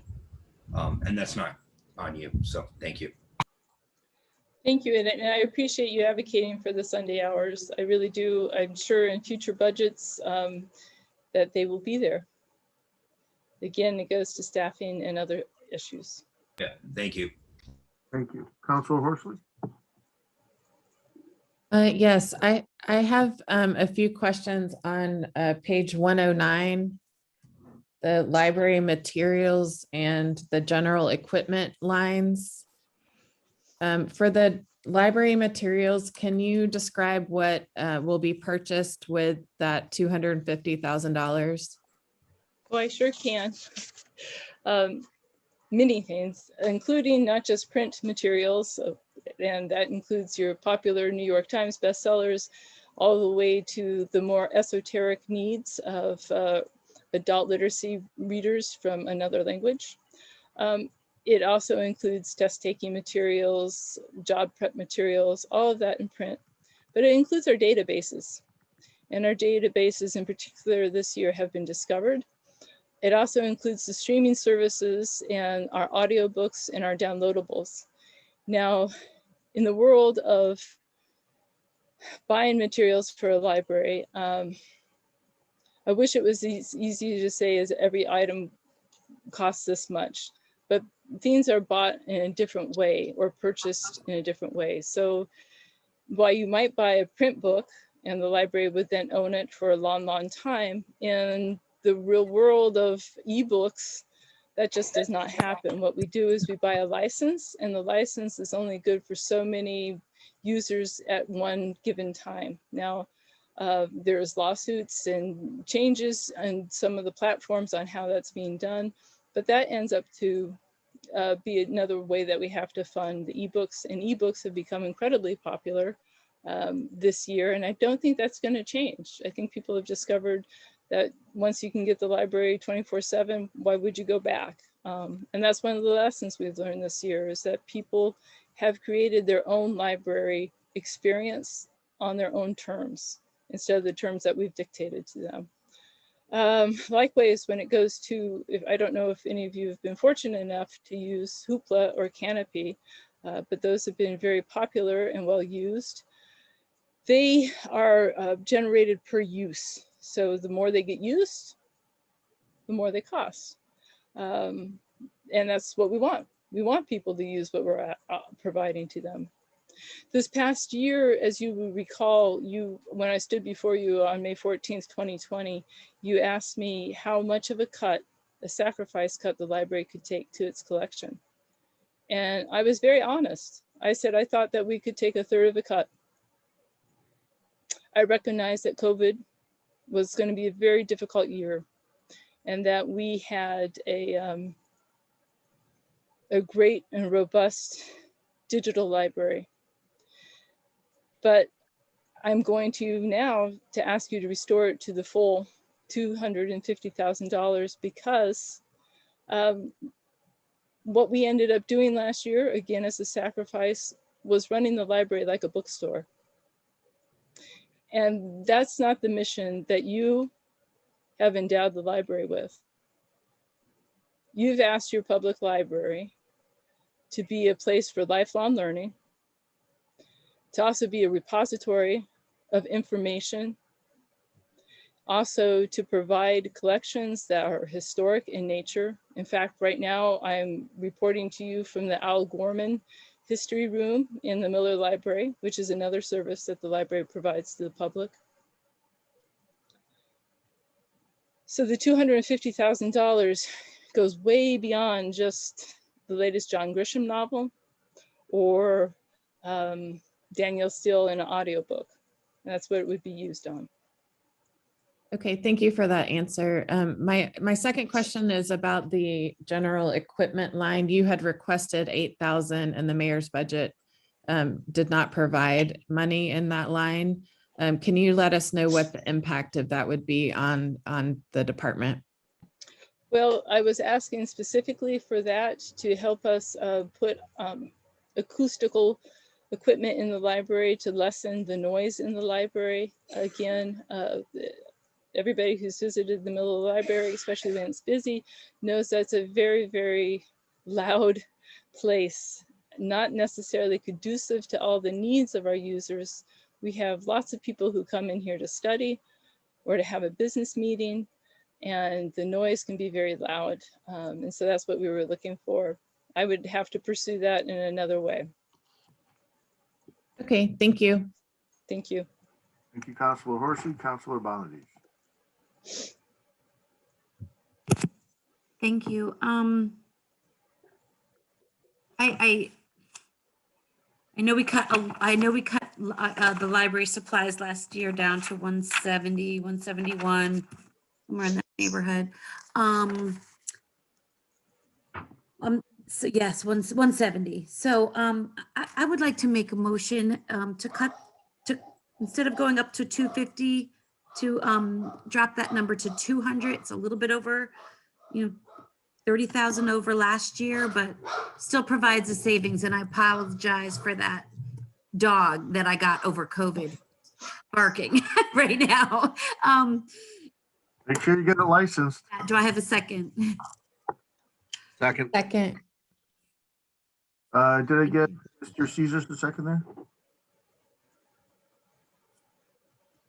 All right, so the motion is to reduce line 1306107115 library materials. I'm sorry, about how much? By 50, making it 200,000, please. Thank you. 200,000. Thank you. That's the motion on the floor. Discussion on that motion. Councilor Farmer and Shoemaker with their hands up previously. Are you looking to speak to this motion or next one? All right, then I'll go on to Mr. Caesar. Mr. Caesar? Thank you. I seconded the motion. I'm going to support this. It's still $30,000 more than they had last year. I think it's moving in the right direction in terms of trying to get the number back up. I do think that there are ways in which we can try to move some of this spending into the 21st century, quite frankly. I think we're all adapting, and I think school children have adapted, and I think parents have adapted, and so on and so forth. So I think that, I hope we can have a greater discussion on ways in which we can sort of come to the realization that, a lot of this is not done in the library anymore in terms of school work or class work or after school work, or everything's pretty much done on databases now for students. I know that many students have access to Chromebooks now and have access to databases as well because of that.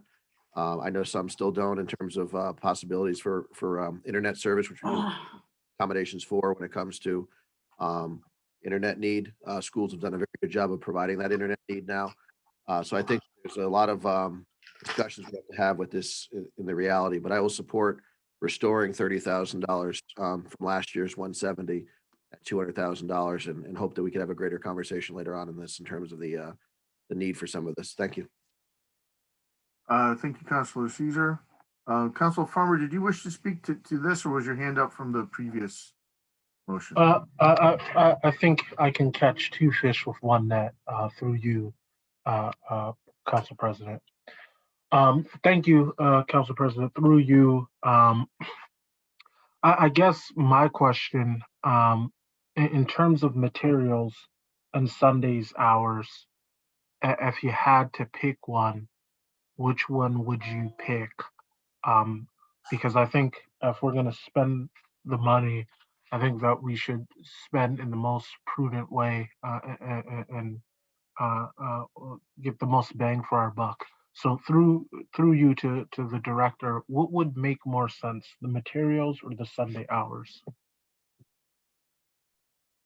For more bang for the buck, I want to echo what Councilman Caesar has said about the world changing and about people finding things online and using databases. And he's absolutely right. People under the age of 18 who are fortunate enough to be in a great school system have that access, but the library goes beyond that, and our mission goes beyond that. That's right. And so the databases that we are providing are to some of the newest residents to Hamden and to the United States, learning languages, finding jobs. And so I would say for more bang for the buck, something that's available 24 hours, 7 days a week, it should go into the collection. Thank you, Director. Well noted and well taken. Thank you. Further discussion on the motion to reduce line 0715 library materials. Councilor Shoemaker. Thank you. Through you, Mr. President, I'm going to do the two, get more bang for my speaking buck here. A quick question about the Sunday hours, and then I would like to speak to the amendment on library materials. Just yes or no, Ms. Canham Klein, if the library is closed on Sundays during the coldest weeks of the year, is that an impediment to having the complex serve as a warming center on Sundays? Or can the warming center proceed without the library being open? I really don't know. I think it would be an impediment, but I don't really know. Okay, we'll follow up in more detail another time. I remember vividly asking you last year to take a deep cut to materials, and I appreciate your request for restoration, and I appreciate everything you have said to acknowledge the challenge that we are in. The difference between what you spent, what we allocated for this year and what you're asking for next year is $80,000. And the cut that's being requested is 50,000 of that. And I would like to see if we could float a friendly amendment to split the difference and reduce, instead of to 200,000 to 210,000, so that we're splitting the difference on the two numbers for the library materials. Wondering if I could get that accepted as a friendly amendment. I will accept that as a friendly amendment. And as a seconder, I will accept it too. Thank you. Point of clarification on the friendly amendment? Yes. Councilor Farmer? That was a point of clarification on what the amendment was. I didn't hear that last part. Reduce it from $250,000 to $210,000 for the materials line. Thank you, Council President, through you. Thank you, Councilor. So the debate now is on a reduction of line 0715 from $250,000 to $210,000. Discussion.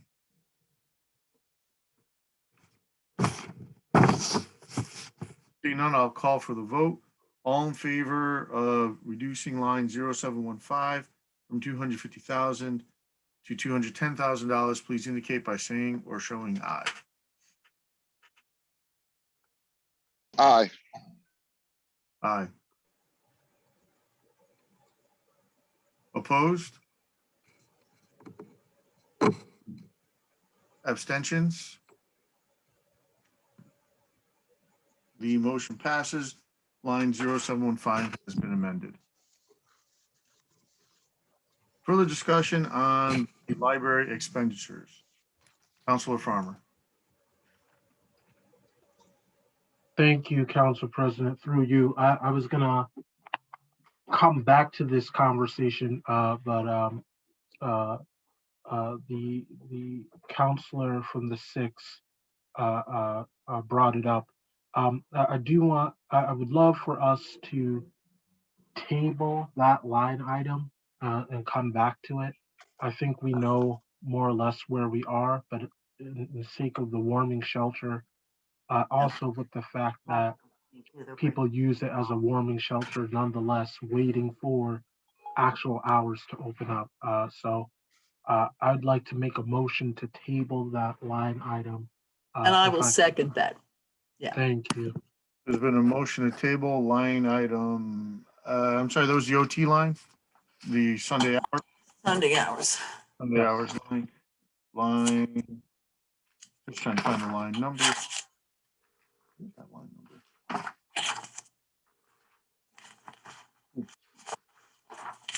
number? Line 0130S. There is no discussion on a motion to table, so we'll go into the vote. Sorry, Mr. Alston, Mr. Caesar. Motion to table line 0130S. All in favor, please show or say aye. Aye. Aye. Opposed?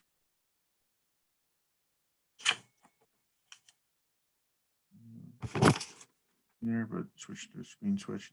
I think I saw 2 opposed. The line item is tabled.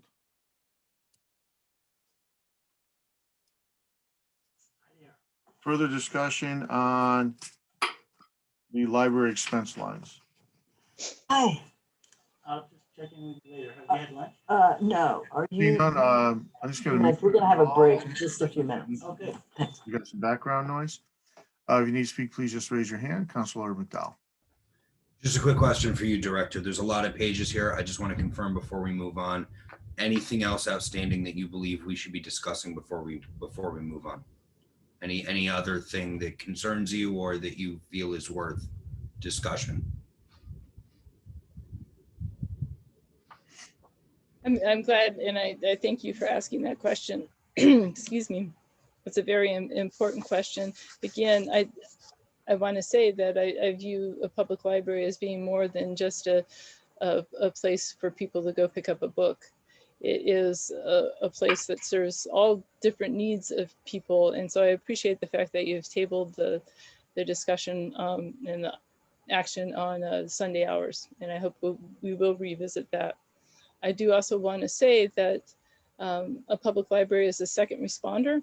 And I know that you don't want to hear heartwarming stories, so I won't share any with you, but I will tell you that as a second responder, we have been available to the public since really March 17th, 2020, and have acted as fully as we can in that capacity.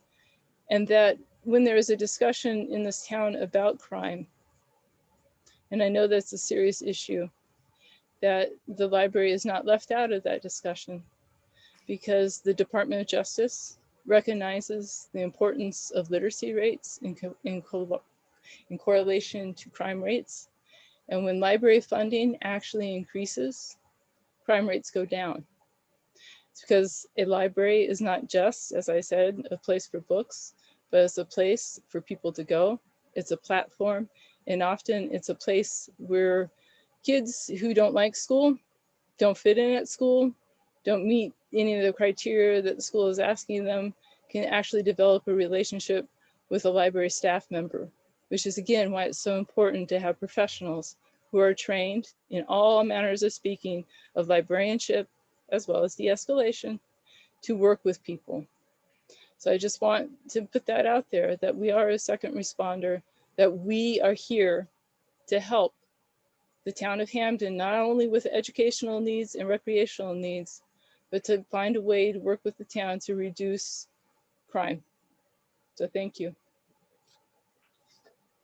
Thank you. Thank you. Further discussion on the expense lines, save the table line. All right, seeing none, I'll call for a vote. All in favor of the expense lines as amended and with 0130 tabled, please indicate by saying or showing aye. Aye. Aye. Opposed? Abstentions? All right, the expense lines pass. Okay, that is library, and our lunch break time has passed. How about we go into recess? It is 1:20 now. We'll take a half hour, come back at 1:50. That sound good for folks? And Miss Karen Klein, thank you so much for your time today, and thank you for working so hard. I want to thank all of you, as especially on a Saturday. Thank you very much, and have a good day. It's a Thank you so Saturday for much. me too. Thank you. Thank you. Thank you. All right, so we'll go into recess. On the return, Ms. Shoemaker is going to take over, so I'll make sure I make you host. Make me host, yes, please. And I'm going to leave just in case Zoom wise, I'm going to leave my meeting running. Oh, yeah, so we don't lose the recording. Just in case, right? 1:50 is return? Let's return at 1:50. Half hour break for lunch. And Mick, just stay with me for a couple minutes so I can just go over a couple things with you. Will do, Ms. Shoemaker. Thanks. So we recess until 1:50. Yeah. And all right. Looks like she's gonna have a fun recess. What a cutie. Always fun. So you'll make me host, and then I'll make you host right now. okay. And then what about the recording? Do I have to do anything in particular about that before I shut down? No, that'll keep recording on Mr. McGarry's account. Yeah. Okay, and Kim, you'll be with me, so. I'll stay with you as co-host. I mean, Mick, are you actually leaving? Yeah, gonna- I have a commitment. I'm actually gonna be a little late for now. Okay, because I let Charter use my Zoom link for their meetings.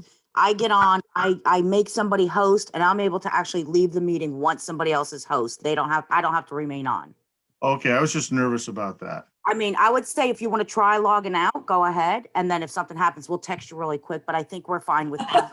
Okay, well, co-host, we should be able to save a second or two. And it has stopped recording since I gave the hosting powers to Ms. Shoemaker. Yeah, and it's still recording Right. under. It says it's recording on my screen now. And mine, Now, yes. you are the one recording, yeah. Before you leave, or Mr. Kim, do you have the host listing for the meetings? I went through my emails and I can't find it. I know you sent it out at one point in time, who the hosts for the committees are. Sure, hold on just a second. Let me get into my email. Yeah, that's where I couldn't find you. That's why I asked you to read them to me for today. I'll just send them. I'll send it out to everybody just so that everybody has it. Yeah. Yeah. I went through several emails before this and I'm looking, I couldn't find it again. Yeah, I couldn't find Yeah, it. it can be difficult. Okay, just sent them. So that should be that. Thank you. But Mr. Alston, you're not up today, so. It'll be purchasing, Ms. Shoemaker, tax, That's me. Ms. Dolan, QVHD, Ms. Byers. and mental health, Mr. Farmer. Mr. Farmer. I have a feeling we're not going to get to everything here today, Yeah. but we made So- progress, I gotta say. So we'll try to get through stuff, and if we get derailed and it gets to be close to 3 o'clock, I'll see if I can get an agreement for a few extra minutes. But people are going to be pretty toasty by then. I would imagine it. we're We- gonna we got want the some work of done, our but it- Saturday afternoon back, but we'll see how it goes. But if we can get through tax office, I think we'll be doing well. Excellent. And I don't know, I'll communicate with Adam to let the QVHD person know it just might not be in the cards for today. We'll try to get there. Okay, great. Thank you. So Kath, at 150, you just open it up and take it back out of, Yeah, and then at the end, you just recess. and at the end, we, You don't vote or anything, you just, whoop, we're in recess. yeah, Okay. understood. All right, thanks. All right, so I'm gonna leave and Yeah. I'm gonna put my phone right here. And if something goes wrong, give me a text right away. Yeah, okay. There we go. I'm a little We'll try not nervous. to text you. Oh, we're trembling. Okay. Have a good afternoon, Nick. It's clicking now. Okay, it still shows it's recording, so I think we're good. It's still recording. Okay, well, I'm gonna go have Let's go some grab a lunch. bite. Yeah. Yeah, thanks, Kim. I'll see you in a few minutes. All righty.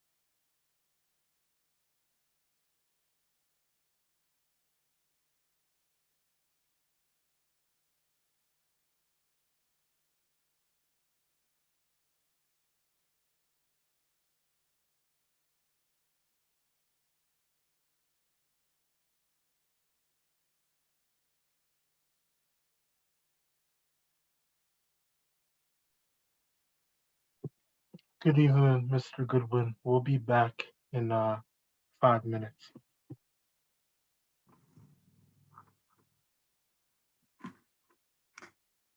Phil, you don't seem to be muted, but yet we can't hear you. Now you're muted. Nope, now you're muted. Okay, you're unmuted. There you go. There you go. Okay now? You're good now. Hi, Phil. Thank you, Kim. Okay, hello. Yeah, we just took a lunch break less than a half hour ago. We're due back at 1:50. Oh, 150. Okay, great, no problem. Okay.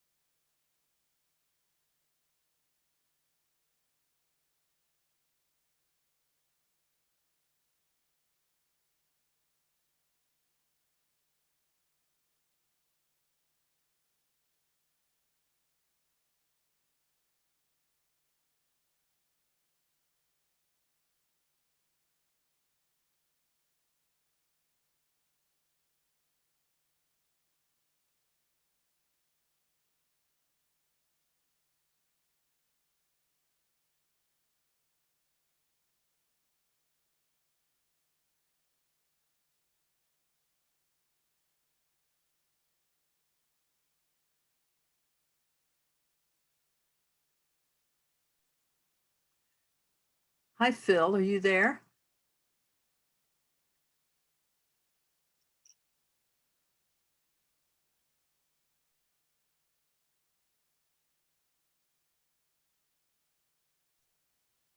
Kathleen, yes, I am.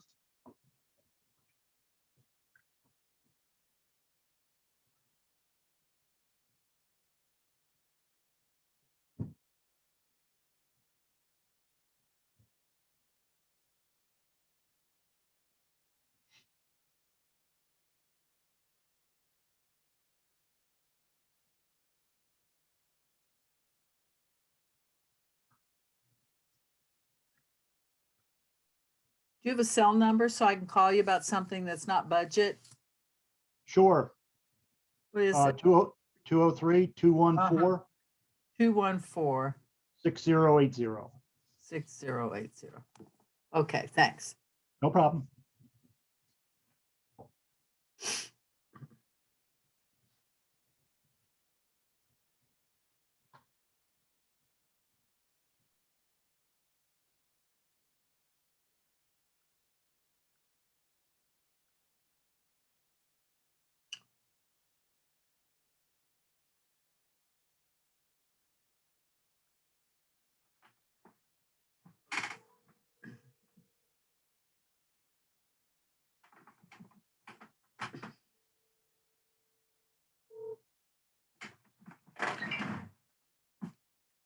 Yeah, hey there.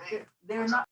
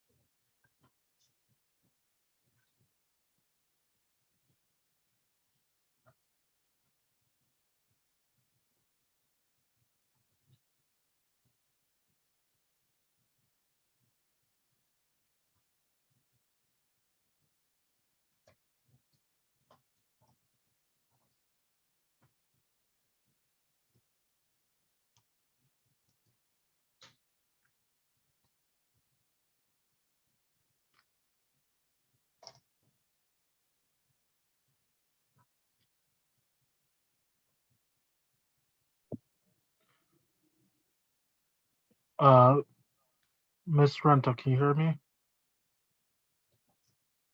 can hear you, Mr. Farmer.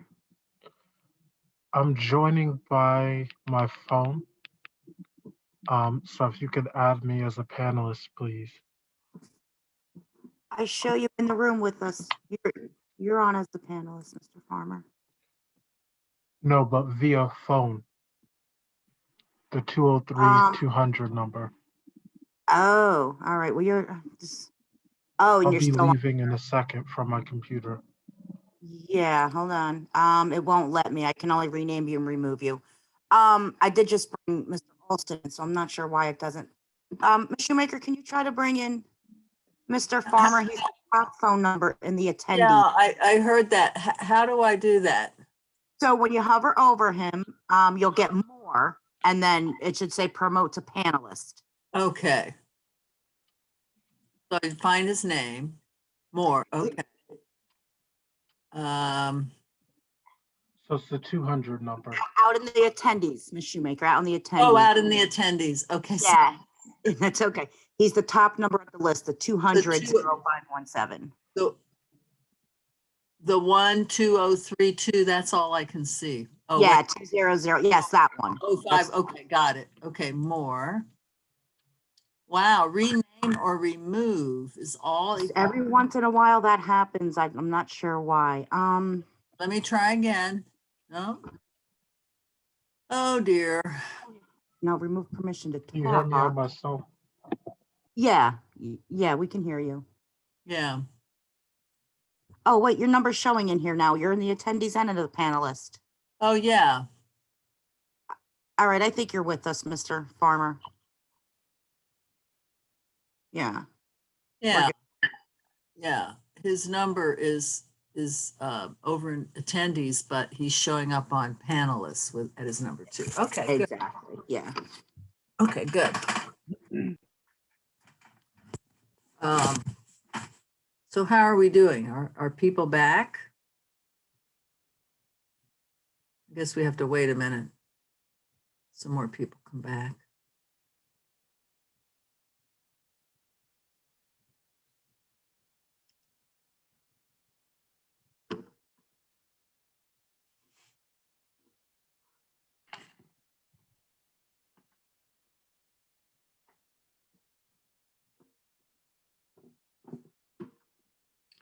Why is Vera still here? I'm surprised. I wonder if she forgot to exit. Hover over her name, you could remove her from the meeting. I don't know. Yeah, I wouldn't still be here if I were done, but that's just me. That's Vera's dedication to us and her commitment to us. I'll remove her. She won't be able to join the she won't be able to rejoin the webinar. I'm sure that will be fine for today. So Dom, I'm sorry, Councilwoman Baez, Councilman McDowell, I can't tell if you're here. Yes, I'm here. Okay, Councilwoman Marita Rowe Lewis. Great, thanks. Councilwoman Athena Gary, are you here? Okay. Councilman Adrian Weber, are you with us? Not yet. Okay. And Councilman Farmer here. Councilman Alston, I saw you and then you disappeared. Okay. All right. So now, Austin and Marjorie, we lost Barita this morning and she never came back. Are we expecting her back or wasn't she here this morning? Maybe not. Thought she You was. mean Miss Wetmore? I'm sorry. Yes. Councilwoman. No, Councilwoman Wetmore, Minority Leader Wetmore is not returning for the afternoon session. Thank you. Okay. All right. So I think we'll just go ahead and get started. It's been a long day and we're trying to get stuff done. And I will open the conversation about the purchasing budget. And I will move the positions in the purchasing office. And may I have a second? Second. That was Mr. McDowell, I think. Were we in a recess before? Do we have to unrecess and call a time? Oh, yeah, well, yeah, we're coming out of recess. I guess I have to say that. I wasn't sure if we were coming out of recess or coming out of a break, but anyway, we're out of recess at 2:01 PM. I've just moved the positions in purchasing and they were seconded by Councilman McDowell. And is there any discussion about the positions? We started with those because there are no revenues in this department. 3 positions, the purchasing agent and 2 purchasing technicians. I'll recognize Councilman at Large Caesar. Thank you. Is the raise here contractual or is it given by the mayor without, does it have to be given in terms of the raise? I mean, is it an amount that's required? It is required. We are all part members of the union or of our associated unions. Okay, and then the the assistants are obviously the same way too. The technicians are obviously the same way too. Okay, thank you very much. Any other questions about the positions?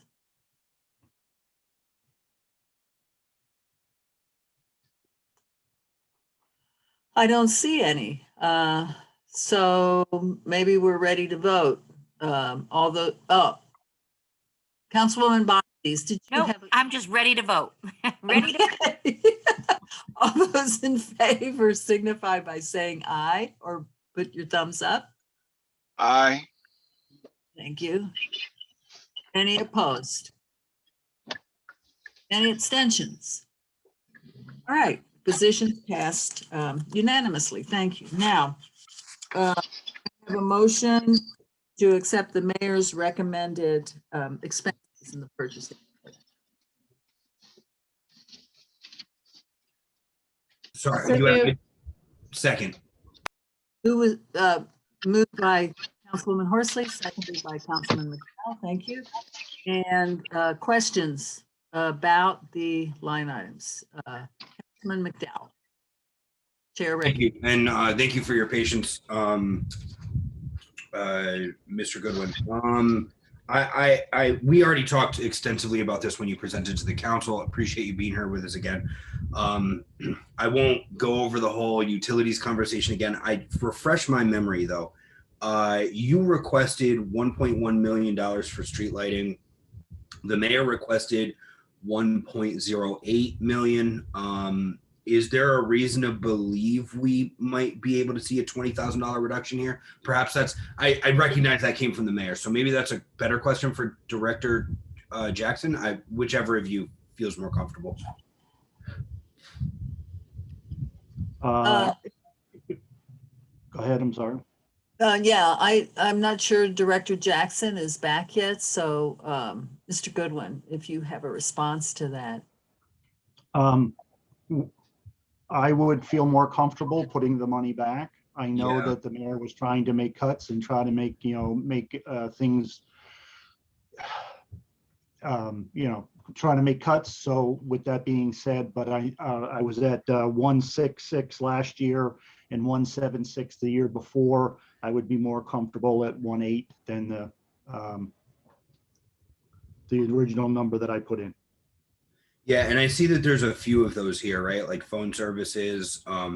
They've all kind of been nickel and dimed here. And like, these are costs that, we've had the conversation several times over the past few weeks about balancing, goals, realistic goals, but also being honest about what we know are going to be expenses. Mm-hmm. Understating these results in a deficit, and we can't have that. I'm looking here and list of everything. What I'm doing, can you see? I'm sorry, you're breaking up. Mr. McDowell, you're breaking up. No. Freezing. How's this? Am I still with you? me 1 second.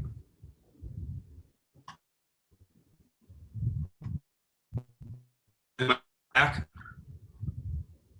Yeah, but you're okay. Yeah, Back? Can you hear me? yeah, I that's think better. okay Thank now. you. Try again, Yeah, I'll please. keep my audio. I'll keep my video up. Currently a delay in invoicing is part of the department justification for street lighting. Is that still pertinent, or was that just Yes. at the time? No, that's still pertinent. UI is behind on their billing. But I believe that my numbers are still reflective of what will be at the year end and what we need for next year. So to that point, it is more a comment on our year to date than it is your request. Yes. Okay, cool. All right.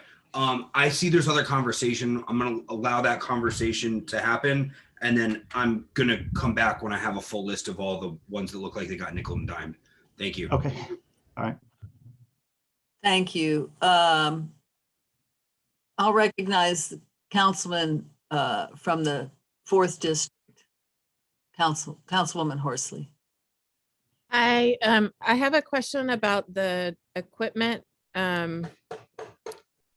line 0710, the office equipment for $60,000. Can you tell us what the plan is for this year to purchase? Well, I've requested in capital funding to purchase the Xerox or the copier machines, the fleet that we have, or actually have to go out to get new machines. We're currently in year 8 of a 5-year contract, so they are older than we expected them to be. And we're doing I don't want to say we're doing a great job of continuing that route, but it's very difficult and it's becoming harder.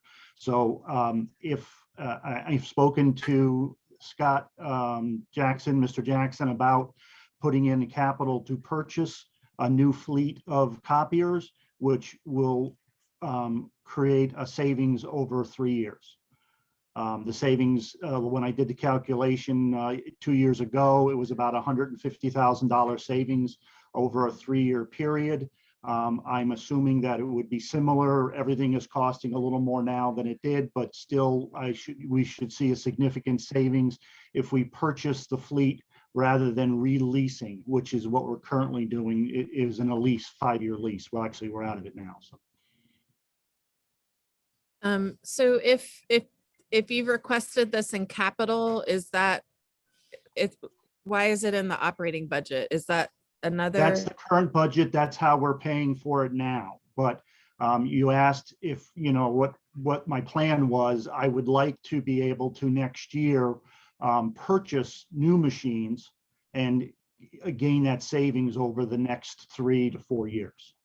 I see. And so that would come out of the capital budget if as the purchase was my plan, right? So then this would go down slightly, but I can't, I know we're in a tough situation, so I have to plan on continuing the costs that we incur now if we choose not to go the other route.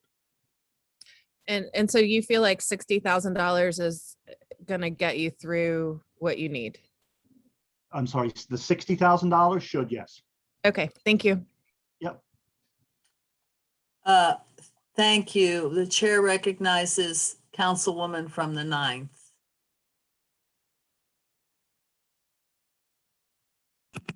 Thank you. My questions are about the 2 lines that include repairs. So the telephone repairs, that's line 117010461. Historically, the numbers were 21,000, 18,000, 16,000, and actual for 1920 was only 8,600. Never mind. So I was looking back at the prior 3 years to what's available here, and now we've jumped up to 24,000. So just wondering if there's something, are there phones that need to be repaired, replaced? Are they aging? What's happening with our telephone repairs and installation? I have a couple of lines, and that's one of them where I can honestly say that I think COVID has affected it in a positive way. So it's low this year. However, we are all expected to be back and the building to be opened by the new fiscal year. And therefore, those costs will go back up to close to that $22,000 to $24,000 rate or cost. And so this also goes to the office equipment repairs, and that is object number 0560. Historically 17, 19, 26,000, and now we're at 35,000. So you had just stated that you were going to purchase some new machines. Would that create a savings in the office equipment repair line? No, that's a different line. The savings that we would incur if we were to purchase the copiers would be in the 0710 line that we talked about before. Right. The But would office we have, equipment line. with new machines, would we have less repair expenses? Is my question. Yes, but it doesn't affect our copiers because so it's different machines, I guess is what I'm trying to tell you.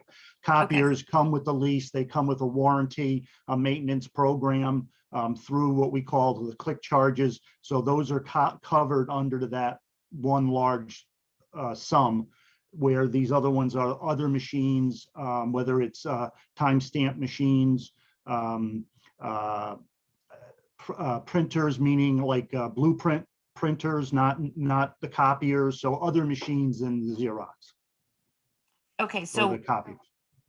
but I mean, historically, we've been in the, the high teens, mid 20s, and now we're at mid 30s. So that's, it's approximately, a 9,000 from the highest, which was 26,000 in, I think it was 18, 19, which is 26,000 actual.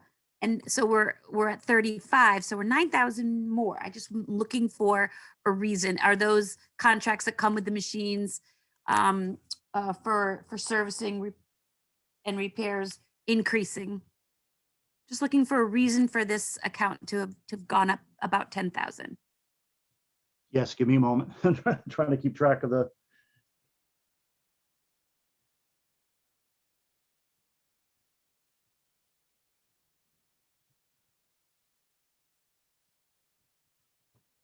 Okay, yes. The age of our machines are like our copiers, although it's a different category, are aging and are need to be repaired more.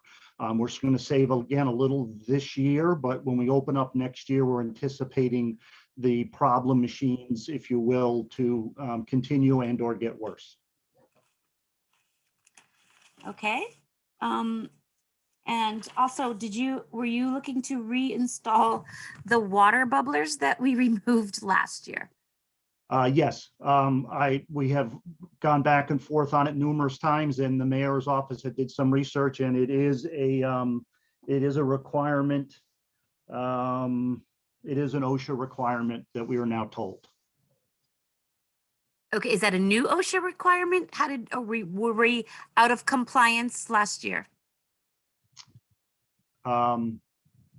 We may have been out of compliance last year, but the building was closed, so I don't know that it necessarily applied because there was no people in the building. And where in the town government center are the water bubblers located? Because there were people in the building.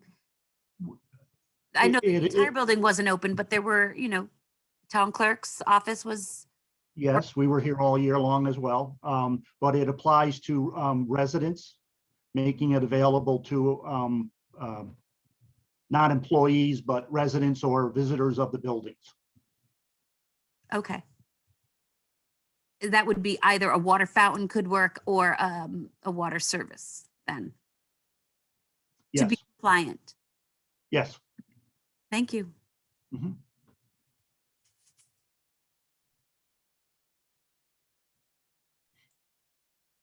Thank you. Chair recognizes the at-large Councilman McDowell. Thank you. So a couple quick questions about whether or not to add certain lines. Advertising. You know what? That's not a question. We need to be doing less. No no, less bid waivers, so that's fine. Question about, and this was already asked, capital project update, RFQ, the overtime. Does that need to be at 10,000? Should I add that into my list of things that you think is going to be, we're going to need that extra 7, right? You wouldn't have put that in there if we didn't. There's been enough things that arise where the need for overtime in my department has happened. And yes, I would recommend putting the 10,000 back in because, you know, the need when it arises has to be dealt with. And there's no other way sometimes to do that. So Postage, actually, no, I'm fine. I'm really tempted just to make a motion to go with the department request. I mean, it seems asinine to just like 5,000 here, 1,000 here, and it's going to end up being transfers.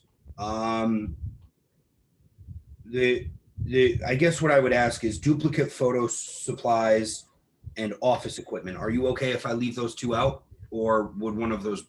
Because I know you already discussed office equipment. You said that one would be fine, right? yes, And what about duplicate photo supplies? Can you live without that 2,000? yes, Cool.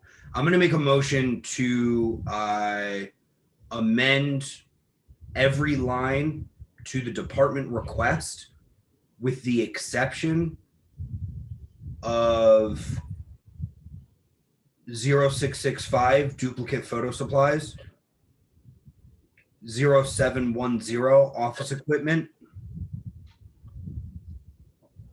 and that is it, which would be an increase. I didn't do the math just yet. I have to adjust for those 2 that I took out. So I'll leave that motion on the floor, but these are all going to end up being deficits that we're going to have to transfer anyway. This is problematic. So we need to get these where they need to be. Okay, so the motion is to accept the department's requested budget on all lines except 11701-0630. No, 0665, the one below it. One below it. The print is so small. Yeah. 0665. And then the last one, office equipment, we're gonna keep the last one, 11701-0710. Those 2 are left out of this motion. Yeah. Point of information, it's $78,000 extra. It's gonna end up getting transferred. We're gonna end up getting, it's gonna come through committee that we're gonna have transfers. They're gonna be deficits anyway. Can I have a second on this? Yeah, can we have a second on the motion? Second. Thank you. Who was that? Mr. Weber.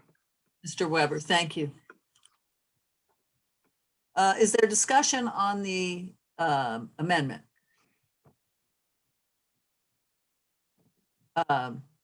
Chair recognizes Councilwoman from the 9th, Bonadies. Do you want to discuss the amendment? No, I did not. I have a separate question. Thank you. Okay. Is there discussion on the amendment?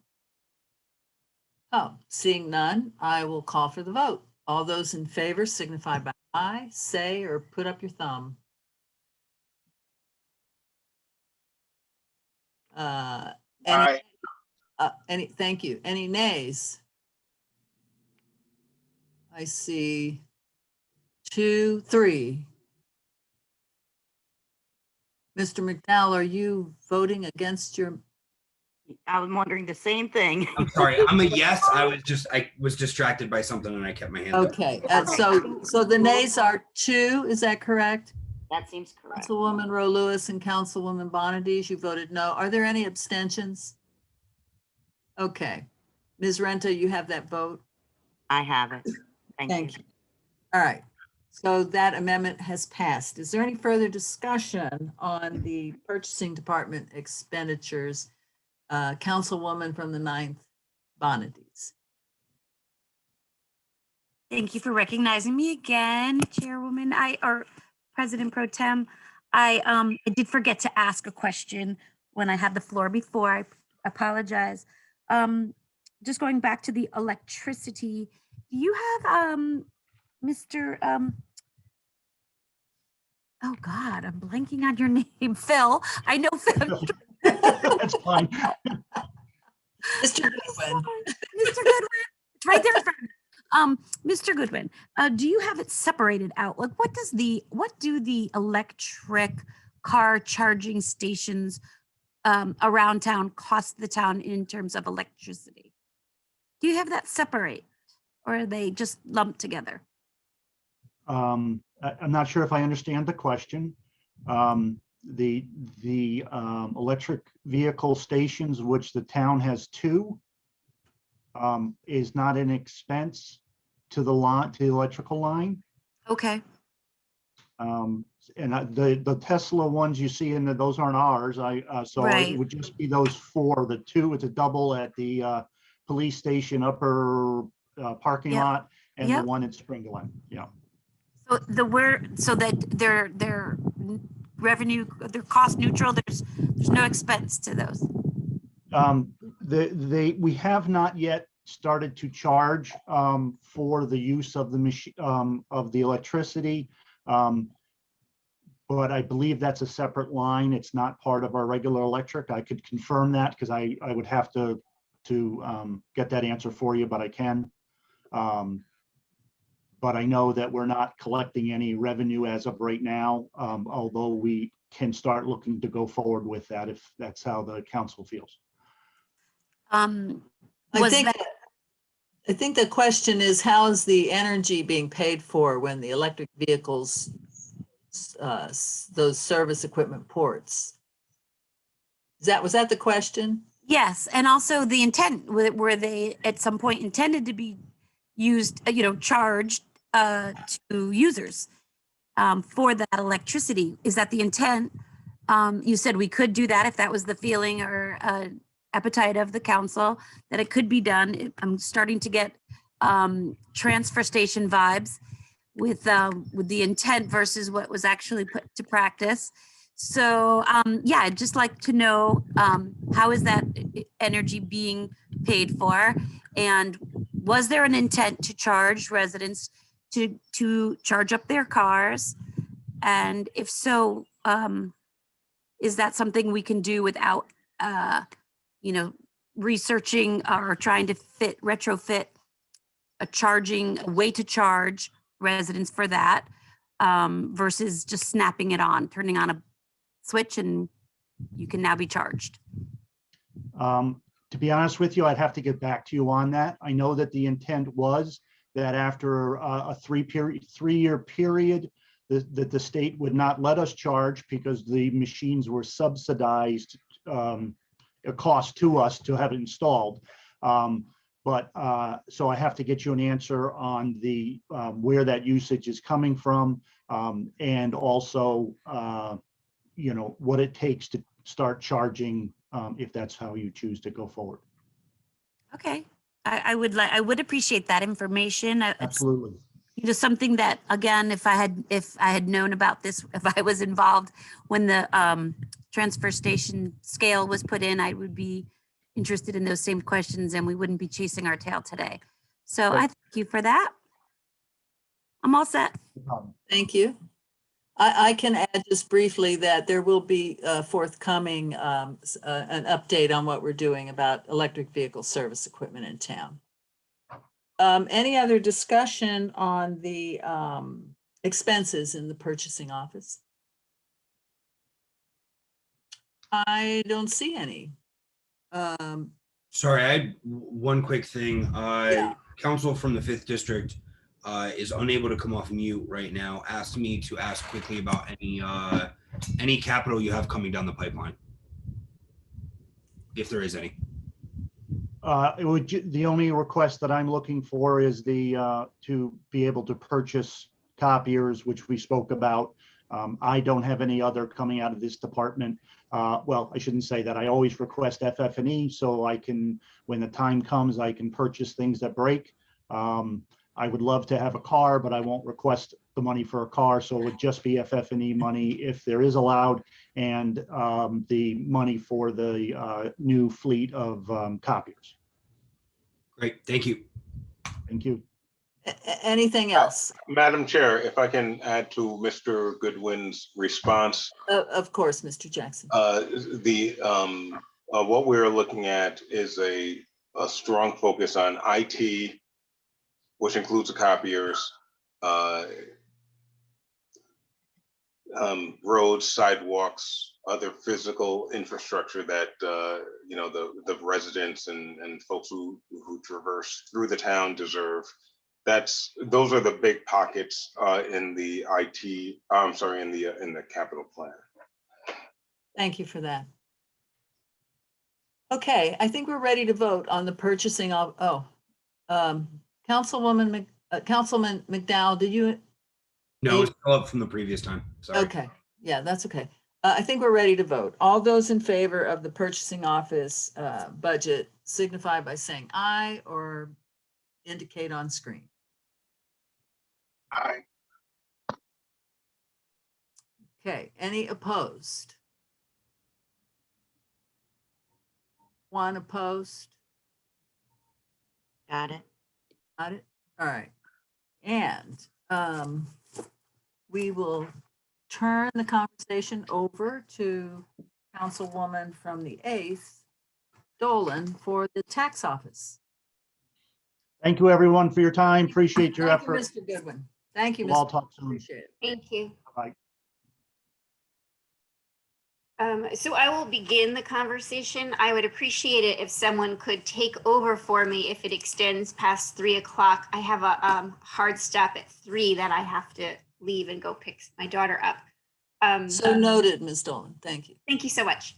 Okay, so may I have a motion to accept the mayor's recommended revenues for the tax office? So moved. Second. Thank you. All right, why don't we begin by letting Director Jackson give us the details of that top line item, the biggest bucket there, and explain to us how we arrive at the current taxes. Certainly, and thank you for the time. And I am a dull substitute for tax collector Flynn, who is not able to join us. So I apologize for that. So the big number is the current tax revenue. Obviously, that's most of the budget. And so that number is derived from grand list at proposed mill rate. And it yields a number, and we have selected 98.5% of that number to reflect the current taxes number 101080801. We have this year, obviously, this year is a continuation of an odd cycle because we don't have.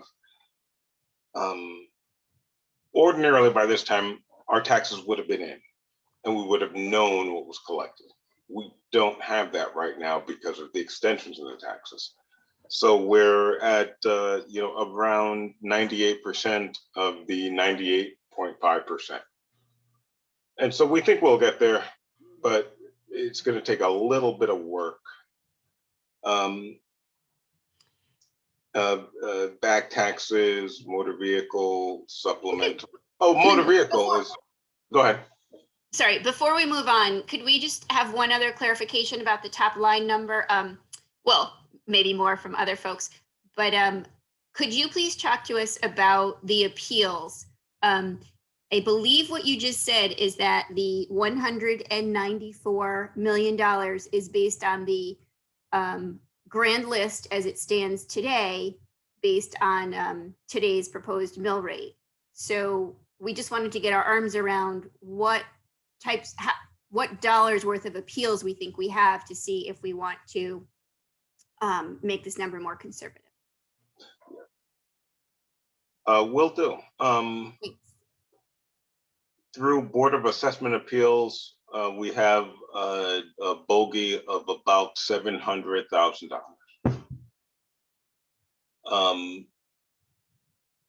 But there is always, and this can last years, there is always an outstanding bogey about appeal delivered through the Superior Court.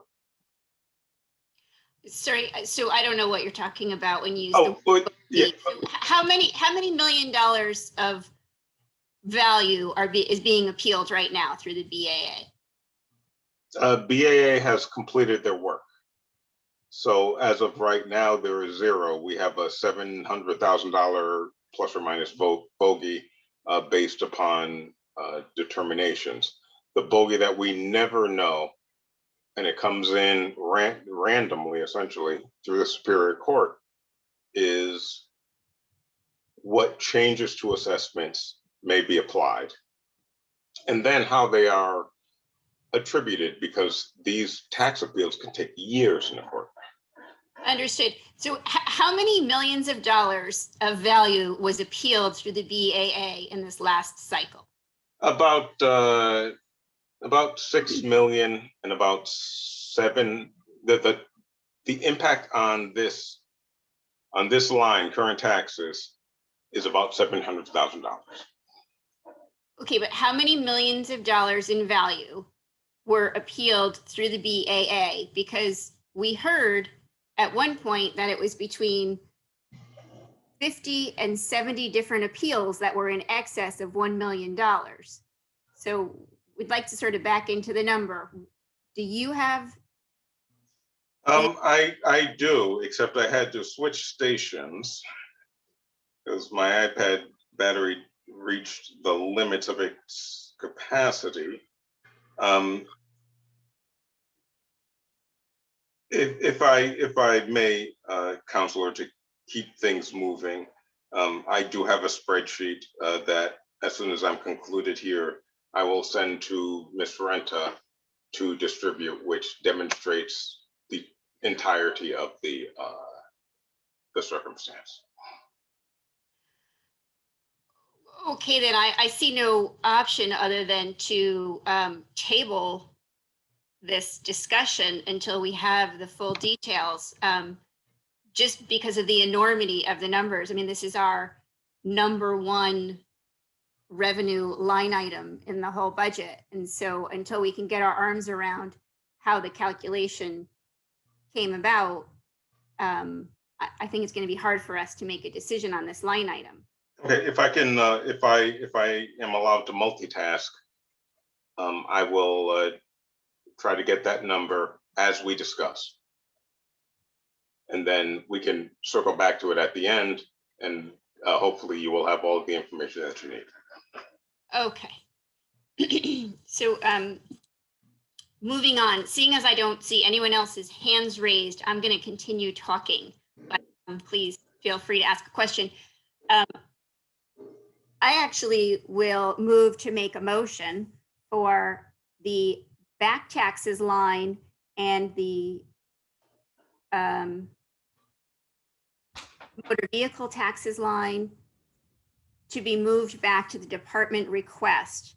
The department request actually is based on the 3-year average. And the mayor's budget is an increase from those 3-year averages. I'll second that. Yep. Okay, thank you. So is there any discussion on the motion? Okay, it looks like there's no discussion. All those in favor? Oh, hold on, Mr. Alston. Before we do vote on that, the increase that the mayor put in, Director Jackson, do you have insight to that? What is that?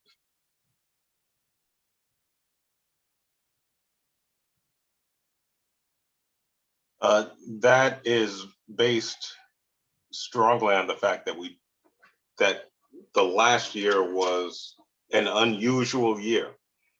And so we received results far back past any prior year in history.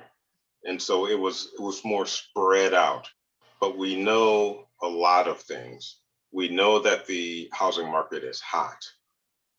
We know that people bought a lot of cars, and we know that the value of the grand list on those items increased, which is not something that I think we would have expected a year ago. But those are some facts that we know now. And so these known facts are incorporated into the budget.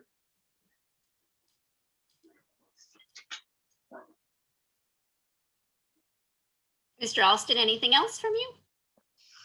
Just it's a 500, close to $600,000 increase. So if you're comfortable in saying that $600,000 is not going to reverse, is that what I'm hearing from the administration? The increase in the value of motor vehicles was astonishing. Mr. Jackson, he's referring to the back taxes line. Oh, yes, because of the overdue taxes and our experience in this area, that is the level that the mayor felt to be appropriate. Okay. I mean, we, you know, for every year that we collect 98.5%, you know, that leaves 1.5 points left for collection. And so that's, you know, we look to firmly, if in fact we're allowed to sort of put the right staff in the right places, we expect to get those back taxes.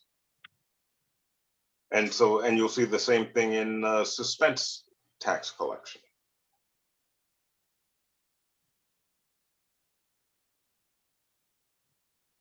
Okay, thank you, Chair, Madam Chair. Thank you, Councilman Alston.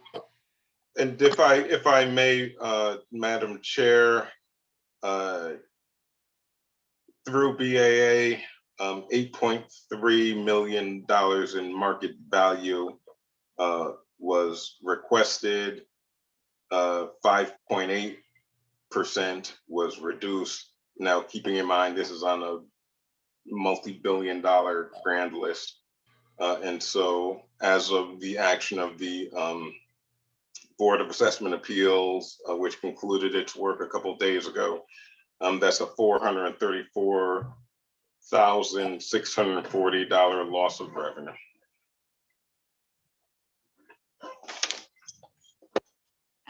Thank you for that information.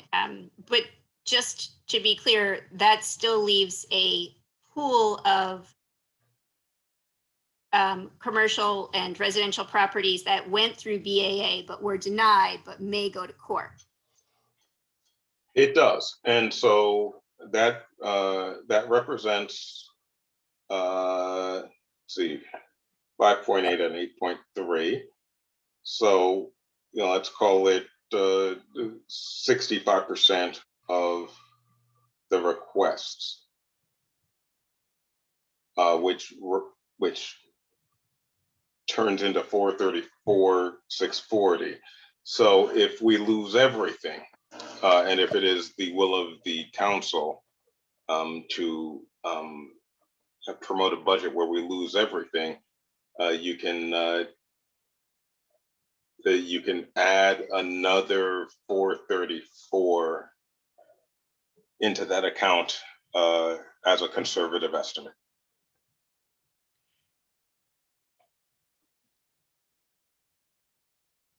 Okay. Did the administration already deduct 700,000 though? The bogey number you were talking about? No, the number that you see is the number from March of 2021. So the BAA had not completed. And so I referenced earlier today a supplemental. And so that is the time where we would try to capture those numbers and move forward. Okay. Thank you, Director Jackson. Councilman McDowell. Thank you. I just wanted to make a remark. Like, I understand how we keep talking about the housing market's hot, you know, and it is, right? Cars were bought, homes were purchased, people are moving in, and we have to remain cognizant that there's a growing subset of people, though, that are facing eviction rather than economic growth, right?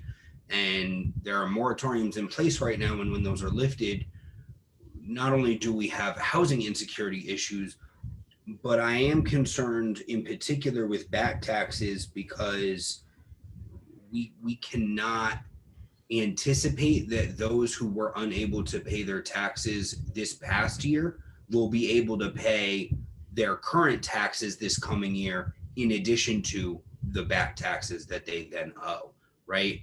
These are folks who are likely facing housing insecurity at the lift of a moratorium. You know, we have to be very, very careful about our expectations, not only with that, but I believe with our collection rate as well. This may be an increase, but it's honest. And you know,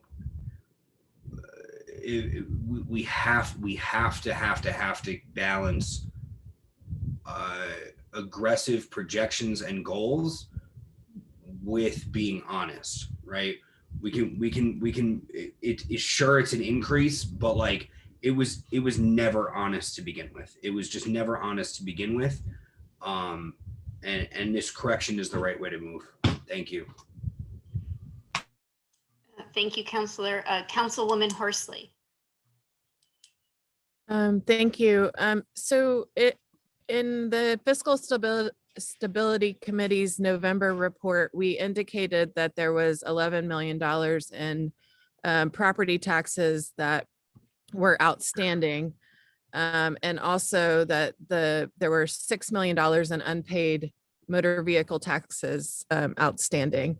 And we also recommended that there be a third-party vendor to help collect those back taxes, or an additional process by which the town could increase the accumulation of these back taxes. Director Jackson, do you know if there are additional processes that will be enacted in this fiscal year that will accelerate us getting these taxes that have not been paid over years and years and years? There is a third-party vendor that has been engaged for such purposes. Excellent. Thank you. Okay, thank you, Councilor. We have a motion on the floor, and I don't see anyone else with their hand raised. So I'm just going to restate I'm going to restate the motion, and then we can call the vote. So the motion is to reduce the back taxes line item and the motor vehicle line item to the department request. All those in favor, please say aye. Aye.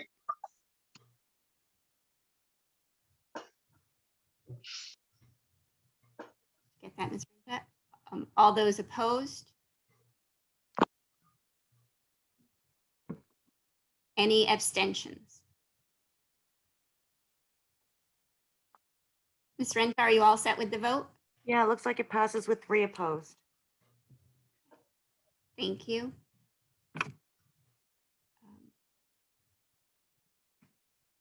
Councilor McDowell. Thank you. I know you already touched on this, but I wanted to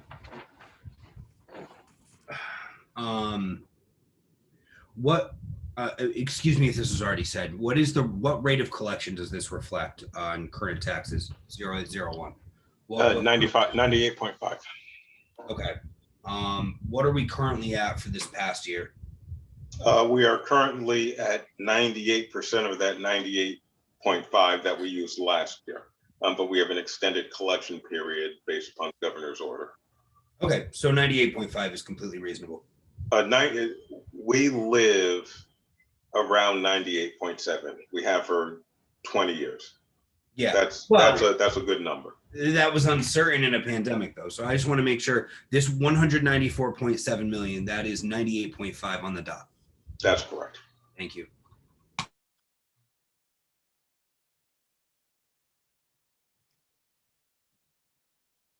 Any other comments on the mayor's proposed revenue request, revenues? Okay, seeing as none, I will call for a vote to accept the revenues as amended. All those in favor, please say aye. Aye. All those opposed? 2 opposed. Any abstentions? Okay. All set, Ms. Renta? 2 opposed. It passes. Thank you. Okay, may I have a, do we have positions? May I have a motion to accept the positions from the tax office? So moved. Thank you. Second. Thank you, Ms. Lewis. Right, any discussion about the positions of the tax office? Mr. McDowell, your hand is raised, but I believe it was from earlier. Okay. Yeah, thank you. I'm all set. All righty. Madam Chair, if I may, all of these positions are covered by collective bargaining agreements. Thank you, sir. Councilwoman Bonadies, did you have a comment or question? Yes, I did. Thank you. Just lower my hand. I do have a question about the part-time cashier, as we did eliminate that position last year, and I would like to know what the how the department ran and how vital this position is to the running of the department. That is a question that I believe Ms. Flynn would be able to answer much better than I, but I will give it my best effort. Because of the essential closure of the office for much of the fiscal year, the day-to-day face-to-face communications with customers was obviously impacted by that.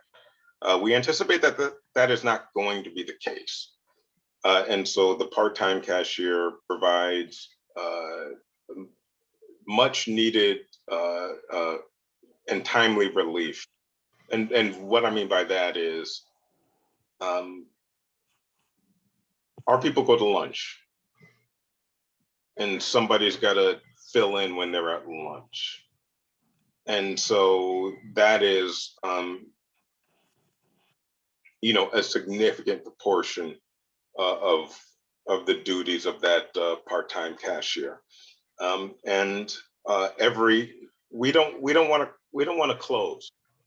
We don't want to say the tax office, which is responsible for the collection of hundreds of millions of dollars, we're closed from 12 to 1 or 12:30 to 1:30, however we want to do it. And so this is a way to maintain specific and known hours to all members of the community. So if they work at CVS and they got a lunch hour and they're going to shoot over the tax office on their lunch hour is not impacted by our lunch hours. So this is the ability to collect revenue is, this is one of those positions that I think nobody really thinks about, but this is something that really impacts the bottom line. And we didn't have to do it last year, but we anticipate doing it this year. Right. I'm just going to interrupt you there because clearly we were able to collect the revenues. We're at we're over 90%. So clearly the revenues were collected without a part-time cashier. It sounds a little silly to say we need to spend $20,000 so that our staff in this one department can go to lunch. That just is not passing muster, at least with me. So obviously people can drop off their taxes. We've done it for the last year. If there is an issue, if there is a question, if there's a concern, there are other hours of the day where people can interact directly with cashier or someone else in the tax office. So I'm in favor of keeping this position vacant. I will let conversation continue and see where we land. Thank you. Thank you. Councilman Caesar. Perhaps somebody from the administration can answer a question for me about the percent of taxpayers who pay their taxes online versus going into the tax office physically to pay. Unfortunately, I do not have that data available to me right now, Councilman Caesar, but I will, that should not be a difficult request, and I will have that circulated to council. Quite frankly, I'd rather spend $20,000 one time advertising the fact people could pay taxes online and get it out there and advertise that, and that's it, and take that hit, and for future years, people know that maybe, versus having to pay for a part-time cashier. I don't see the need for it. I really don't. I think that we can definitely foster more participation in paying online. I think we have to do a better job of that, and I can't see adding this position back in. 19 hours, is that benefits too? I forget the standard protocol. No benefits. Okay, so like I said, I really think you have to just do a better job. Same thing with the libraries, with fostering things online, databases and stuff like that. We have to make sure we push for things like this to be done as well, because we have to get a handle on this. We're in 21st century. People should be paying their taxes online as much as possible. I know some people can. I get that. I understand that there's concerns there, but you know, a lot of people got Chromebooks last year. A lot of people got computers last year. A lot of people are online doing work from home now. In the last year. You know, so there's no reason why you can't pay taxes online too for many people as well. Just to add another position here is wasteful in my opinion. Thank you. Thank you, Councilman Caesar. And just to make sure we clarify your request, it's not so much just folks who are not paying online. It's what you want to know is actually how many people walk in, because all the checks that are received, this isn't affecting that either. I understand. That's a good point. Thank you very much. I apologize. Yes, you're correct. You're correct. Okay, understood, Director Jackson. So he's actually looking for what percentage of the population is walking through the door to pay in person. Right, I got it. Making sure we're all on the same page. Councilwoman Shoemaker. Thank you. Yeah, just to sort of pile on the questions here.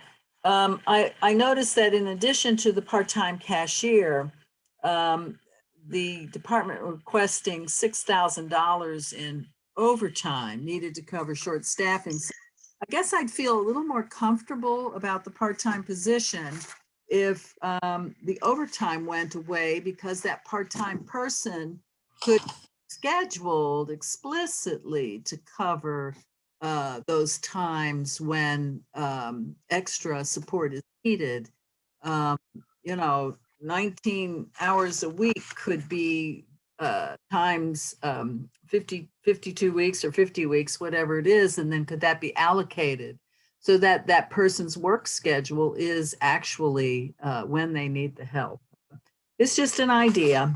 I'm just a little incredulous about the need for overtime plus a part-time person whose intention is to cover the extra staffing. So I will just add that to the conversation, and I'm sure the tax collector herself would be a better person to discuss all of this with.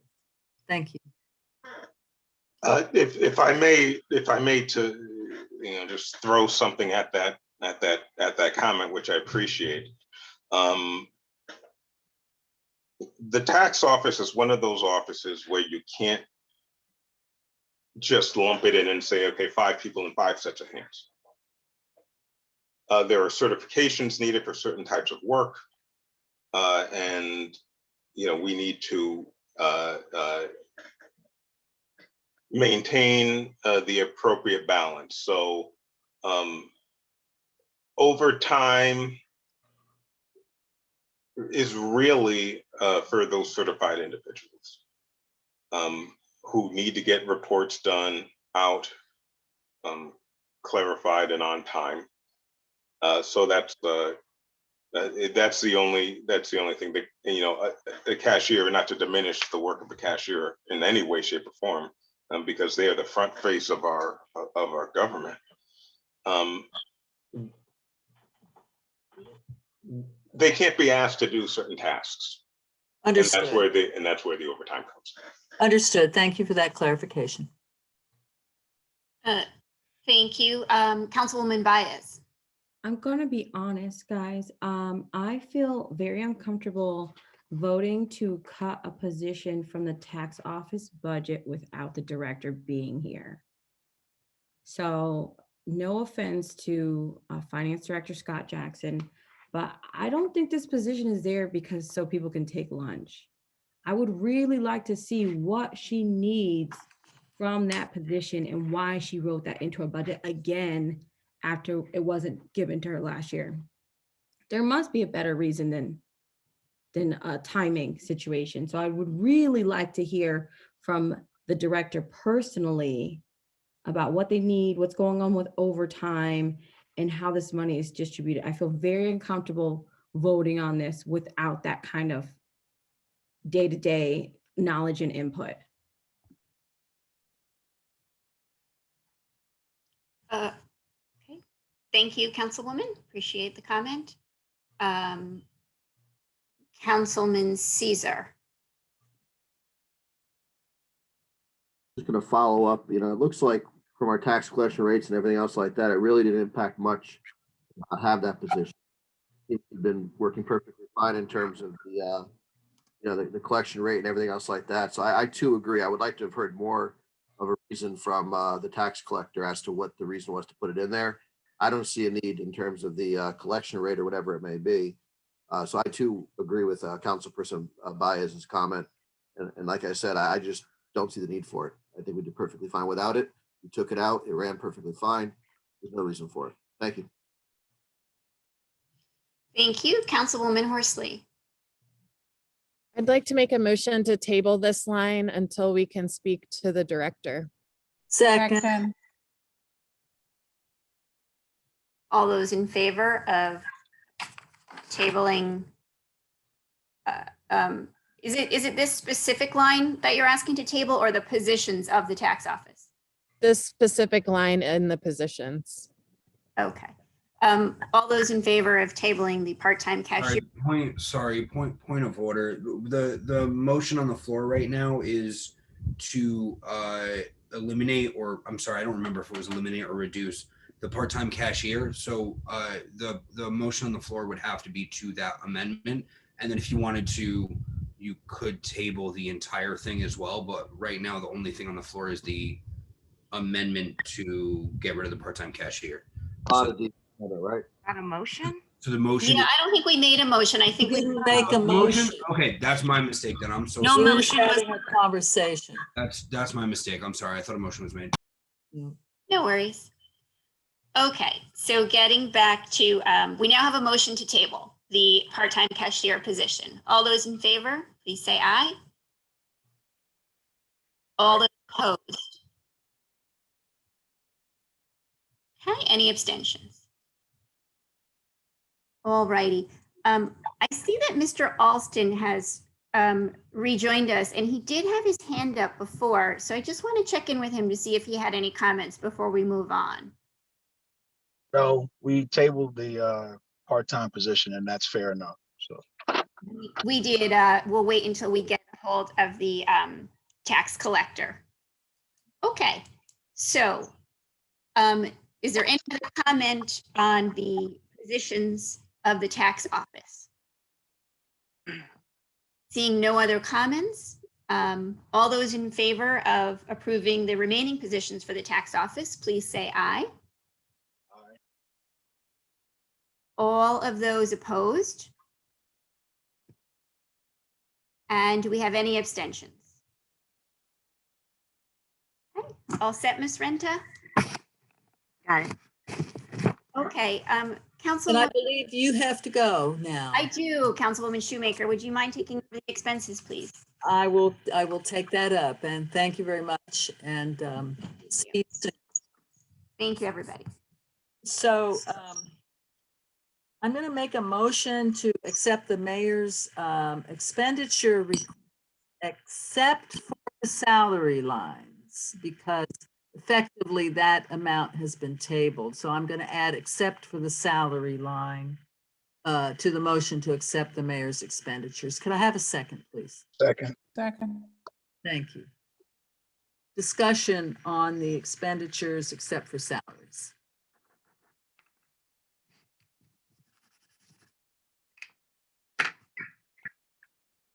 Any discussion? Did you have a chance to look at those and see if you have questions?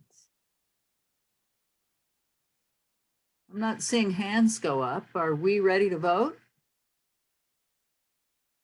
Okay.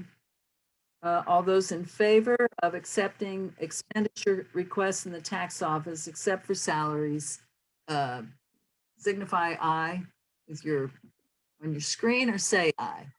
Aye. Thank you. Okay, any opposed? I don't see any. Any abstentions? I don't see or hear any. So Ms. Renta, you have the vote for that. Okay. So Councilwoman Dolan had to leave before she understood that her work in fact had been done by her. So we give her all the credit for that.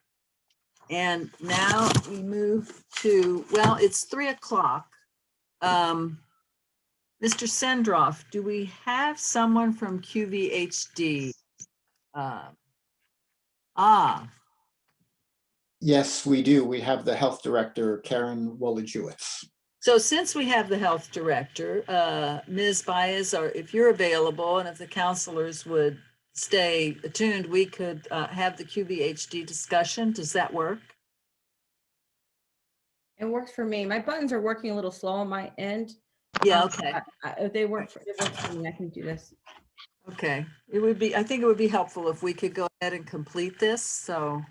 All right then, moving on to the Quinnipiac Valley Health District, QVHD. It's page 181 in your books here. I'm gonna start by making a motion to open up the expenditure for requests for this department. Second. All right then, do we have any conversation on this item?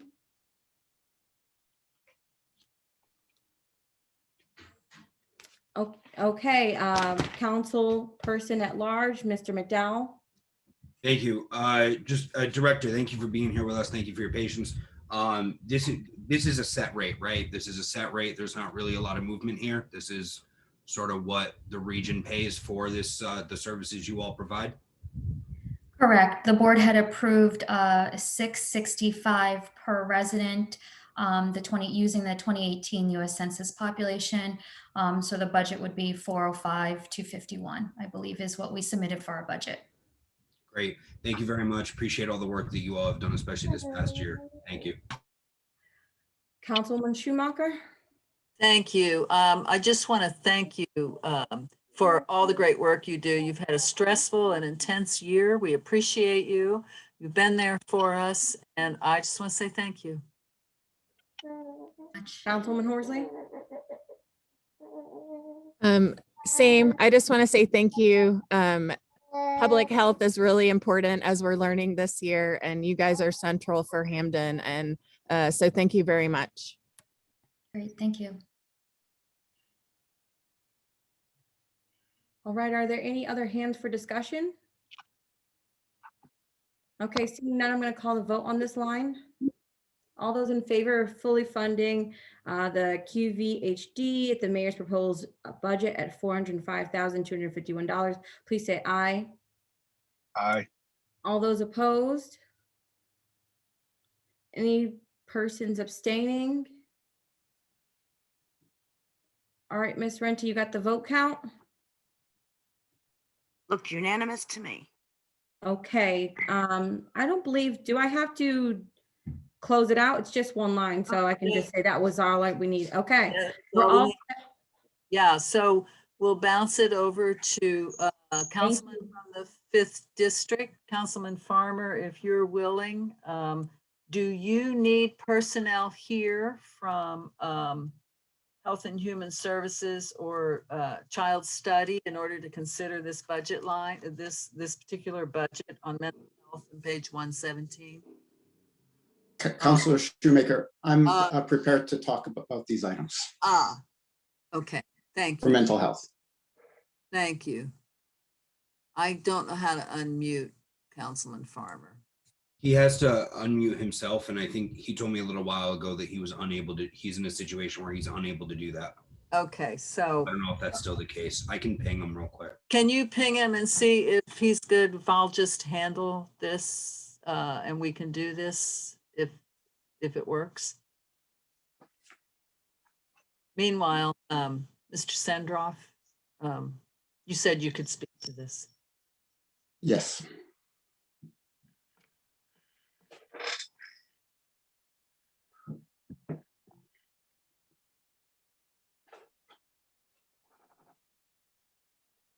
Madam Pro Temp, what page of the budget are we on? We're on page 117. I did ping him, but like I said, I'm not sure if he's in a situation where he's able to respond. Okay, I don't so know if we want to just get briefed on it real quick, if that's appropriate, or if we have to well, wait. yeah, we'll proceed. We've proceeded with other budgets when the council person who was tasked with leading it was not in attendance. So you can let them know that we're proceeding. Mr. Sendroff, please, yes. Sure.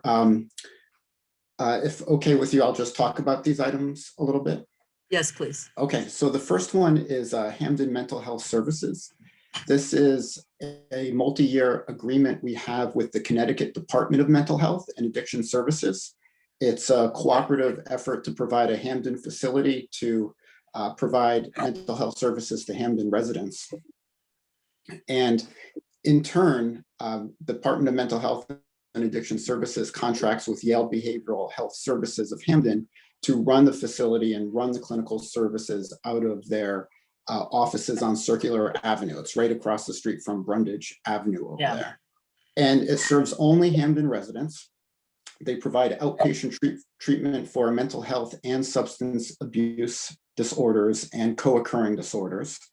They do intake and evaluation, they do crisis intervention, they do mobile crisis intervention, and then they also proceed with individual, group, family, and couples treatment, and they do psychiatric and medication management too. And this is an important point. They serve clients regardless of their ability to pay. So you actually don't have to have insurance. You know, they work with a lot of different town departments. Back when I was at Keefe, we would have them in to present to not only all the town departments there, but to also all of the partner agencies. So everybody was aware to make referrals. They also work with the library too. I know they work with Director Cannon Klein, who you heard from earlier. Also elderly services and also the police and fire departments. And they primarily get referrals from primary care physicians, from hospitals, from social workers, and also self-referrals. And in a year, they served 300 unique clients, which was more than 3,500 visits. And they saw clients were mostly served for psychiatric disorders, depression and bipolar disorders, anxiety disorders, substance abuse disorders, and co-occurring disorders. So this is I believe the last year in a 3-year agreement we have with the state, and then the state in turn subcontracts for the clinical services with Yale Behavioral Health. So that's the first line there. The second line, in the current budget, it actually says Yale Child Study, and I'll explain that to you, then I'll explain what the proposed increase is too. So this is for children mental health services. This is an agreement the town has with Yale Child Study Center, which provides clinical services to Hamden children 18 and under. And they provide outpatient emotional, behavioral, social, and cognitive services. And they also treat Hamden children and families regardless of the ability to pay. And they also treat parents too, so it's family services. And Yale Child Study Center receives Hamden client referrals mainly through families, schools, community agencies, daycare, pediatricians, DCF, hospitals, and juvenile courts. And they treat 130 Hamden families annually with over 3,000 appointments. And the most common referral reasons are anxiety, hyperactivity and attention, depression, disruptive behavior, developmental concerns, family conflict, school difficulty, and trauma. And the top referral sources are pediatricians, parents and relatives, DCF, behavioral health professionals, and schools. So that is $58,000 of this second line. What you saw was the department request, and what the additional 82,000 is there for. And what the proposal is to provide more support to children outside of schools. This sort of goes to what the counselor from the 5th district said before about providing more wraparound services and social supports outside of schools. This would be to procure licensed clinical social work services to come to Hamden to visit kids where they are outside of schools. So we would procure a licensed clinical social worker or social workers.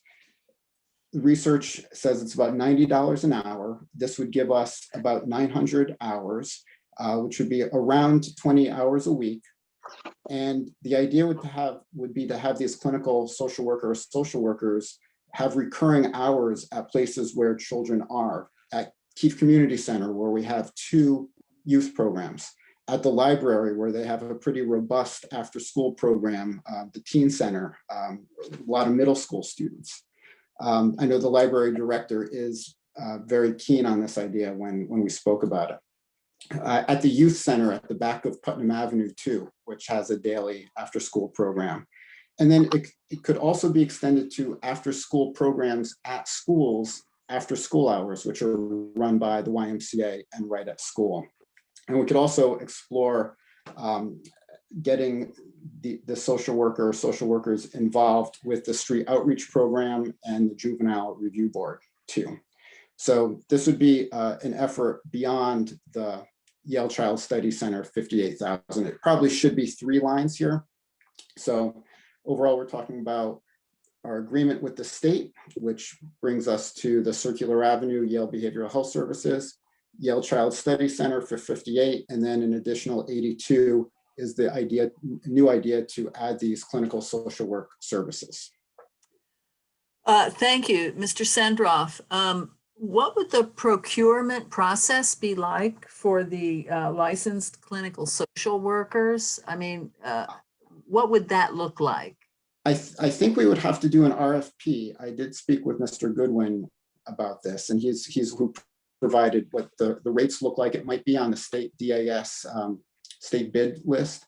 So I think we would draw up some kind of proposal and put out an RFP. Director Jackson, would that be the proper method? That would be the methodology. There's also the state bid list, which is a little bit more murky at this point. But clearly, this is a need that we have. My kids are 15 and 12, and I don't know what this whole circumstance is going to yield for them, right? I know that there are going to be families who are in trouble, in crisis, middle school students who walk over to the library, don't have anyone to talk to. Yeah. So I'm very supportive of the endeavor. Yeah, no doubt about that. I'll recognize Congresswoman at Large Baez, please. Thank you. I'd like to make a motion to separate these 2 line items. I'll second that.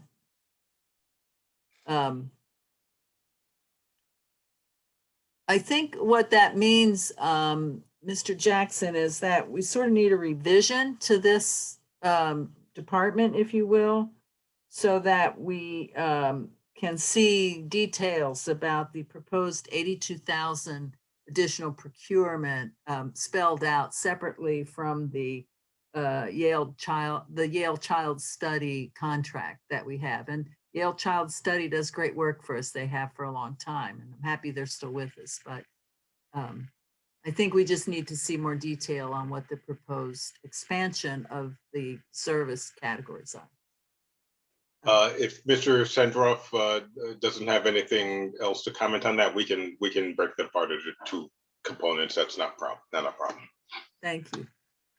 Ms. Baez, does that meet your need? Okay. I'll recognize Councilwoman at Large, Lewis. Thank you. I will support it being separated, and I see some understanding to that.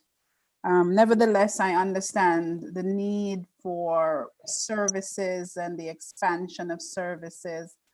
It's a time that this is the time that Miss Councilman from the 5th district would have been talking about wraparound services that is needed. And so I will say that I am in complete support of the increase because there is a need. There is a desperate need for services of this kind. So I'm hoping that we will go forward with this because I know he would be chomping at the bit supporting this based on mental health need that is needed in our community, desperately needed. And if the town is willing to do this and provide this type of service, I think it's something that should be supported by us as council. We have an uptick in several different communities, and this is one of the things that can help. Where child study is concerned, it's something that comes out of one of the hospitals in the area. And I got to tell you, all I'll say, there's a need. There are children that really are in serious problems, serious situation, and there is a desperate need for this out there, desperate. Yeah. Thank you. Yes. I'm not sure what to do here. I wonder if we should just table this because we're asking for sort of a different presentation of the arrangement here. But in the past, we voted to put a new line item and then they just did it later and then we